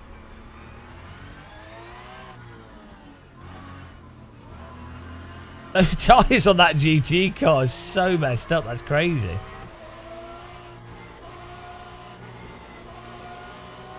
What on earth was going on with the...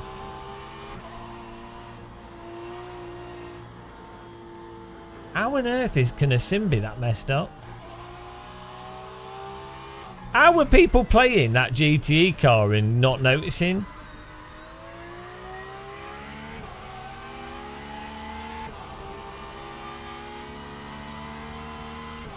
That's insane. I think the LMP2 car has a bit of the issue. So do the other cars. So I guess once they get this tyre onto the other cars, it'll be a lot better. That is actually mental. Like, it's so bad, and like worse than AMS2 bad. But this is like, you know, could have better force feedback, but the input is consistent. When you turn the wheel, the car responds to it.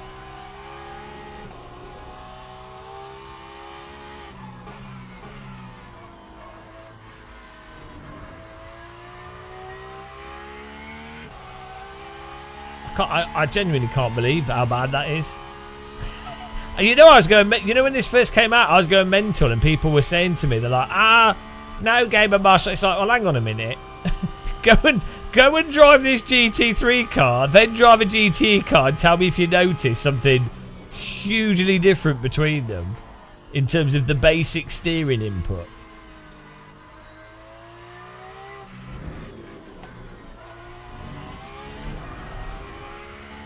They shouldn't even be racing those GT cars. They're insane. Right, we still need to... Bloody hell, we just wasted like 10 minutes, 20 minutes with settings there.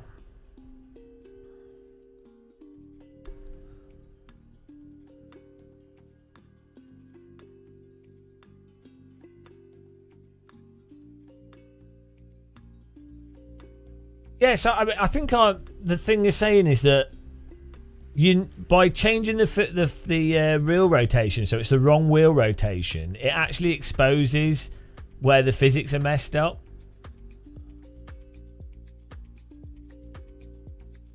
Red and another streamer raided each other at the same time. That's well good. Genius.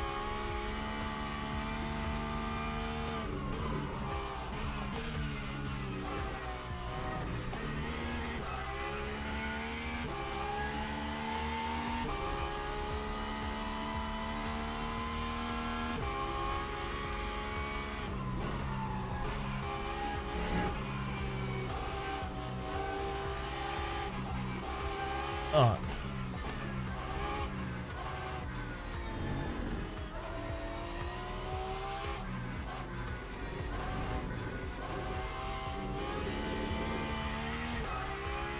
Try this with no TC.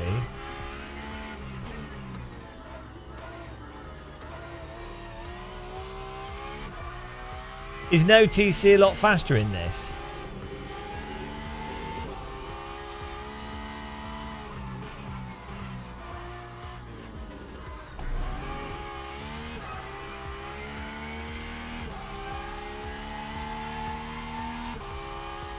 Hang on, we've got TC on 0. Is this car got TC cut, guys?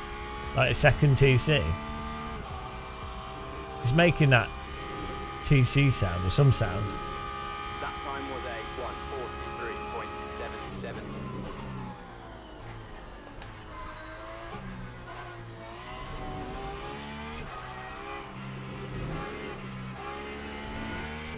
143.77. How do we turn that off? Do we have to bind it?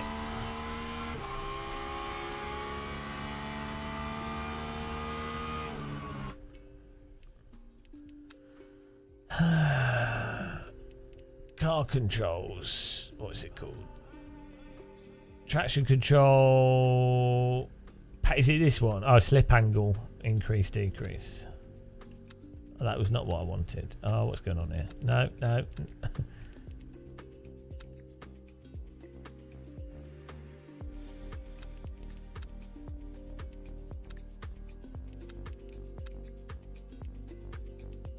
Okay, let's try that. Ah, there we go.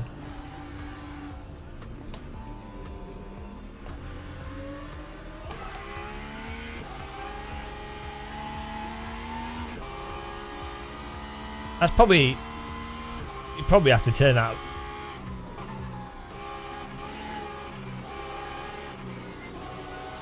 Oh, here we go. Driving way better. I mean, it's very slidey, but... Does the LMP2 car have that setting as well? No battle. So actually, when you turn the TC off, it is still very slidey in behaviour compared to like compared to AC.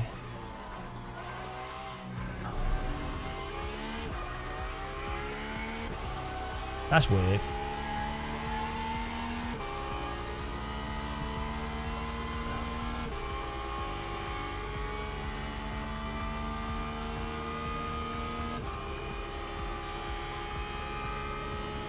Well, compared to it is slidey compared to iRacing, but iRacing is just different. Like iRacing is on rails and then you're dead. So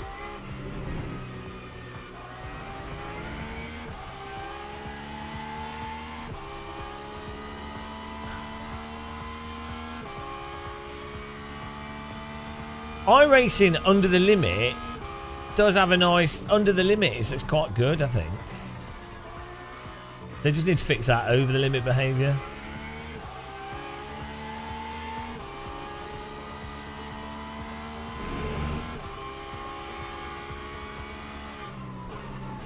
This is quite drivable. It's quite pleasant.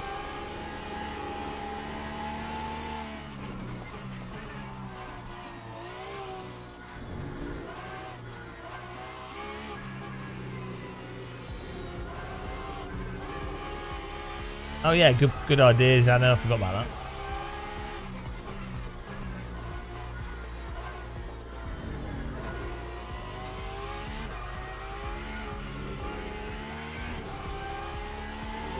Maybe like some kind of like high frequency, like some kind of track texture vibration would make the lateral slip feel less floaty. But this is very easy to drive, this sim. Like, it's very controllable. So that's good.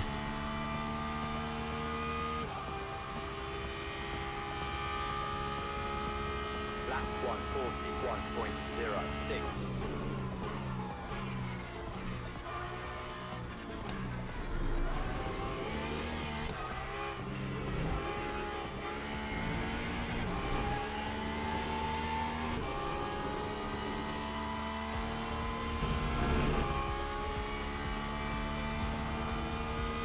I'm not quite sure why it's so floaty though. With the TC off, like it's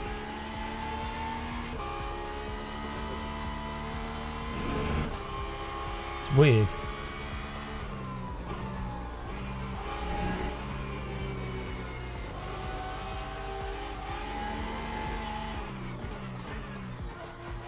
It's like a sort of slow motion slide. Are we complaining? No, we're just messing around with settings. It's dry. Yeah, it's really weird.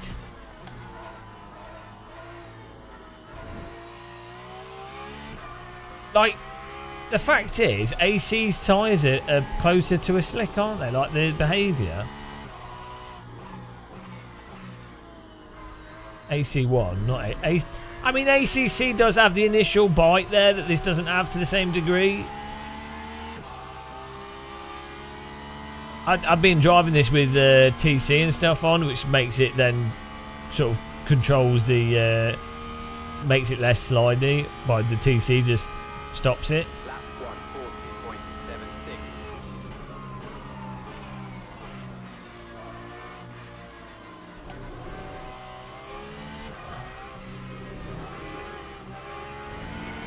140.76. Ace is weird.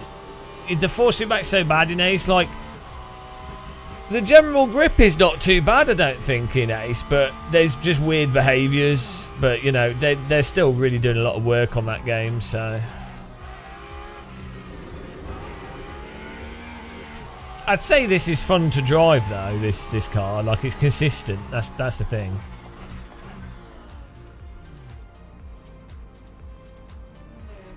Let's just tweak. I was going to try smoothing on the Moser software. There's a smoothing advanced setting, interpolation.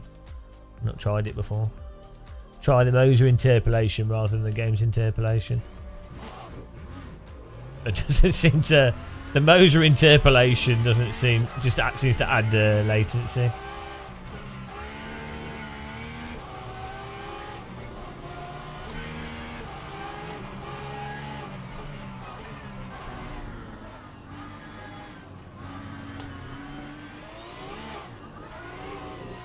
Pushing the brake by accident. Voodoo 2!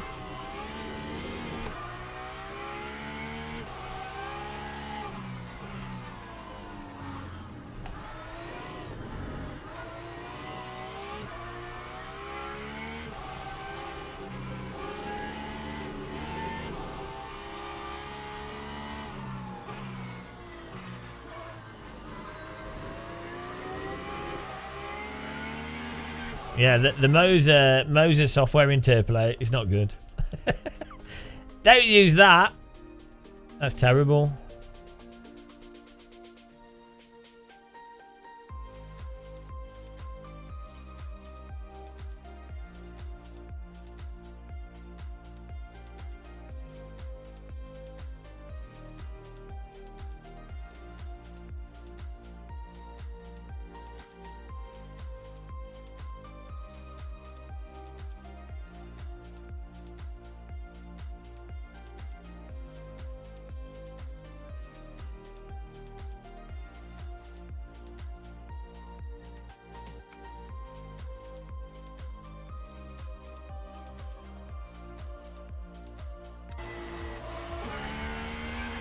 Oh yeah, you're way better off using just the filter, the Moser EQ filter.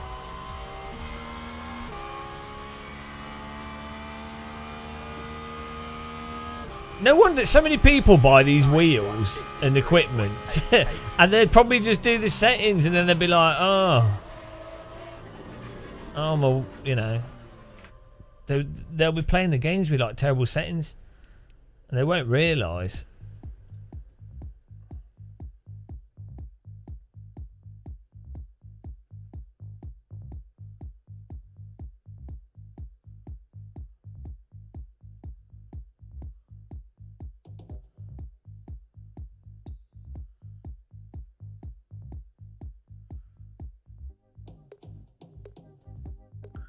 It's weird though, isn't it? It's like I bought a cheapo monitor for £200 it was, and it's actually quite good once I'd set the settings.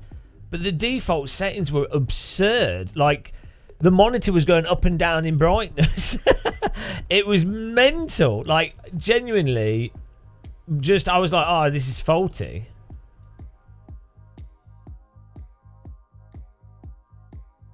I was convinced it was a faulty monitor.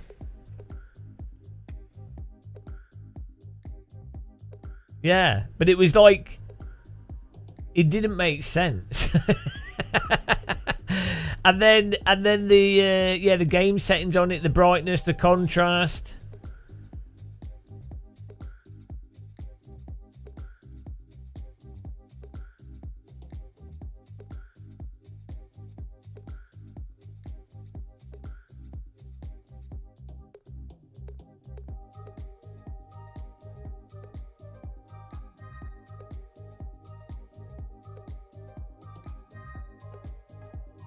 Yeah, and then you have the TV thing where they have all the bloody the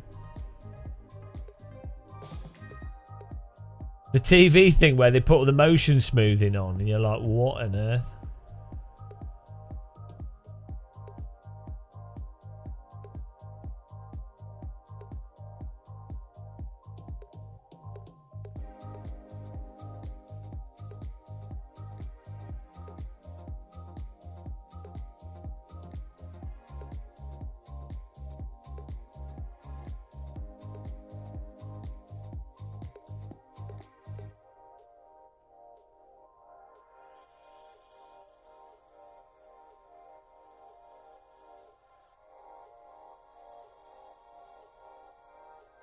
What's this?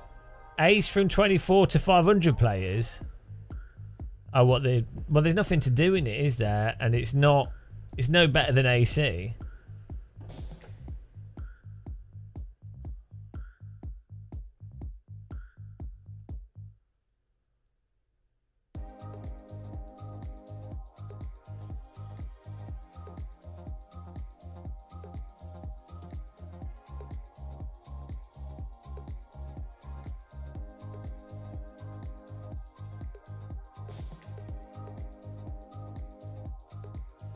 I'm trying some pedal settings, but I can't show the stuff on the screen because of embargo. If you're wondering what I'm doing.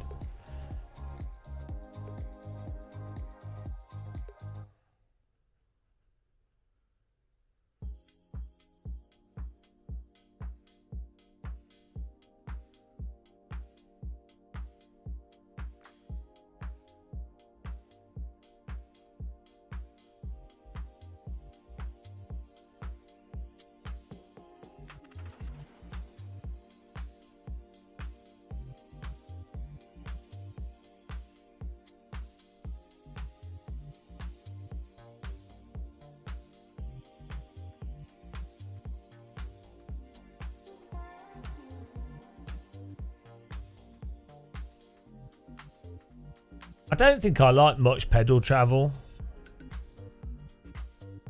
For a break, I like a little bit. I like basically like a few mil and then a few mil of it being loose, which is like the first sort of 30 of braking, and then for it to be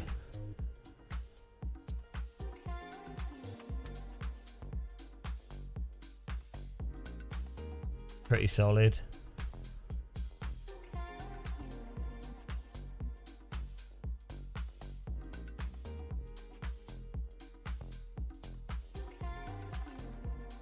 Yeah, those which Acertec pedals are those? The Pagani ones. Acertec have some other pedals that have more movement, which I quite like.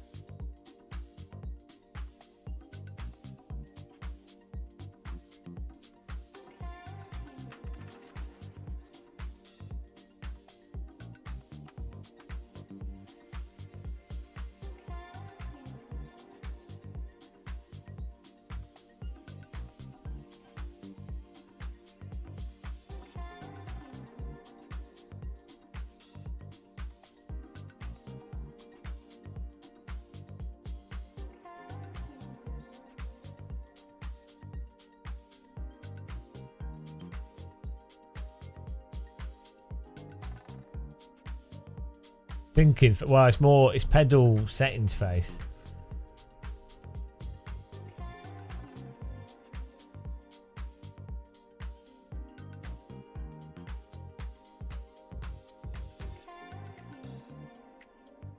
I could do with my pedals being higher, I think. And then I think my spine will go funny.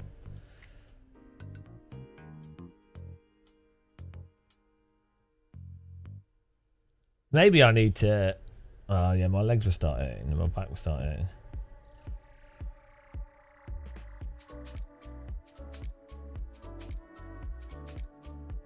The seat can't go any lower.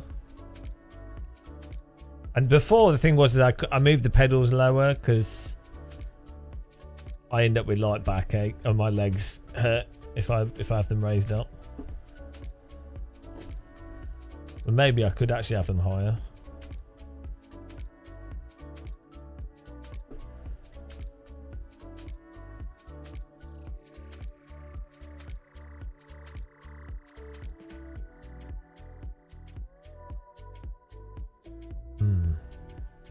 It's easier, the straighter your legs are, the easier it is to put force on the pedals.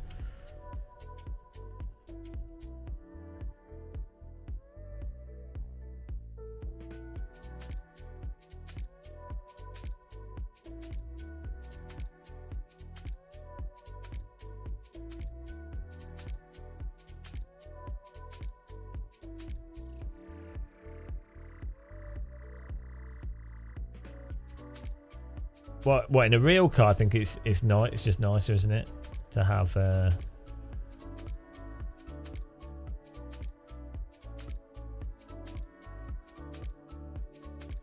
Yeah, in a real car, it's nicer to have better view. I always feel when I don't drive much, but when I do, I want to be able to see the road. Oh yeah, I do want to invert pedals. I don't know how you do. I'd need to get a whole bracket. Yeah, inverted pedals are so much nicer to use. Oh no, that'd be well good. And then you can rest your foot on the floor as well when you're not touching the pedal. Shit. Yeah, you should just have a slight bend, but basically it's to do with your knee joint. If your knee joint's like this, let's say this is your foot where my elbow is.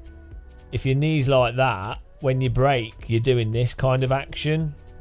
Whereas if it's more straight, you're pushing onto the, it's like when you're walking, your leg's straight and it's going,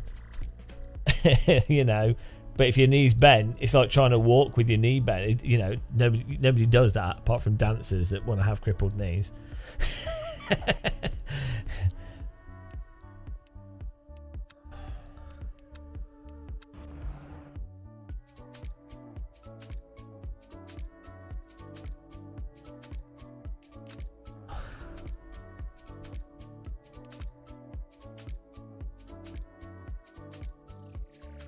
Oh, we could do one more of these.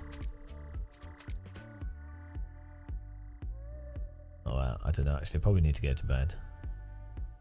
It's good that these races are all the time. So basically, all through the night, there's been 2 or 3 splits, which is good. Enjoy the practice. What's the car that everyone was driving that was faster? So there we go. This is the new Aston Martin. Let's try that.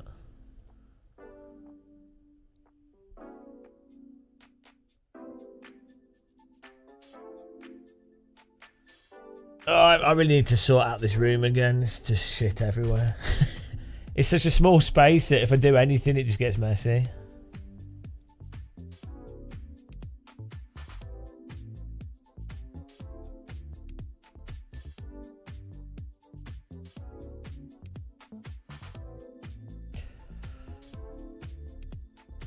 I want to get a new suit.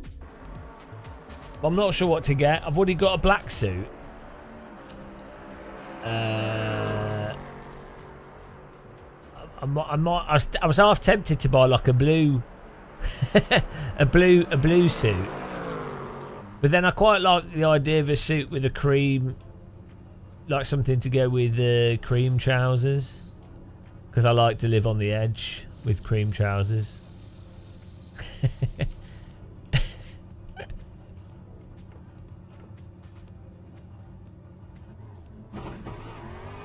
Or maybe like instead of getting a suit, I might just get like a jacket or something, like a nice jacket.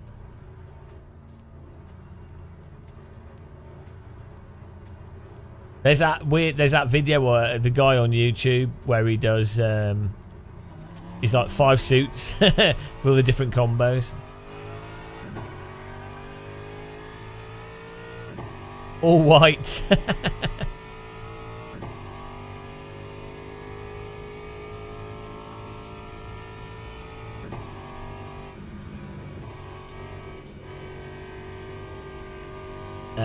It depends on the car, but yeah, you could if it's light or heavy in a real car, it doesn't really matter because you feel the braking through the G-forces, not the pedal. So here we go. Let's turn all this off.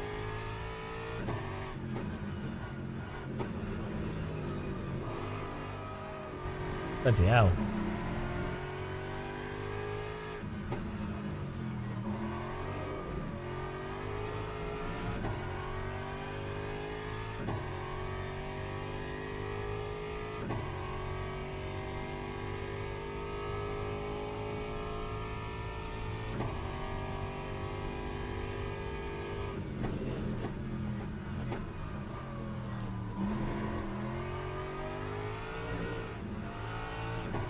Why is my game stuttering now when it was alright before?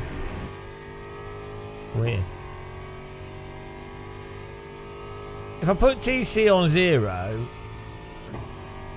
it's like floaty.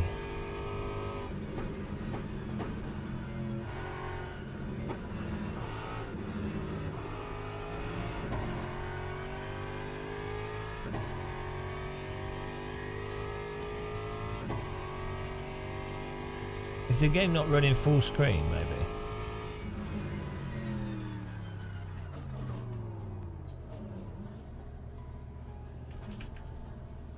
Oh.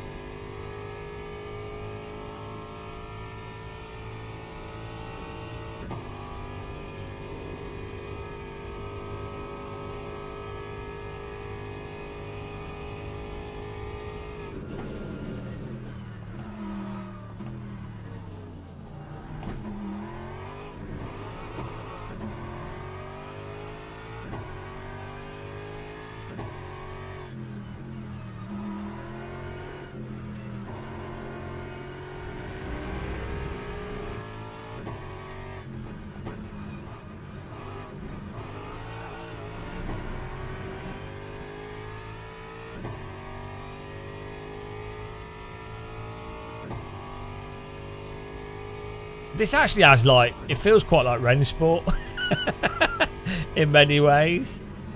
A little bit more polished, but very similar driving. Maybe they're using the same tire model.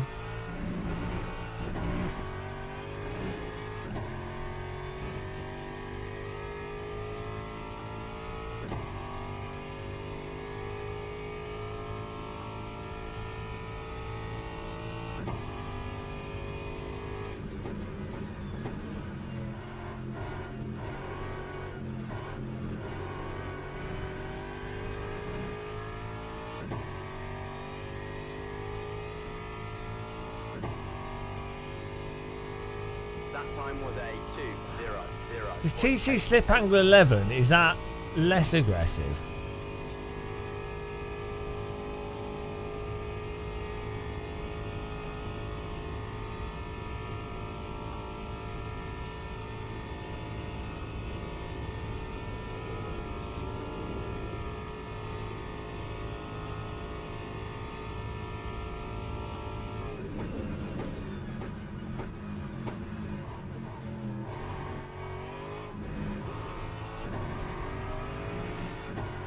I think it's coming out at the end of the year on console.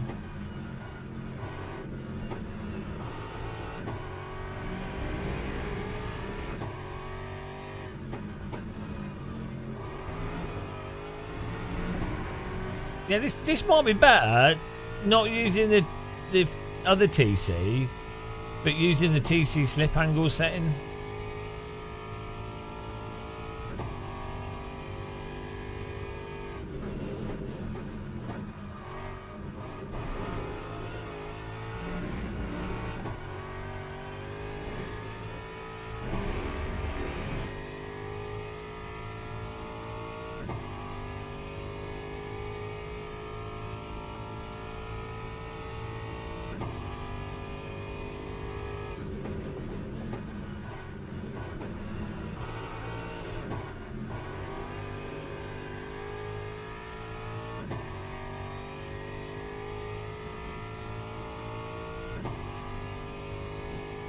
Time 1:43.58.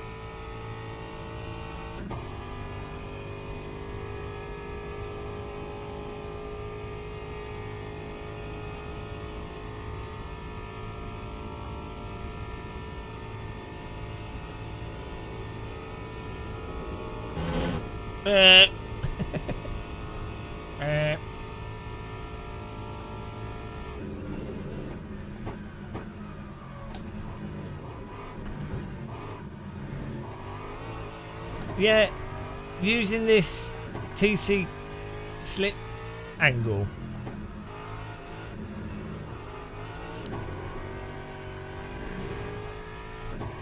The other TC don't seem to need to use it.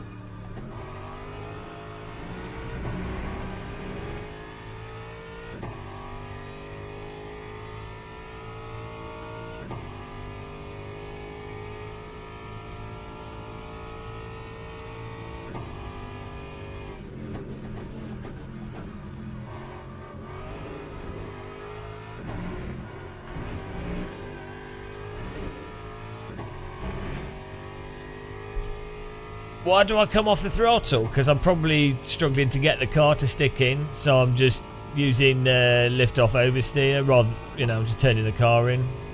But I'm miles off the pace, so.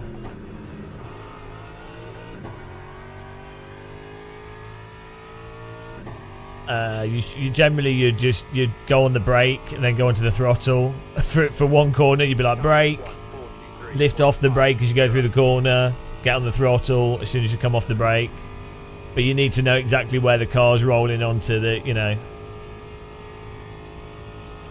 I don't know where the limit is with this, and the force feedback's not exactly the best for where the limit is, so I find it I just have to practice it a lot more.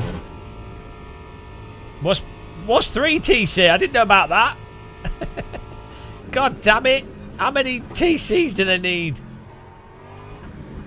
Yeah, so for the chicane there, I should just be on the... I'm braking too early, and then I realise I broke too early, so then I'm coming off the brake and getting on the accelerator. Basically, I'm struggling to... Is there actually 3 TC? You're joking.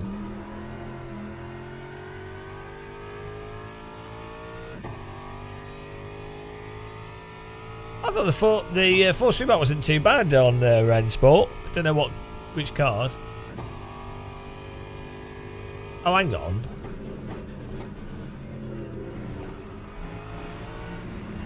Right, this free. Okay, so this one, TC slip angle, does TC for how much slip the car has. Then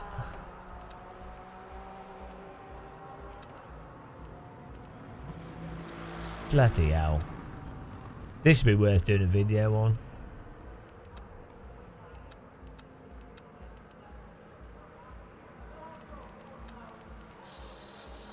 Slip angle. Right, hang on. Traction control power. Is that what you're on about? Do you mean that one? So you got traction control assistance level and then traction control power.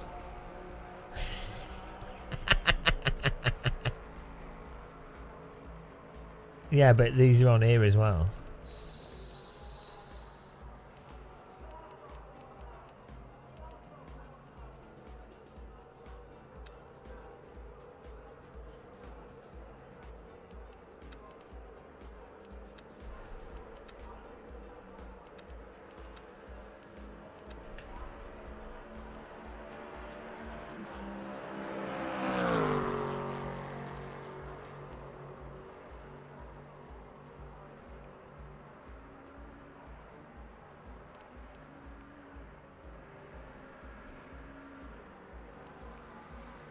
I don't know.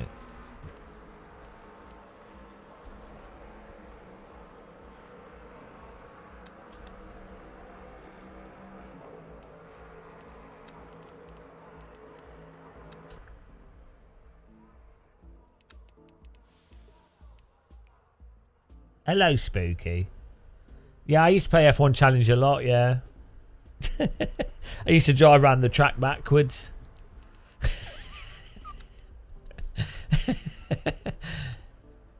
I had loads of mods for it as well. That was like I think that's probably one of the best F1 games ever made. That used ISI Motor 1 engine. And so basically went from F1 9902 to R Factor 1. But I remember, so I drive F1 9902 using the T-Cam. And I remember being really impressed by the fact you could see the helmet moving as you go around the corners. I was like, oh, wow. It's well realistic. Simpler times, guys. Simpler times. Let's do this. Why not? What car were the other people were driving? Was it... What were we getting pwned with?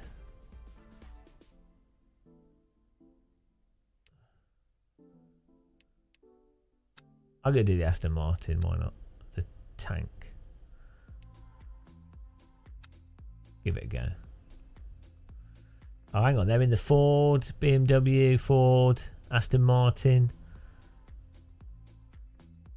Oh, should we do the Ford? Oh, everyone's in the Ford.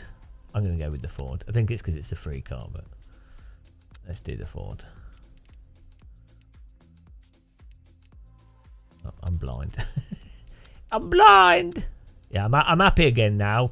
That GTE car, so bad. And I mean, the LMP2 and the LMDH are not as bad as the GTE, but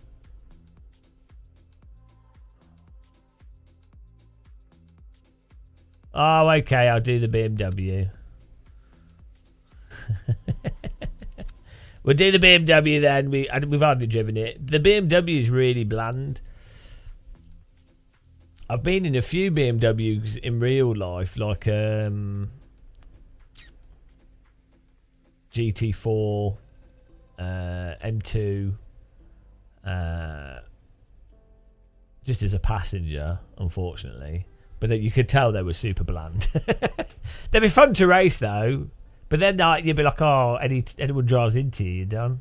I think if I was going to race, if I was successful enough to be a race driver, which I never will be, don't really want to be. But if I was going to race, I think I'd want to be driving the McLaren.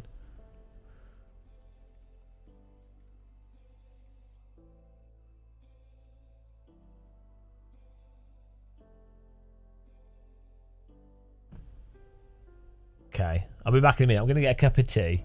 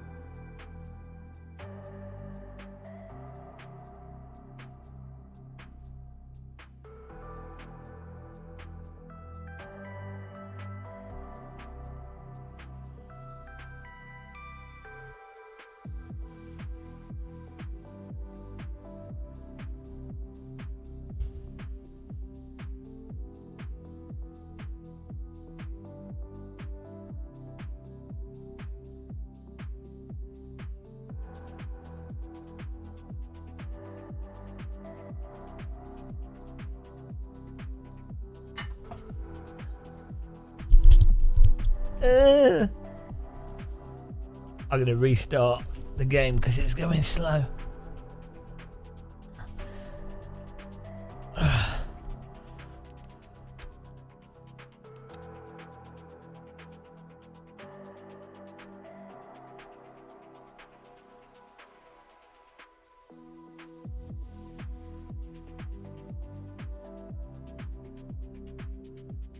Can I have a rewind?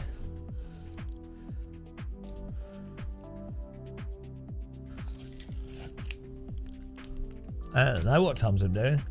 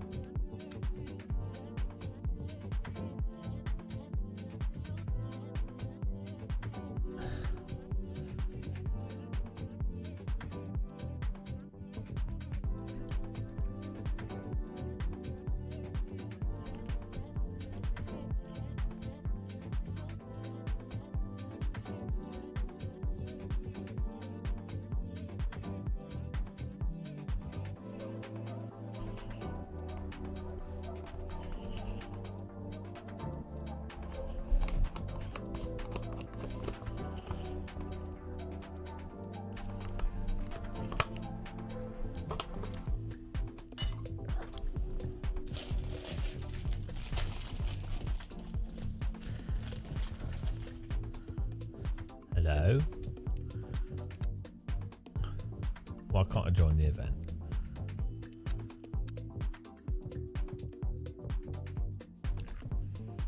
Well.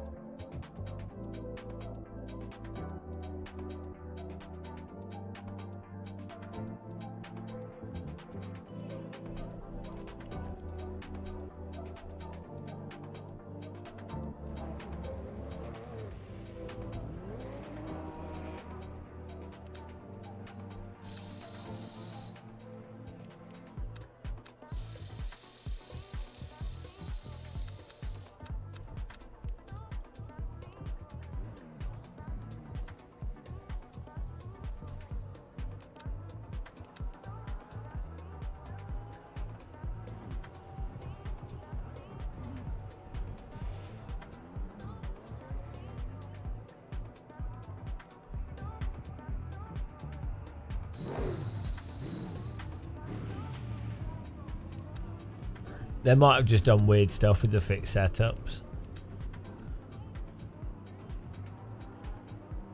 Fine, I think it's quite, the cars in this seem to be quite reluctant to turn in. They're all right on the power, but off the power they're a bit stiff, I think. I don't know how much that's the physics or the setup. They just seem a bit reluctant to turn in a lot of the time. Well, and then to smoothly turn in, it's quite tricky. It's like the cars want to be pushed into the corner more.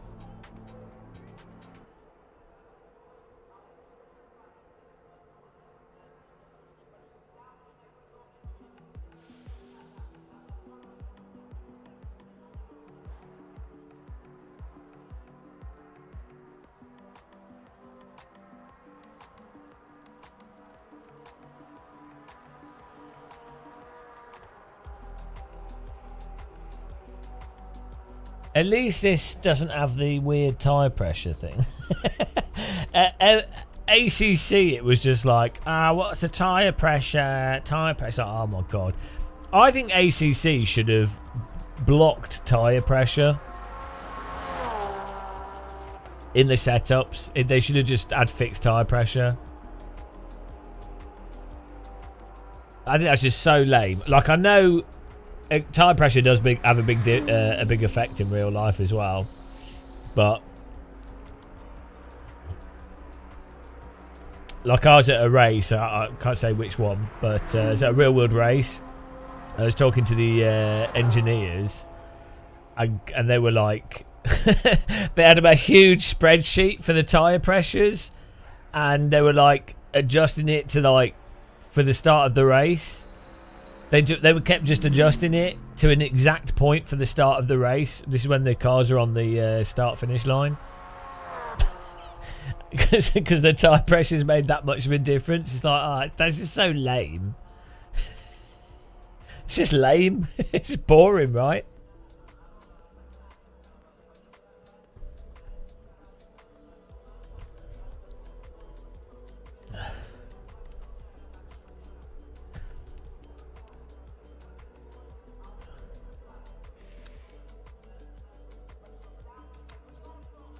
Oh, let's go.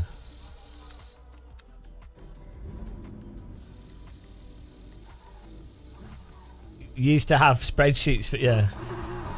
I mean, the thing is, ultimately, an engineer is going to maximise what they can do in their job role. So they will, to an absurd degree, because they might as well. You know, they're paid a certain amount. They're paid to be there. And so they're going to just, if there's a space for there to be something that they can optimise that has an impact, and there's nothing else to do, they might as well keep doing that one thing that they can. Do you know what I mean? So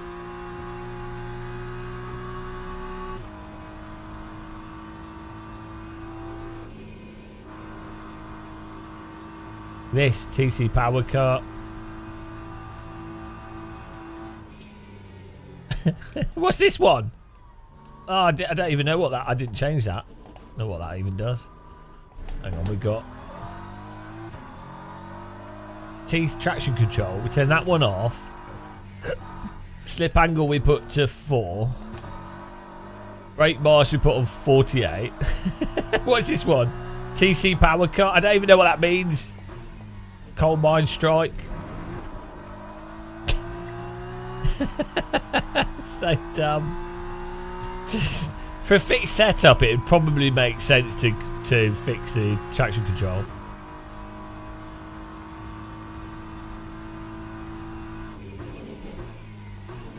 Oh, is the new iRacing cold tyres absurd? Due to iRacing's insane force feedback.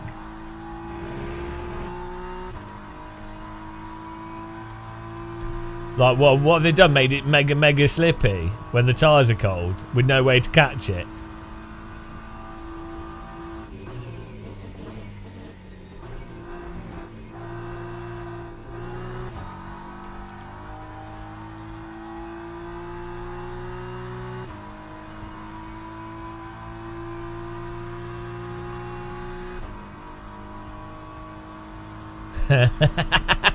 iRacing, oh jeez, guys, sim racing so dumb. Well, the problem with iRacing is the fundamental tyre doesn't work like a tyre once you go over the limit. It's stuck over the limit.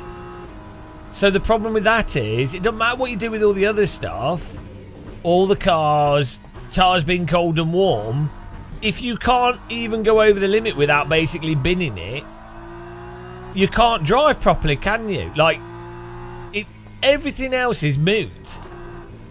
If you can't, you should just be able to go over the limit and counter steer. As long as you're not doing anything super mental, you should be able to lock up and catch it relatively easy with most cars, unless you're talking like, there's certain cars which are like mental. Like I think there's been Indy cars and Formula cars in history in certain conditions, fine, or with certain setups, fine. But on like an easy car setup, a fixed setup,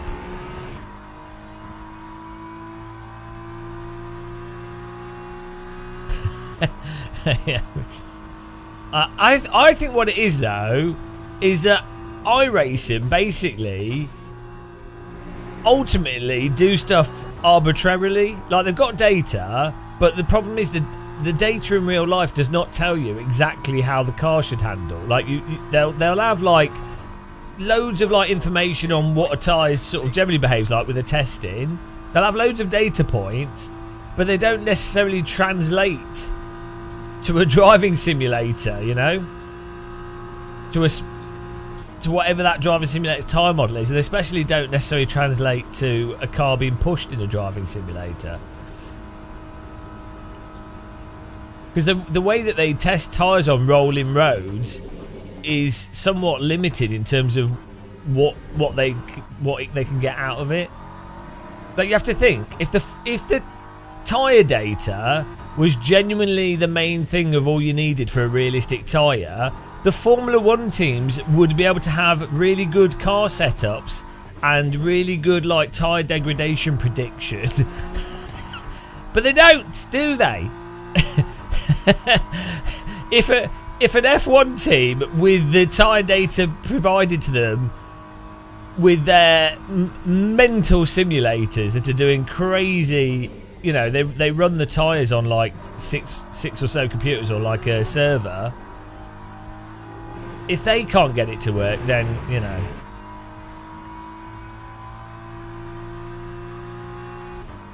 But to be honest, what's weird is you can have all these cars as well that are crazy. Ultimately, for actual fun racing, the Skip Barber and the MX-5 and the F4 car are like so, and Formula Ford and well, like vintage Mini and stuff would be better for racing than all this like GT crap. Or if you're going to do GT crap, it'd be better to use. It'd be better to have like GT1 cars. Like I mean, like old like a Maserati MC12. They're fantastic. Like the old GT.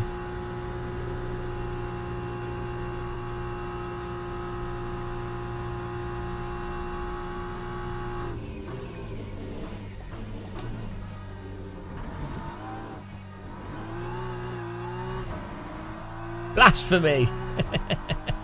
How dare you!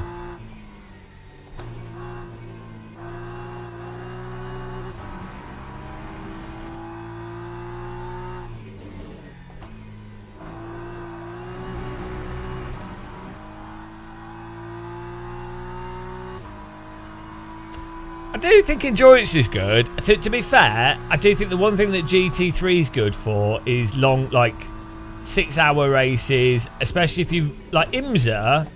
In fairness, if you have, I think it was really good when it was LMP2 with GTE. I thought it was quite a good combo.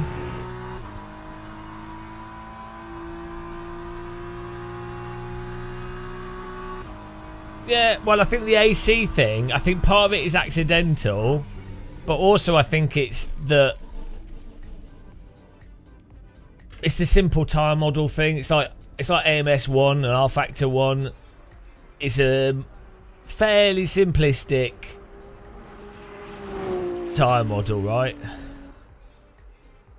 And sure, it's a bit limited, but you can get good results from it, and it feels pretty good to drive. And then the developer can get what they want from it, and then they can focus on other things. Oh, how many laps is this? 20-minute race. How much fuel do we need? Oops, wrong setting.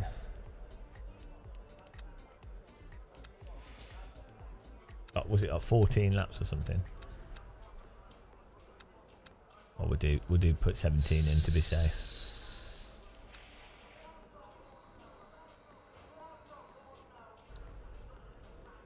Yeah, iRacing's been doing their. They've still not got their V11 tyre model or whatever it is, and they're like, oh, that's what we're working towards. Oh, they've started to talk about the tyre model again. V11 tyre model, guys, it's going to be the game changer. Better force feedback. We'll see. I mean, I hope it is. I genuinely, if it is, I mean, I would love that. Drivers go to the grid for a race start.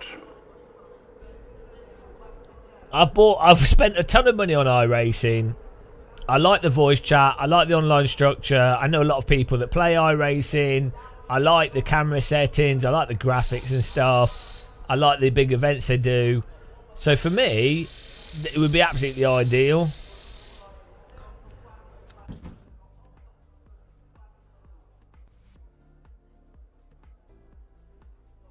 AC feels dated. Well, but what in what way? AC's newer than R Factor 2, which LMU's based on, right?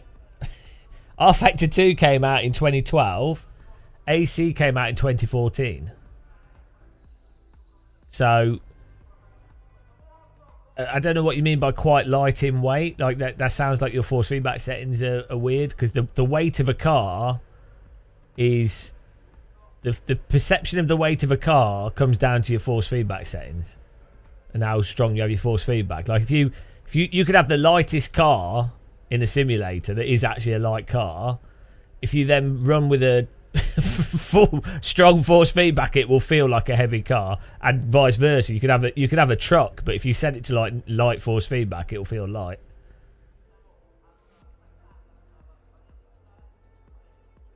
Formation lap has started.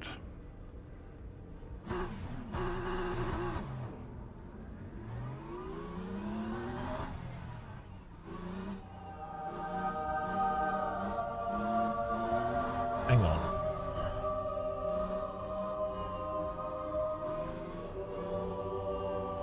Here we go. This be nice. Hopefully. Okay, let's go. Let's go.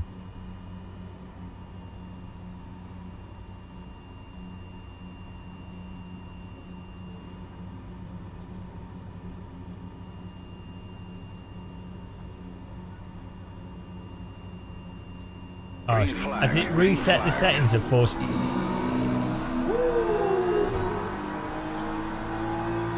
Oh, it's reset all the settings.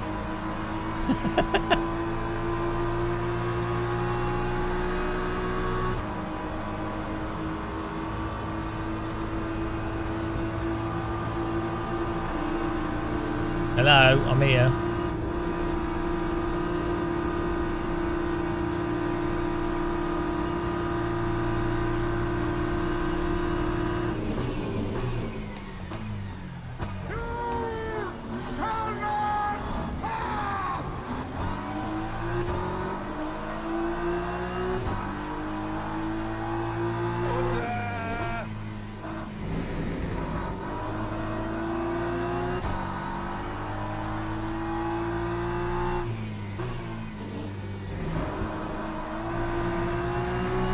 Let's go. Reset your race profile before the race. Is that an option? Bloody hell, so many random options in this.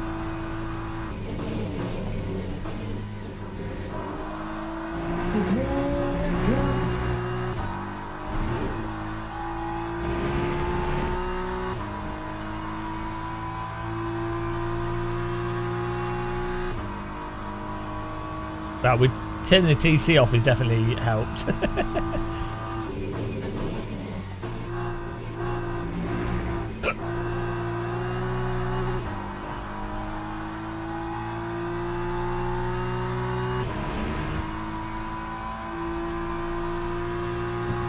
Time 151.71.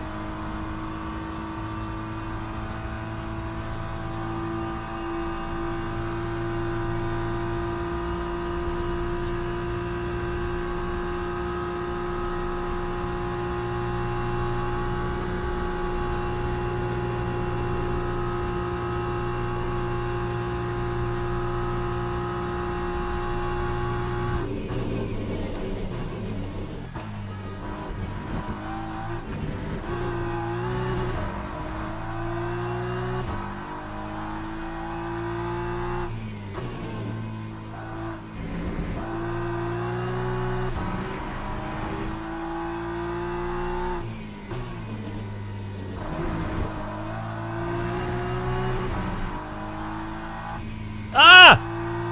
I rebound that!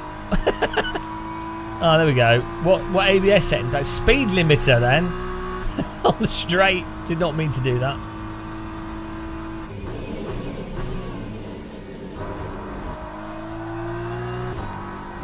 What ABS setting should we put it on?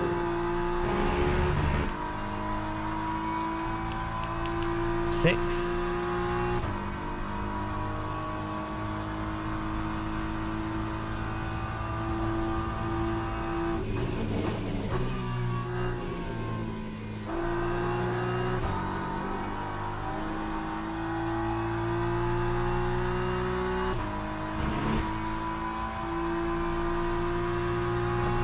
Lap 142.58. Right, 2.3 second gap. I can't see what number you said, Joshua. My chat's cutting it off. You have to type a few letters before you type the number.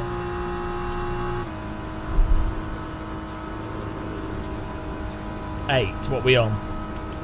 Okay, I'm gonna put it on 8.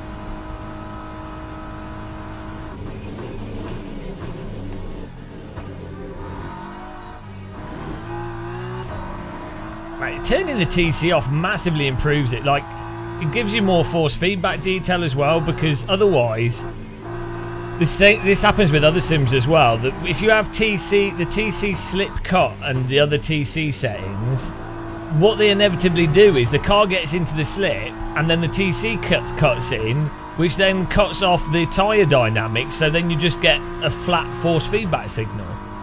So it ruins it. Weirdly, it actually makes it harder to drive in the sense that you can't feel where the actual limit is because the TC's blocking the feeling of it. So then it forces you to sort of drive into the TC in a really dull way.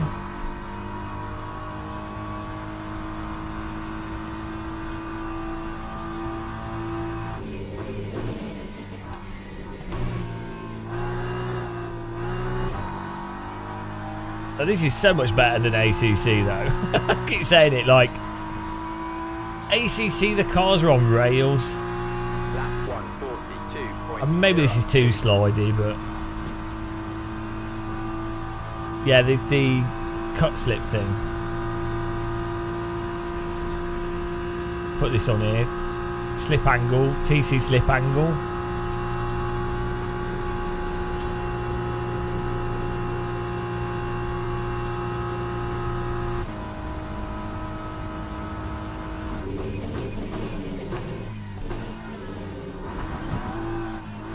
Also, I find it easier to drive a car through a corner that's got like a predictable sort of slip. You know, it's like drifting through the corner in a trajectory. Whereas when you have a car that's sort of on rails, you can't work, or is on and off, you can't work out where the trajectory is going to be because the trajectory keeps changing as the TC.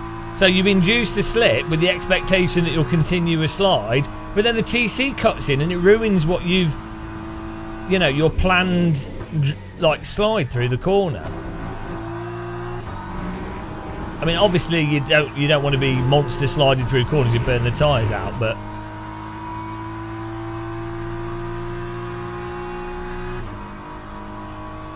well, okay, we'll put it on.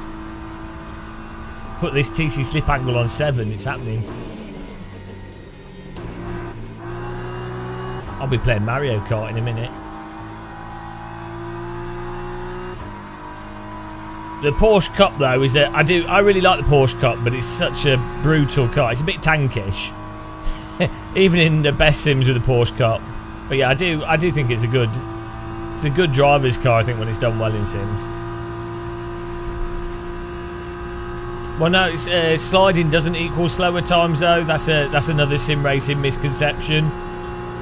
A small amount of slip, like 5 degrees of slip, is actually faster because of the way tyres are, like the geometry of tyres and being able to take a corner tighter, being able to get on the throttle sooner.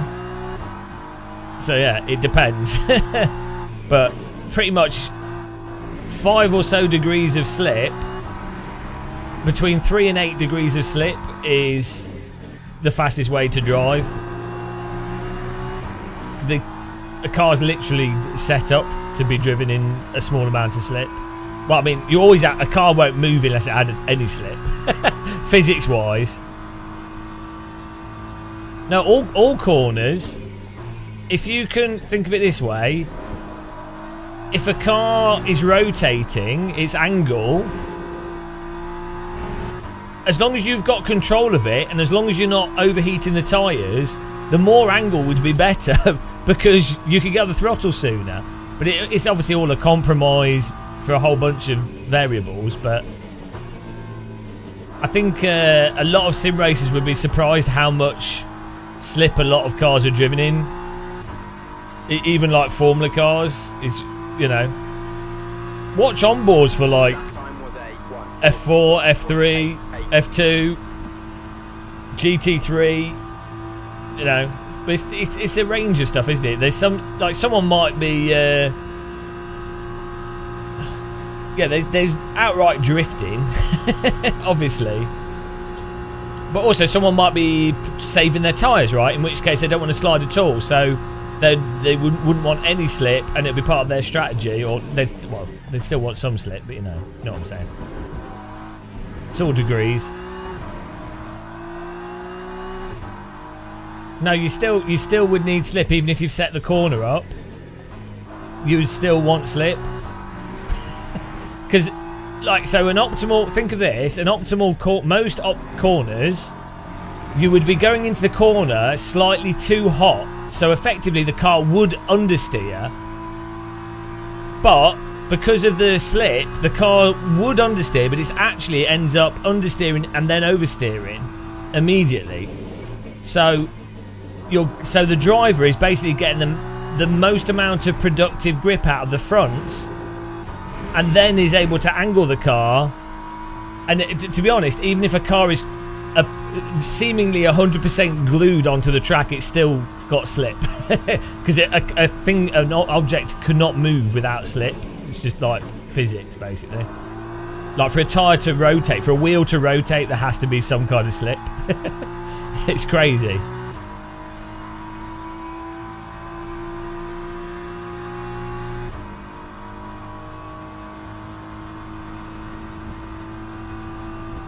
But it's not intuitive at all. And it massively varies depending on the tyre, the type of car, and a whole bunch of things. So, like, you know,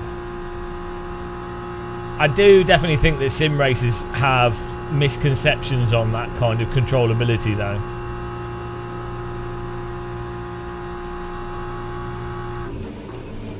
Generally, like your average sim racer, because it's just weird. Like, I mean, even I don't even know anything about it, really. I just know it's mental.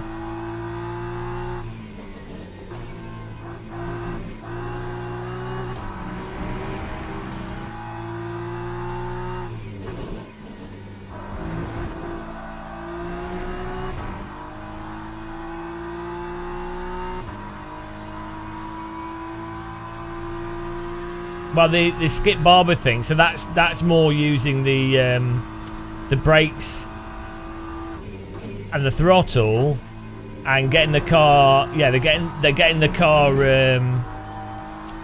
So they're using the throttle and the slip induced from the throttle to rotate it, and then to control the rotation on the throttle and the brake, which is generally faster, I think, than using the steering wheel. But that's going to depend on the tyre and how much controllable slip the tyre has as to how productive that is.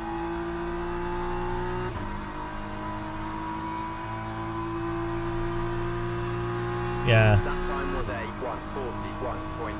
It is crazy though, the degree to which a car can be driven on just the pedals.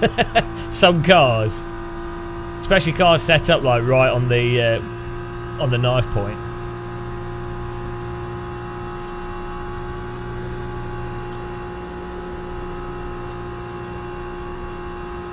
Yeah, road tyres are weird though. I've been in a GT4 car, again passenger lap, that had road tyres on it. And it was so weird. It was like floating all over the road and like really bizarre. It just had really weird, like AMS2 basically. It was literally like AMS2 slicks when you have a road car tyre on a GT4 car.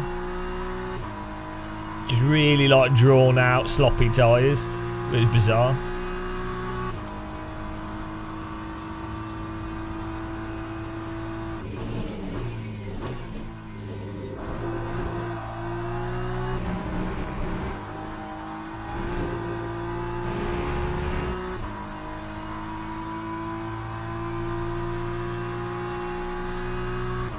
bloody hell, we need to close in on this guy. We're trying.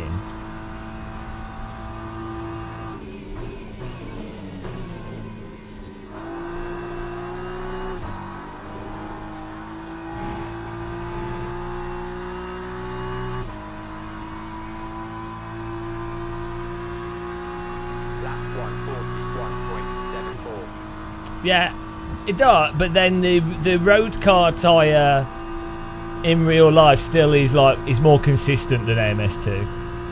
To be fair, the skip barber in iRacing, apart from if you're doing like big drifts and stuff, but if you're driving the skip barber to go quickly, you're trying to drive as fast as possible. I think the skip barber's quite good in iRacing for the most part, but nobody drives it anymore. But actually,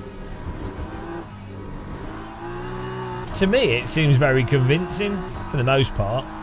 It doesn't drift naturally, but you're not really going to be full on drifting if you're doing a race, are you? So.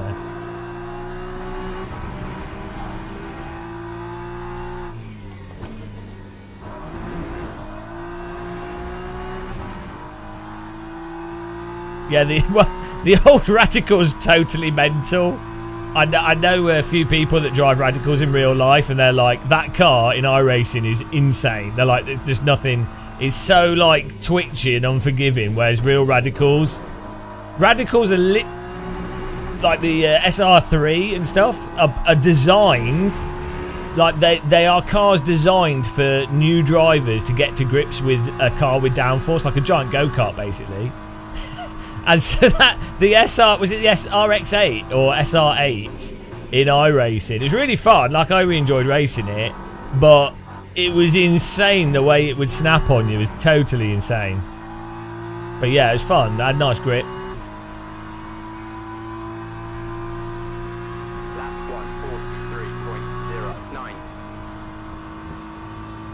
143.09. Yeah, it was Skippy, Star Mazda. Then I actually got back into iRacing when that SR8 came out, because Radical did a promotion where you got the you subscribed and you got the SR8 included in 2009. It must have been 2008. I think I was on the dole when I got that. I was so broke. I just had a business that hadn't worked out. I was so like broke. Pretty funny.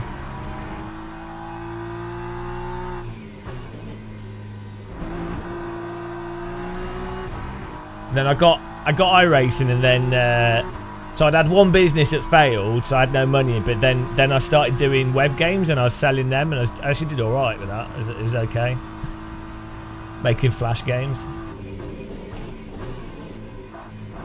I still couldn't afford iRacing.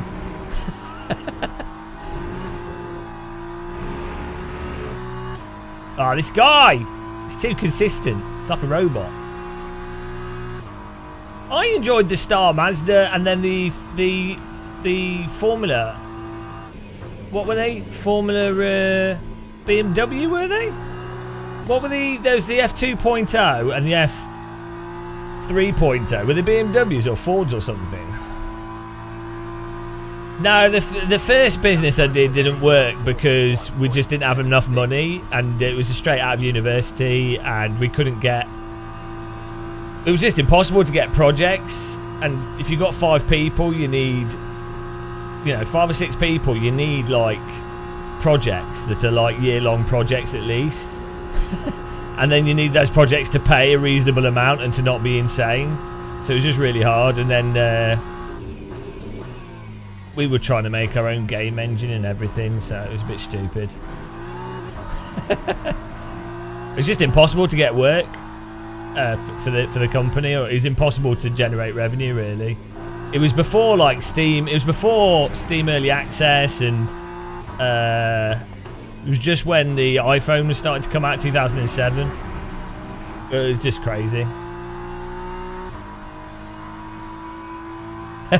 You did. Did you sell games on, what was it called? I sold games to Armour Games. I sold a game to ABC, the Australian broadcaster. What was it? Was it Flash Game License or something?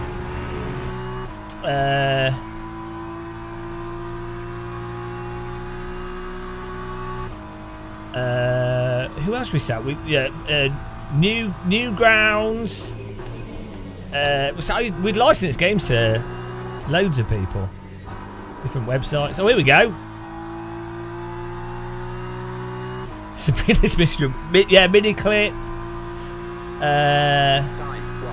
Who else? All of them. Because what you'd do is you'd do like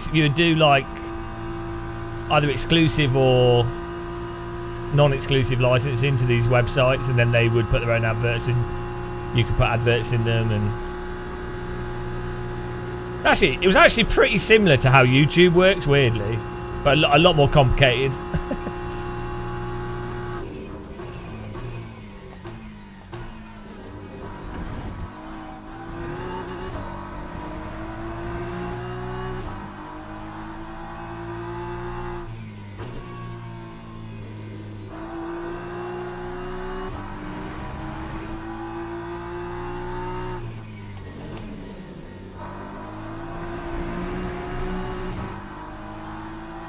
Yeah, RuneScape started off as on miniclip, I think.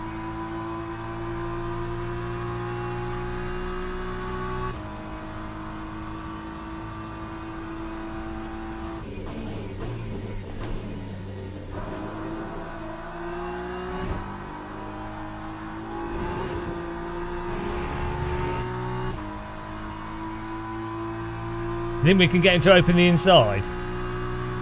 You ready, guys? Watch this.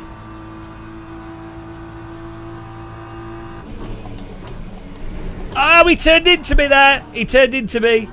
We'll watch the replay. He turned into me, guys. We got the inside. He drove into me. We actually had the inside there. Look the replay. Look the replay. We had that. He left it open, and I'm pretty sure he actually turned into us. Look the replay. Look the replay.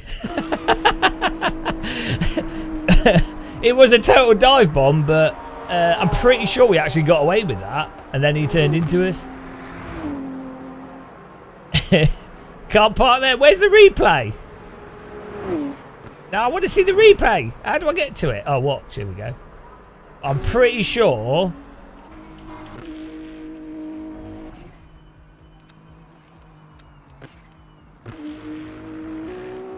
I'm pretty sure we actually had enough. We didn't understeer into him. Here we go.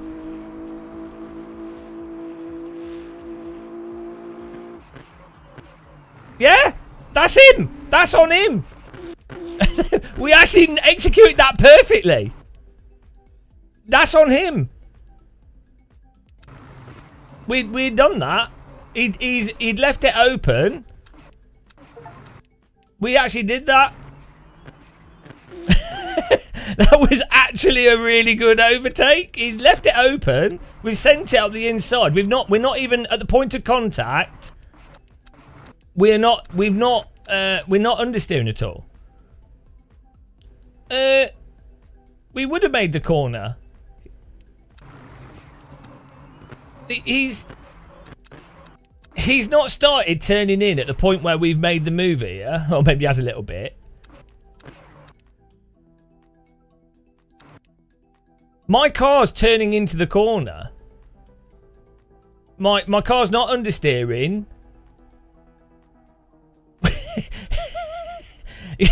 We are like it's fine what we've done. I mean, obviously it's not likely to work. I'm not really having a go at it, but it's just I'm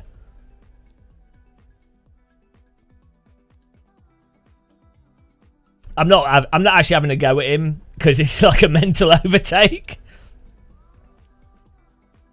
My car's sliding off via the back. Well, not really. With this type of move, this car has to back out of it, unfortunately, or like the fact is they can't keep turning into the corner. They're like, I'm making the corner. I'm there. My car is on the inside. It's fine. No, we were making it easy. We're fine. It was good racing anyway. I can't believe the contact knocked us out. I mean, you don't know what's going on with netcode and stuff. I should have sent it even more, and then we would have been further in front of him. Yeah, I mean, it is a crazy overtake.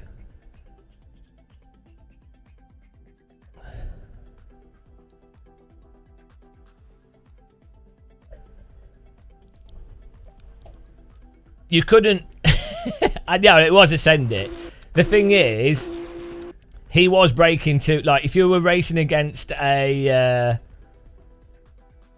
if you were racing against faster drivers, you wouldn't be able to do this type of move because they would have broke later and you wouldn't even be in front of them at all by the apex.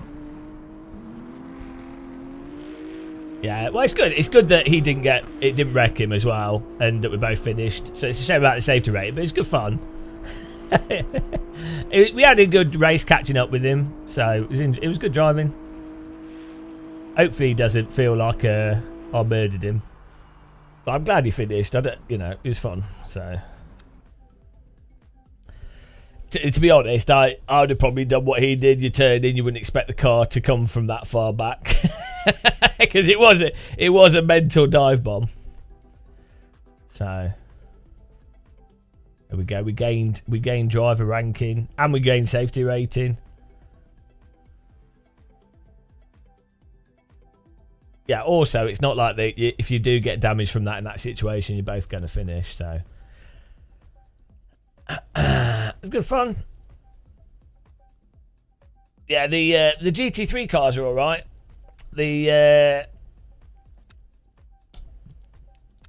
I would say at the moment, like the LMDH cars are drivable, but the force feedback is terrible. The GT3 cars. Was that you in the race, NF650i? Or the GTE cars are completely messed up in this. They're awful. The LMP2's somewhat passable. The GT3 cars are fine, I think. They could do with more force feedback detail, but they're drivable, you know. But it's good. It's good fun. Would dive bomb again.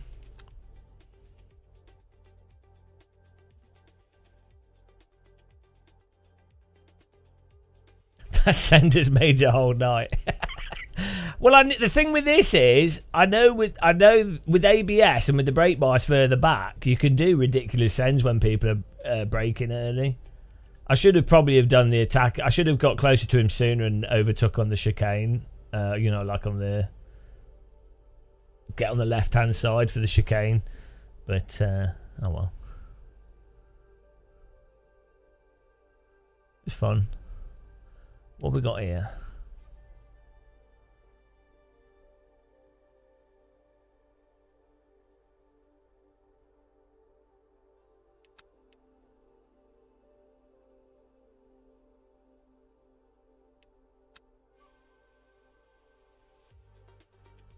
We are gaining ranking, I think, here. This isn't going to dox me, is it? No. We're on bronze and a safety rating silver.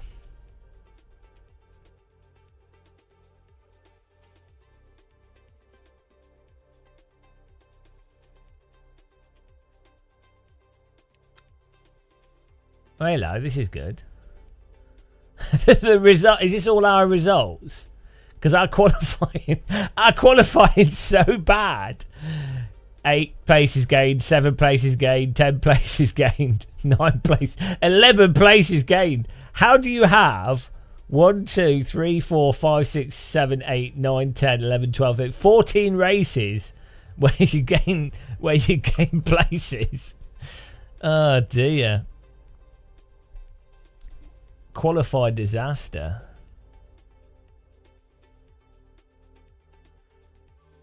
Oh look, you get a up arrow when you get it. So we had 2 down ranks, but then we had 1 up rank. But how do you know your like actual view rating thing?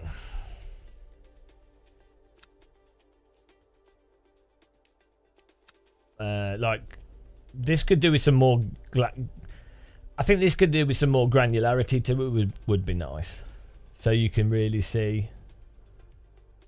You know, you're like, oh, it's definitely going up, or you know. What's this R light thing about?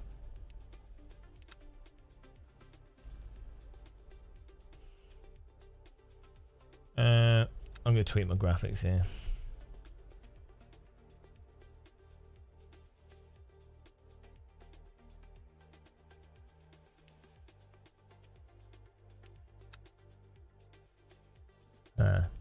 Would you have it on low?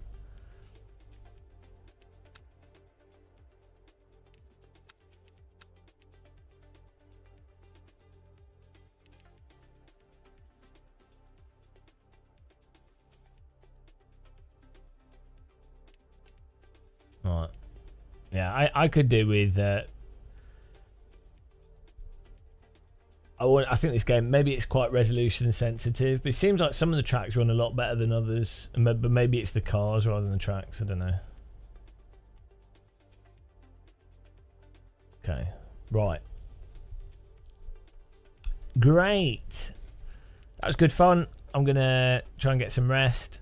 But good racing there.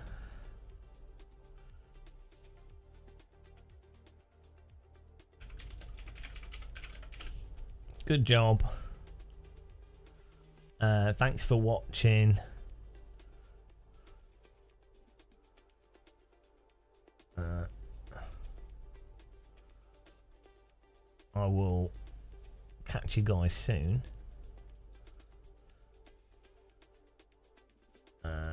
Who's on now? Oh, Emery's on.